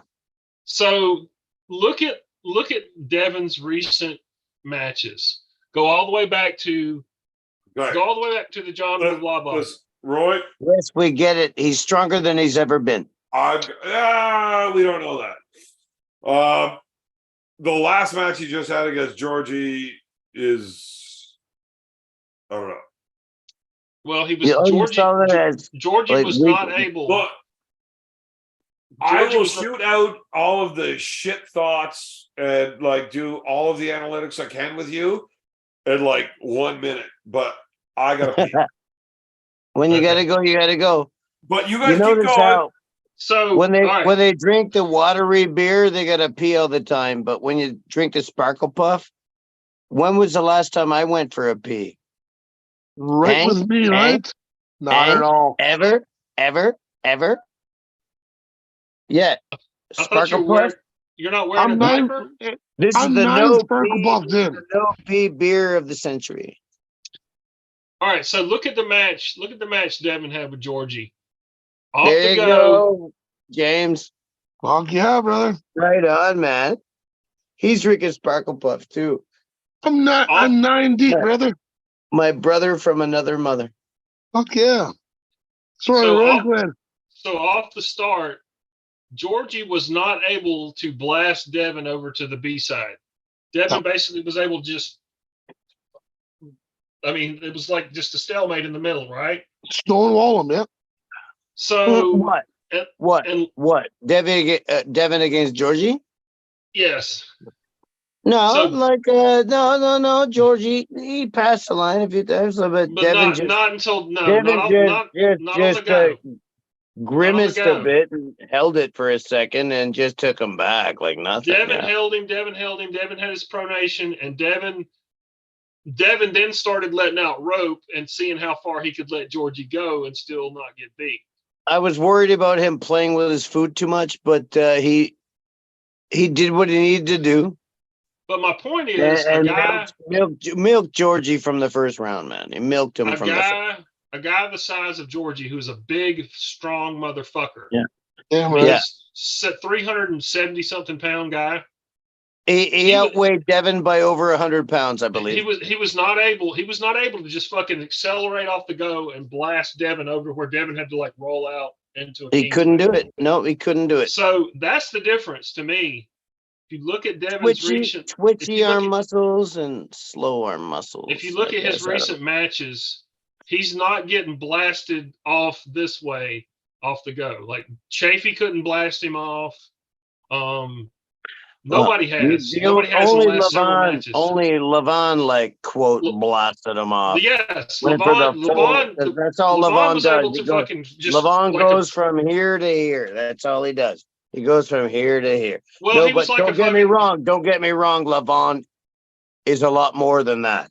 He is a very experienced arm wrestler and he knows all the tricks too. But the fact that he was able to like dump the clutch. Who else could beat him when he goes from here to here? Well, who else could beat him? He ripped Devin's bicep. Yeah. Not next time, man. But then Hermes fought him and he gassed out. So I'm thinking if Devin stops him for one or even two pulls, he'll gas out. Devin will win.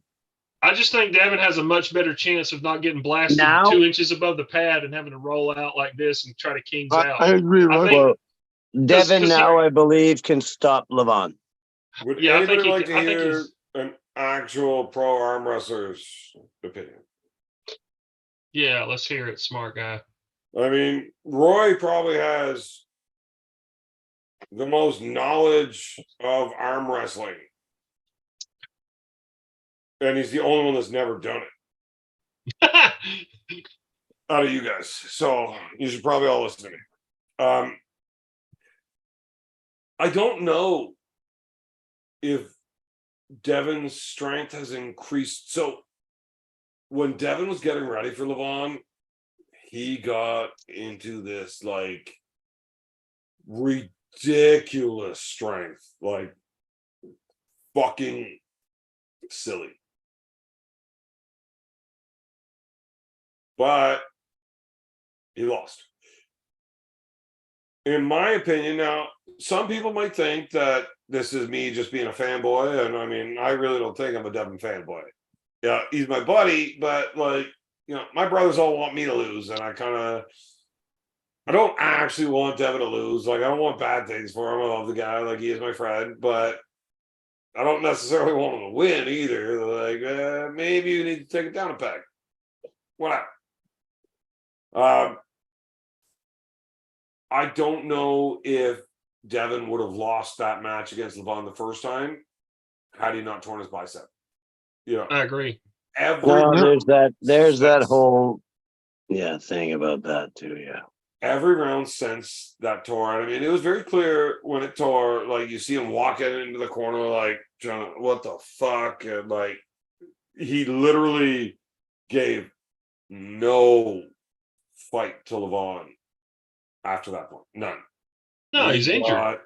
Fucking train wrecked. Like, Leavon and every other Georgian could have lined up and ran a train on him.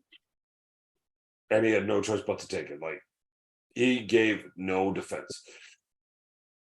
Now, here's the thing. Did Devon hit a level of strength that his bicep just wasn't able to hold and let go? Did Leavon feel where Devon got that stop on him in the first round and make an adjustment and just fucking smash through it because of an adjustment that Leavon made? I think Leavon did. So did the tear happen because Devon's muscle just wasn't able to hold Yes. the force he was putting out? Or did Leavon make an adjustment that amplified that? That's how leverage works. I don't think he made any adjustments. It's what Leavon did that had him just fucking crash through Devon the second round, not the first. And that's why his fucking bicep blew. So if it was an adjustment that Leavon made, it's not, oh, Devon fucking got hurt and that's what happened. No, Leavon hurt him. It's different, right? Like, a lot more Devon people are tried familiar to- with fighting, and it's a lot easier to explain in that because people understand that a lot better. Not many people understand arm wrestling to a high degree like they would fighting. It's easier to dumb it down that way. So the Chris Weidman Anderson Silva fight. Anderson Silva broke his leg trying to kick Chris Weidman. Right? Chris Weidman broke Anderson Silva's leg. Right. That was an attack by Chris Weidman based off of an attack that fucking Silva was doing. When he threw that out there, that is the intent behind checking a leg kick. You are putting the big sharp part of your fucking shin bone against the fucking smaller, weaker part of their shin bone. And if you do it correctly, the optimal result is breaking the other guy's fucking leg.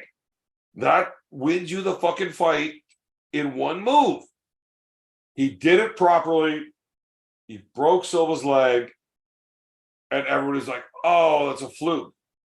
No. I mean, okay, so you do that 10 times in a row. Are you going to break his leg 10 times in a row? No, because you're probably not going to hit that exact spot, that exact angle. To do it perfectly will give you the same result every time. It's a very, very close thing, specific. Yeah. But he did it that time. And you can't call it a lucky punch when that's the intent. You fucking did it, and it worked. Perfect result.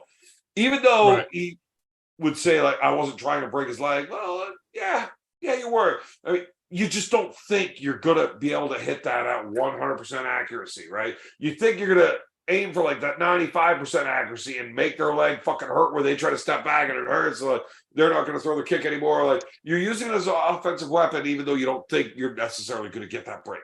Right. Yes.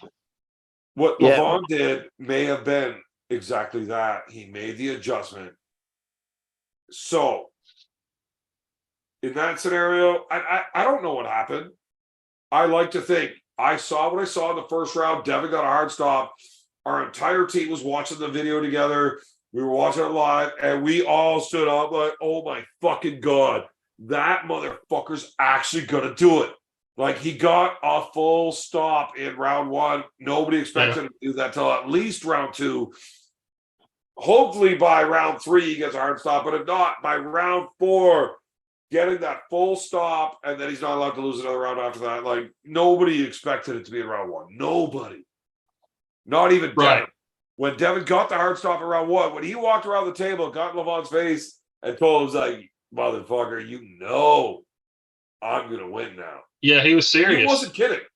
Yeah, he was serious. Like, everybody that knows him and he himself believed he was winning now. And that is our belief. Yeah. Again, now, if Levon made the adjustment that caused the difference, that's a fucking clear win. And yes. there's no reason to believe that Devon's going to do any better next time. Hold on. All right, now listen to me. I don't know if you heard everything I said while you were in the bathroom. Well, I mean, I don't hear most things you say while I'm sitting here. I don't listen. All right, but just listen. So, look, okay, just the last match, Georgie. Georgie is a big, strong, 370-something pound motherfucker. Strong as a fucking ox. Is he as strong as Levon? Probably not. How much below is him? Who knows? But is he as strong as Levon in that area? But the fact that Devon was able, Devon is now at the point where he's not having to let people just accelerate through him and get him out here where he has to stretch out. He's stopping people in the middle. Well, he didn't stop Georgie in the middle. He did round one. Yeah, he did. Look, yeah, he stopped her in round one and he told Georgie how much stronger he is. Like, you're fucked. And then he had to fucking hang on for dear life, drop to a King's move. You could hear him in the corner telling his son, oh my God, the King's move is saving my ass right now. He was letting out. I tell you, Devon was not playing a goddamn game there. He was stretched to the fucking max. I think he was letting out some rope as that match went on. I think he was seeing how far he could let Georgie go and still stop him. That's what I felt. But maybe I'm wrong. But my point is, I think there's okay, whatever. I think there's a better chance. Devon will not do that. He will curl it in and make you fucking quit every fucking time. He wants to assert dominance and he wants you to admit it every fucking time. He is never going to do that. He will always bring it in. I promise you, every inch of that fight where Devon's hanging on, it's for real. Georgie's a bad motherfucker. So my thoughts on this, when Devon's saying, I'm not training for this, man, blah, blah, blah, blah, blah. Yeah, I probably don't believe that. I've never talked to him about it. No, he was training. He said he was training. Well, he did later, but I believe it's somewhere in between. And that the matches were so close together, he wasn't able to do a full rest recovery, build back up, peak for a match. I don't think Devon was at his best for that match. I don't think Georgia was either. He was just at a match. Now, I've had a lot of people say, well, Georgie's a fucking clean athlete. He's the fucking highest level clean athlete. Well, I'm pretty sure the guy's like failed 2 fucking WAF tests. I shouldn't say pretty sure, but I've heard it. I have no idea the fucking accuracy of it, but I've heard he's failed fucking piss tests before. I don't expect anybody to be clean at the top level. That's just fairy tale bullshit. I think there's a few guys that are there. I am not super heavyweight. That Devon held the number 1 spot open before his elbow surgery, like that 2008 to 10, 12 area. Devon was holding the number 1 spot in the world open. Walkley. Yeah, well, I'm talking about now, though. Yeah, but I'm just saying, I don't think that that's ever been done before him. Right. Yeah, I get what you're saying. I could be wrong. Yeah. Blah, blah, blah says that he did. I am more certain that that's a lie than I am that Devon was clean, right? I don't know. I fucking didn't live with the guy. I didn't watch him. I didn't even know him during the time. But I'm pretty confident that he was clean. A little podcast. And I'm more confident that John wasn't when he was the guy before that. I just think Devon has a much better chance of avoiding Levon being like a dragster, dumping the clutch and just fucking smashing him this out here off the go. I think if he can just slow him down and not let it all smash into his fucking arm, you know what I'm saying? Like the velocity. Right, so here's the thing. How dangerous do you think Levon felt Hermes was? Nobody has ever threatened his hand. There's Well, no you know like reason Hermes did. to be scared. Hermes gassed him out. Devin pissed him off. Hmm? Right? Like there's no disputing that Devin pissed him off. Right. Yeah.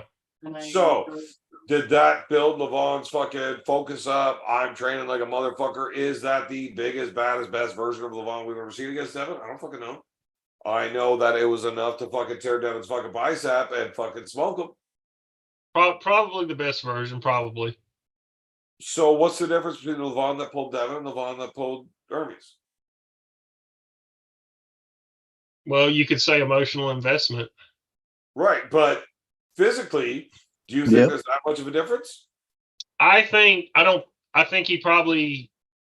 I get the sense. Was the Hermes that pulled Levon better than the Devin that pulled Levon? I know Devin has beat Hermes after that, but probably not. Is the Devin of now better than the Devin that pulled Levon? I think so. Yes. Absolutely. I don't know. Yeah, I think so. He is. I think he's better than me, and both Kevin of is those for sure stronger now. that I have no fucking clue. But I'll tell you this: the Devin that pulled Levon and the Devin that pulled fucking Georgie and all his recent matches are both way fucking stronger than the Devin that pulled fucking Brazing right after the fucking Thor fight. Wait, pulled who? Yeah, I realize I fucked up. Shut up, Roy. When he beat blah blah blah after fighting Thor, I could feel Devin's arm. He was not at the level he was when he pulled Levon. Oh no! Or his recent matches. Yeah, so, do you think he would have to go out almost into a King's move against John in the first round if they had a match today? No. I don't think John's as strong today as he was when he pulled Devin either. He might not be. He was. No. John wanted to win that one, and he was pushing for it. I know that. I think Devin would not even have to bother with fucking with the refs. And when they say go, he just goes like this. I don't think he even needs to arm wrestle blah blah blah today. Like it's not fucking close. I agree. The guys that John's losing to are not even close. They stay in their weight classes for a reason. And when you see them try to jump up, you see why they go back to their weight classes. I wanted Todd to win against Critical because having that title over here on North American soil is way better than having one of these fucking Eastern Bloc motherfuckers being the world champ, right? But Devin lost the opportunity to take all three belts with Todd winning it. So I wanted Todd to have it, but I wanted Devin to have it more. Why did he lose that opportunity? Because Engen won't put an East versus West match with an American against American or American against Canadian, right? But that's not East versus West. That's East like West versus West. Well, he has matches where it's both guys are. That's interesting. It's far different. There is very fucking few top level guys coming from our end that can compete with their top guys, and that's what East versus West is all about. There's a lot of good matches that have never been seen with all the high level guys over there. It's not close. Yeah, few guys that keep up over there, and that's it. And if you argue that our fucking average is what theirs is, you're fucking out of your mind. Well, I mean, the whole East versus West thing, I think, is kind of a burned out concept at this point. Honestly, Yeah, I don't give a shit. Double dipshit that only got into arm wrestling lately. Look, I've been in this game for like 11 years now. Dope one more day, right? It's 12/21 now. It's only one more day till I hit 11 years. But there was a long fucking time that everybody just wanted to see a major fucking tournament where it's the East versus the West. Right, that's why it's called East versus West, because we've never been able to have it done. Right, they'd have the E1, they would have the fucking Zloty tour, but you only have a couple of guys from over here, over there, and they would stack it against them, right? Like they would make sure that you've got the toughest route to the finals, and their guys are laying down to each other. It was never a fair comparison, and everybody wanted to know. Yeah, That's why I we loved found it so out. much when he started doing it. It's done. But it's been done now. Now it's like But there's so many matches we haven't fucking seen. Okay, yeah, they just did what? East vs. West 11. Yeah. Okay. I think you should make good matches. A maximum of 11 different guys that any one of our guys. We don't have that many, but there's only a few of our guys that can compete there. And there's a maximum of 11 different matches they could have had. And there's a lot more than 11 different guys that we can have good matches against. It's not overdone. There is still a lot more for them to do. Now, I just think you should make good matches. It's not Arrogance. Arrogance is way cooler. We don't need to have the best guys in the world, but we still put on some of the best matches in the world with very good guys, and it's a way cooler fucking place to be. Better show, better crowd. Better show, better crowd. Best show in the fucking world in arm wrestling goes. Super chat from Arnold Larson. Okay, I see it here. €2. So I mean, it's been chatted in euros, so obviously that guy's a fucking dipshit. Evan is a dub. Roy Baker is alpha as feck. I think Marcus Thompson created his fucking troll account so he can super chat in €2 at a time instead. Because it sounds like a fucking Marcus thing trying to fucking piss me off. Anyways, I know I'm right. Everybody else is fucking stupid. It's good to know these things. You narcissistic douchebag. That's not narcissistic. I've been proven correct every time. Of course you have. Show me where I'm wrong. Anyways, that whole thing started where?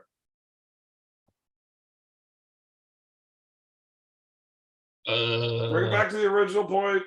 We're talking about how does Devin have a better chance this time? Yes, he does, because he's not getting beat in the center. He's able to stop people right here. Okay, so yes, we've seen improvements on Devin's center table. Is he stronger there than he was then? There's no way to know. Well, his matches look different. He had a very different game plan for him. And had a very similar game plan against Leavon. Since then, we've seen him growing out of that niche and going back to a lot more center table, high hand or shoulder buried, different options. I think but we saw him just revert back to that outside full Kings against Georgie, right? Do you think he went into a full Kings move against Georgie? Yes. No. I didn't think he did. I mean, he never got. I don't think you understand what a King's move is. He never got really stretched out. I mean, he got like that. I don't think you understand what a King's move is. He opened up a bit, but there was no King's move. I know you don't know what a King's move is.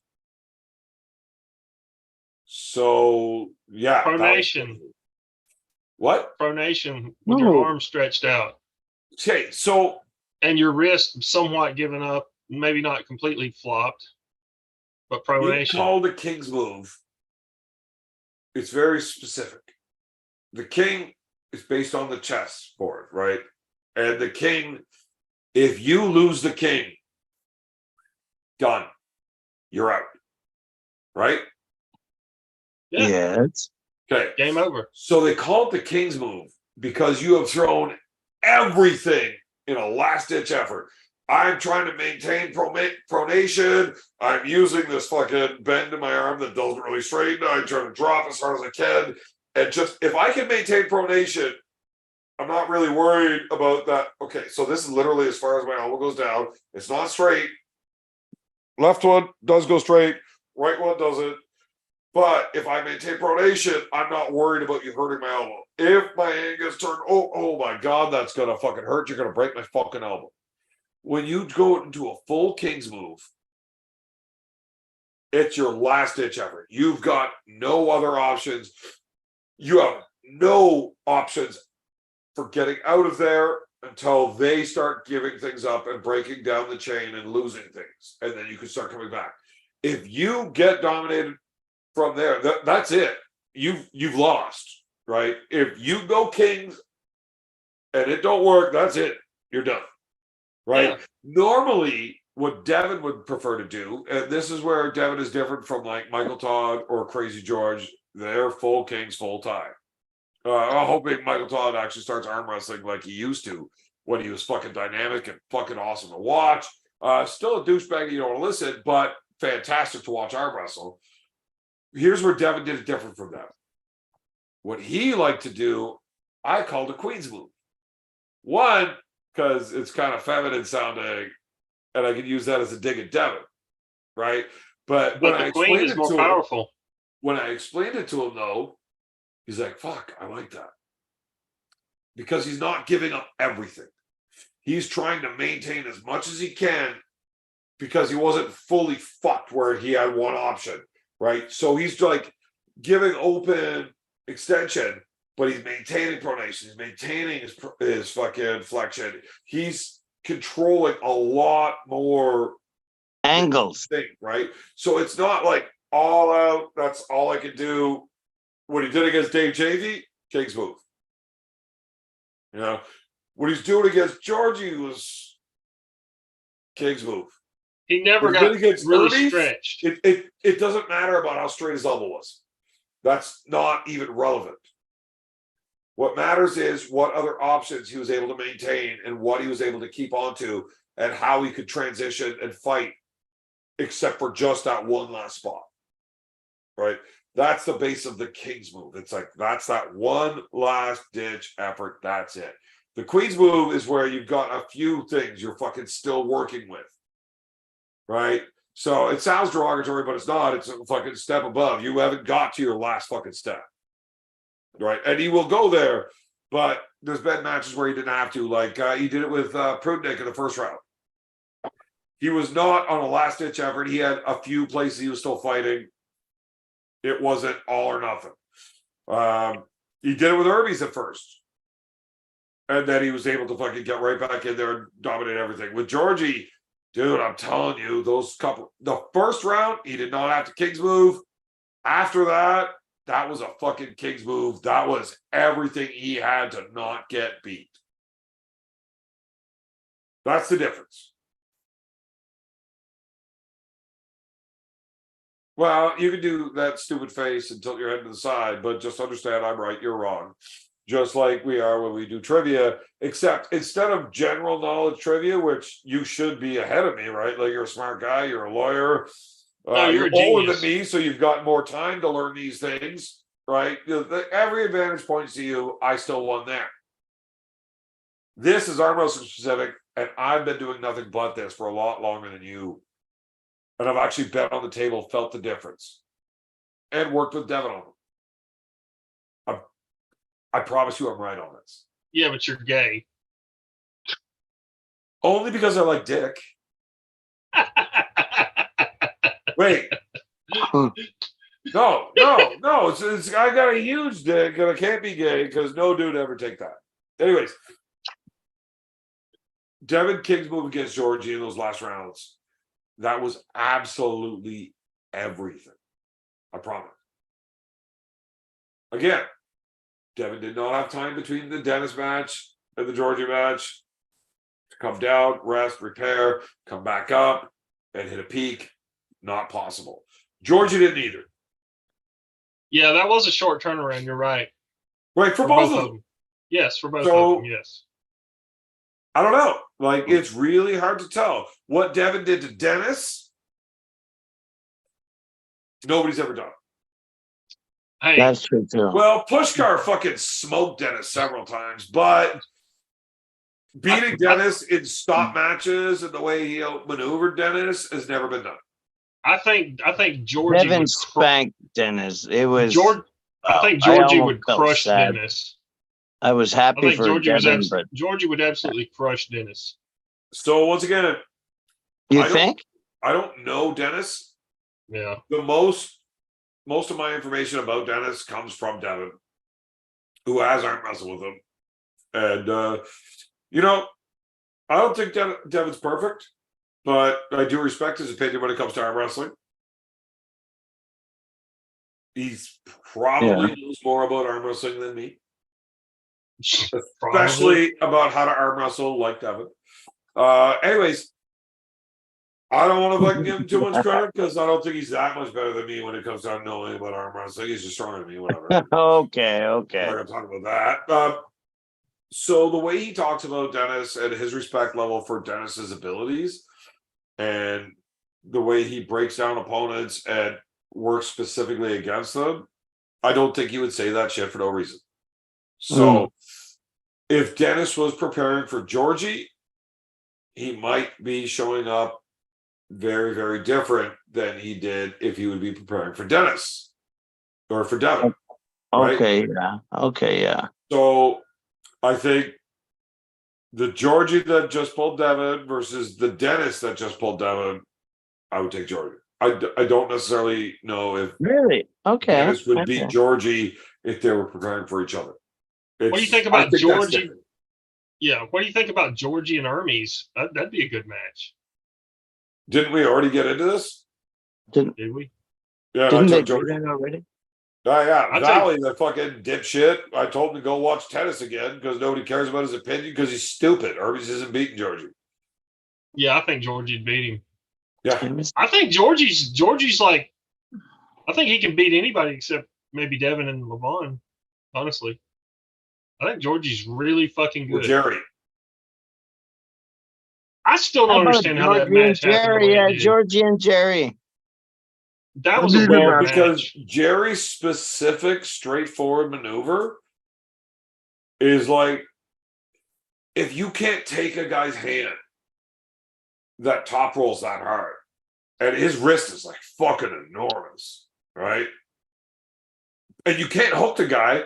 We saw Devon set up shoulder first, and fucking Bill Collins couldn't stop Devon from letting his shoulder in like that. And Devon hit straight forward, shoulder over, and still lost his head. There was a foul, and like everybody saw it. Devon's like, yeah, I'm not trying that a second time this round. He went back out, right? How the fuck are you going to hook that guy? What options do you have to beat him? You can't take his hand, and he's impossible to hook. Jerry Cataract is exactly how you would beat him if you can't deal with his hand, and he's impossible to hook. So I don't think it's a fluke that Jerry beat Georgie. I don't think it's a fluke. I just think it was a strange match. I think Jerry's fucking style gives a lot of problems to a lot of dudes. I still think Jerry would beat Georgie.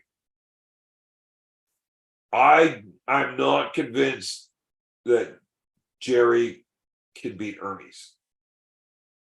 I don't think so. Positive Jerry gets fucked up. Yeah. Against I don't think Jerry can beat Hermes. Right, because Hermes has a fucking ton of side pressure. Everybody just thought it was all hand, right? If he didn't have his hand, he's fucked until we see him lose his hand. And he's not fucked without his hand. He is still a bad motherfucker without his hand. Yeah. And did you see how many times they pulled? Yeah. Jerry's always in those fucking dirty wars. But that's I think that Jerry match is still going on. I think that match is still going on right now. Yeah, they started like 7 months ago. They're probably going to finish soon. I think they're around 5 at least. I had a fucking that's birthday. how Jerry fights, though. And he will never give up. And your skeletal structure, he doesn't need to be stronger than you. He needs to not let you pin him, right? His skeletal structure will get in the way. And it doesn't matter how tired he is. He is so fucking structurally involved with a match.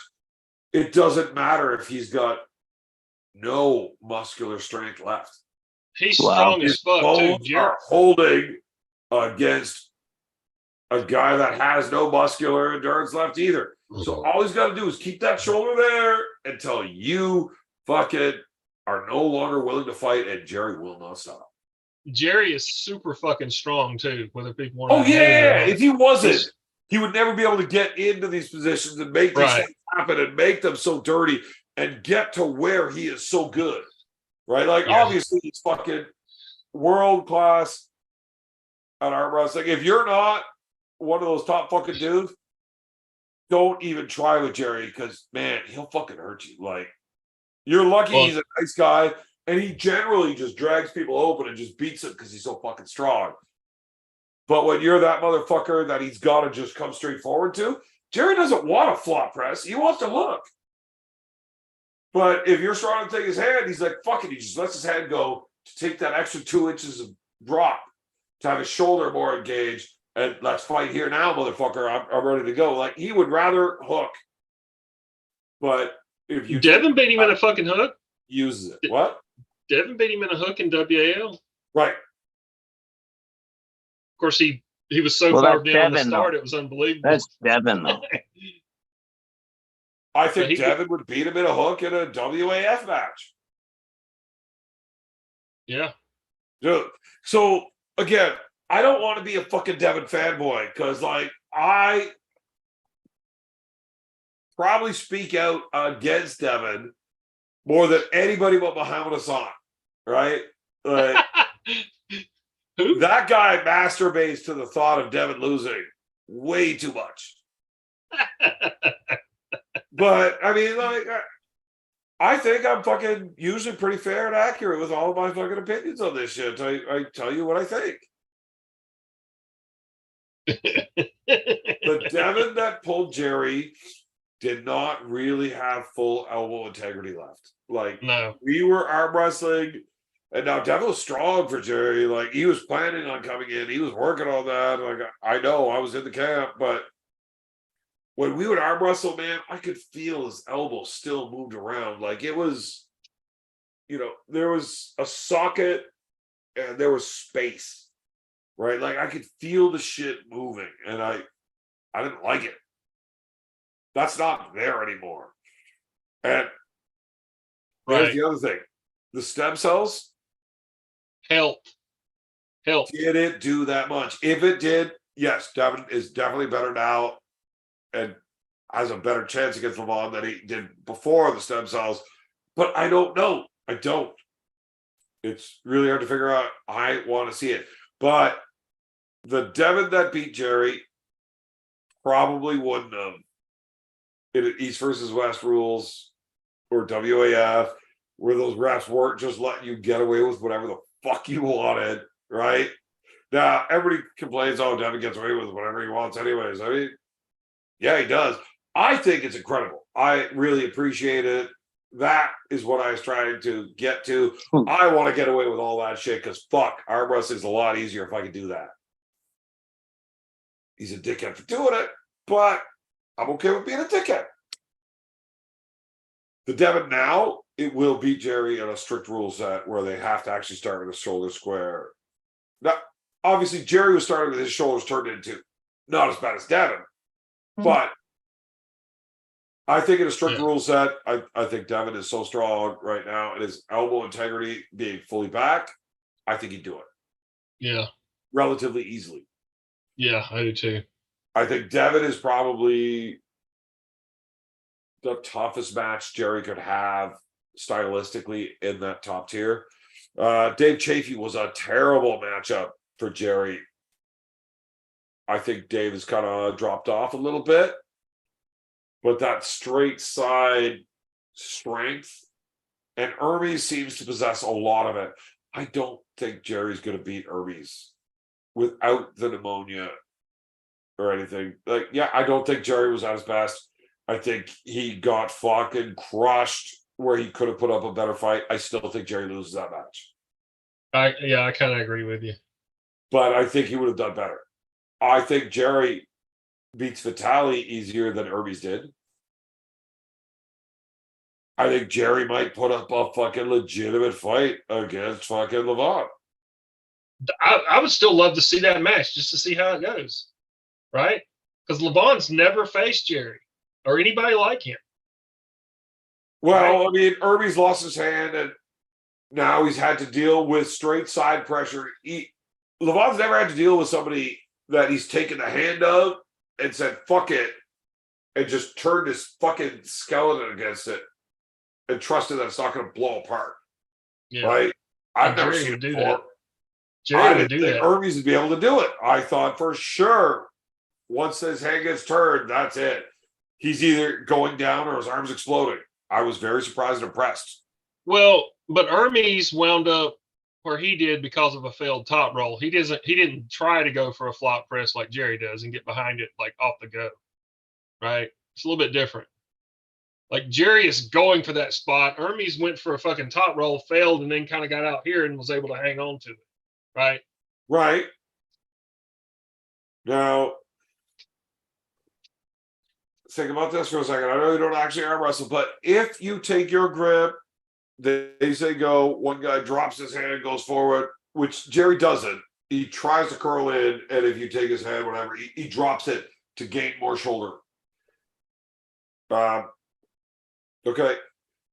Hermes tried to take the hand, ends up losing his hand, but Leavon's moving forward. So against Jerry, when he starts moving forward, Jerry drops his hand, comes underneath, and Leavon's got to come onto it. Is Jerry going to be able to push Leavon out in that defensive side? Far more difficult to do than when Leavon starts moving forward and Hermes drops and is able to do it sideways. And now Leavon, in motion, opens himself up. Right? From that open position from stopping Leavon, I think it's... I don't know. Like, you don't know, but I would never... It's very, very different, right? When Leavon starts going against Hermes and he gets opened up because it stops on his way down and he's not in the same position where versus Jerry, where he knows Jerry's coming straight at him. It's a lot easier to stay compact where you stay strong. Somebody coming forward versus somebody running out. Leavon was opened against Hermes. That might be the spot where, you know, you can actually get at him. There's a weakness there somewhere. Where Jerry coming straight forward, it might not be the same thing because Leavon's still in tight and he hasn't been. Does that make sense? Yeah, it does. Look, I'm drunk as fuck and just rambling, but it makes sense to me right now. I think I just learned a new secret. Is it that you can masturbate with just your left hand from underneath when nobody can see? No, not that. I was talking to Jamie. I'm pretty sure Jamie was doing that. Oh, okay. Yeah, no, it had something to do with arm wrestling. 3 times tonight. Just 3 times. That's it. Wow, it's like rookie numbers. Well, That's when why you're you're still good, pulling amateur. man, imagine when you could get Probably that beat good Paul Italia, though. 3 strokes and you're done. Bang! Imagine that. Oh, man, it was great when I was 14 because I could do that. I was trained. Like 3 times a day. It was nice when you were shaking it as a Yeah, kid, right, and then all of a flew. sudden it would just come out. Yeah. Dude, I would stand in the urinal, take my piss, give it 3 shakes. Oh, it went off by accident. Huh? Wasn't an accident. Oh, Oh, was man, never a I problem for trained me. I so was well, good. I didn't even have to be erect to fucking blow that load. training. You It's want to hear something training. funny? It's training. I had a fantastic night the other day. But I had 4 hookers. What? Yep. Same time. But I was so drunk, I Oh, couldn't do it. ah. So I was just like flopping around this fucking lasso, right? And just made them play with each other. And then I was like, okay, I know you've all overdosed and my next hour's free, but we're going to go dump your body over the hill because I don't want you here anymore. And I took a nap. I woke up flaccid. I didn't have any dreams that I remember. I was flaccid. And I was in the middle of ejaculating all over the place.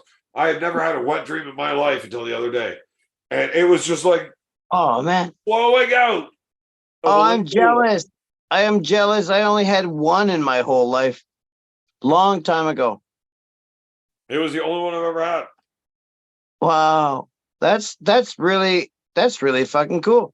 It was That weird. only happened to me once, and I was many Right. decades. So I'm pretty sure David Tobes is telling a real story now, though, and I was just making. Oh, you were just making shit up? Fuck off, man.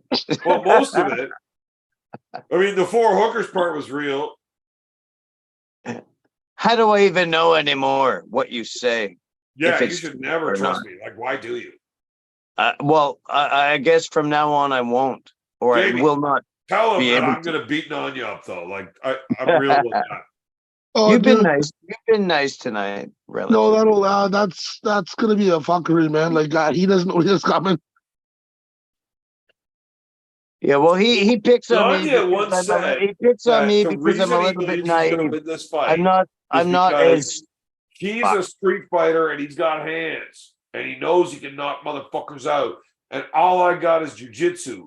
So the fight starts standing up and I've got to be able to figure out a way to drag him to the ground. Right. So, yeah, if I'm a jujitsu guy and he's a stand up guy, me? I've got to get it to the ground. You're not a Who, me? jiu-jitsu guy. Yeah, I don't think You're- that's gonna be much of a fucking problem. Who are you talking about fighting, Evan? Nanya. Nanya. Oh, Nanya. You're not a jiu-jitsu guy. You're a fucking wrestler, you ding dong. No, I'm not. I told you what Nanya said. Not what I Well, said. he doesn't get it then. Oh, Connor Sale's awake. Well, I love that kid. Nanya hates me That is now, the and only one good of for my him. kids that I've I don't never think paid he's a nice attention to person. that I like. Fuck I don't that think he's a dude, nice man. person. Yeah, I hadn't seen Connor lately. I like him. He's funny. Well, Connor Sale, yeah, I was on. Well, I was watching the live with Arm Gods there the other day with Paul. Evan, I gotta ask a serious question. Do You know you what sucks? actually Hold on, think before you ask me my actually think question, you up in I the just fight? want to say my mother is upset with me for abandoning Connor because she wishes she would have got more cheek pinches in. with Connor Sale. Yeah. Oh, I okay. mean, that's her grandson, right? Oh, So, Evan, honest talk here. Do you believe Nanya will actually take the fight with you? Yeah, I'm pretty sure he's fucking retarded. He'll do it. No shit, eh? Well, that's I gonna be a mean, fucking rude awakening real quick. So, while breaking kayfabe for a split second, here, seems rather unstable. Nanya and I have talked several times privately, not publicly, online, whatever. Yeah. Our conversations are nowhere near as aggressive towards each other, Yeah. and we can discuss things. It is still very clear in those conversations that we're not friends, Okay. but we don't have to, one up the other guy Yeah. when we're trying to discuss setting up. He's not fully fucking stupid. He does what he does for a reason, and it is intentional, even though I think that's why he's stupid, because he doesn't understand how fucking dumb it is. Like, he could do a better job. Like, he does a lot of good things. Look, that is an amateur level arm wrestler that main events fucking cards. And he gets paid to travel as a fucking amateur. He is not good enough at arm wrestling to make money and do what he's doing. He's good enough at making people want to see it. Yeah. So, like I said earlier, I will give him credit for that. He's not interested in actually doing the fist fight No. without getting Hello. paid a proper amount. Now, I would do the fist fight for a far lower amount. For what, sorry? For a far lower amount that he's looking. Yeah. Because I I'll legitimately do wanna it just punch because he this fucking motherfucker. insulted me. What? Hey, look, I muted him. I told him he's not allowed to talk to you like that. He can talk to Roy like that, but not you. I took care of it. Look, You did. I would fight that guy for far less money than he's willing to fight me for. Like, And I mean, so how dumb is I'm he? wearing a Apparently fur he and all this stuff. understands. He calls me fat, old, beer drinking, nothing. No, Well, maybe that's what I am, but no. you don't fucking call me David. that without repercussion. David, All of those things that he was saying was about me, not you. Oh, Yeah. Oh, he called me a fat face too, which is true, but that's okay. Well, yeah. I think he called all of us a bunch of soft fucking pussies that drink beer and we're all fat All and right. old. So yeah, you Wait, was he talking about me too? Look, Well, watch the what I also show saw was before he you was a start the books in the loudmouth, morning, fucking and then we can talk about it. self-important, fucking I'm not going through all that. self-indulgent. He does a lot of fucking- things intentionally, but I think he's not as smart as he think he is, and he's fucking kind of still stupid, even though he gets a lot of shit. He's extremely offensive. Yeah, but he doesn't give a fuck about that because that's how he's making money, and I can appreciate that, right? So you don't think he'd actually take the fight with you? I think he will. Really? Wow. If the money's there. I also think he believes he'll win. Connor Sale is in the chat, hey guys. Did you know that? I don't want to actually talk about Yeah, I haven't whether been or looking not I at have the real chat. skills or not, because I don't want him to back out of this because I can make some real money too. Look, he's the one that said this is the money that I require to do the fight. I'm like, I would have done it for this, right? You ever hear that? Would you punch your brother in the mouth for $20 million? I'm like, fuck, you had me at $20, right? Yep. That's me. He's like, I want this. And I'm like, fuck, I would have done it to this. But look, if you're getting that, I want $1 more than your demand. Yeah. I'm getting paid more. I'm also going to fucking knock the shit out of you for it. But if it ever came to like, you're going to lose the opportunity over being paid more, I legitimately dislike the guy enough that I would take a significant pay cut just to punch that motherfucker in the mouth.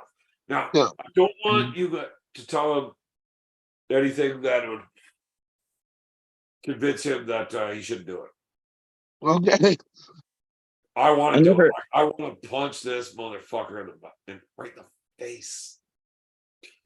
Well, in that case, Devin, you're clearly a little bitch, and he's gonna whomp your ass. I mean, it's obvious. Because I want to see it. He's literally not on the show right now. There's no way anybody's going to sort through 5 hours of this show to listen to this fucking 30-second fucking excerpt, whatever. Fine. Somebody's clipping it. Somebody's clipping it. Oh, probably, but never know. Fuck that guy. Anyways, anyway, we're not saying I will bad. fucking smash him. I told you my game plan. I will pin him down and make him just deal with getting beaten until he tells the ref he's a bitch.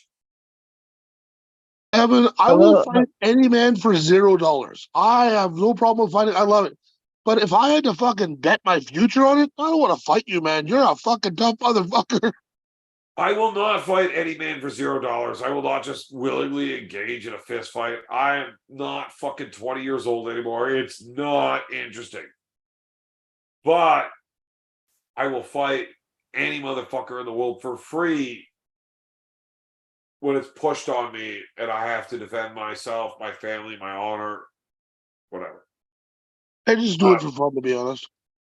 What kind of gloves? Man, I used to enjoy fighting, and I didn't give a fuck if my face hurt or if my hands were broken or if I had to work with a broken hand for the next month or any of that shit when I was young. Motherfucker, it hurts now. I don't even have to work tomorrow. I don't want to deal with it with a broken hand. Right? Look at these fucking dangerous kung fu knuckles. That's why you're damn near a genius. I'm a fucking dumbass because I will fight anyone for free because I like to fight. It's fun. Oh, it is fun. It just hurts a lot tomorrow. I like hitting things. Also, I don't know if I ever fucking let you in. You know what? Fuck you guys. Show's over. I'm done with this shit. You're all fucking stupid. Good night, brother. Thanks for the fans joining in. Connor Sale, I'm glad you joined into the chat, but you're literally the reason I'm ending the show. Fuck you. Good night. Okay, so show's over.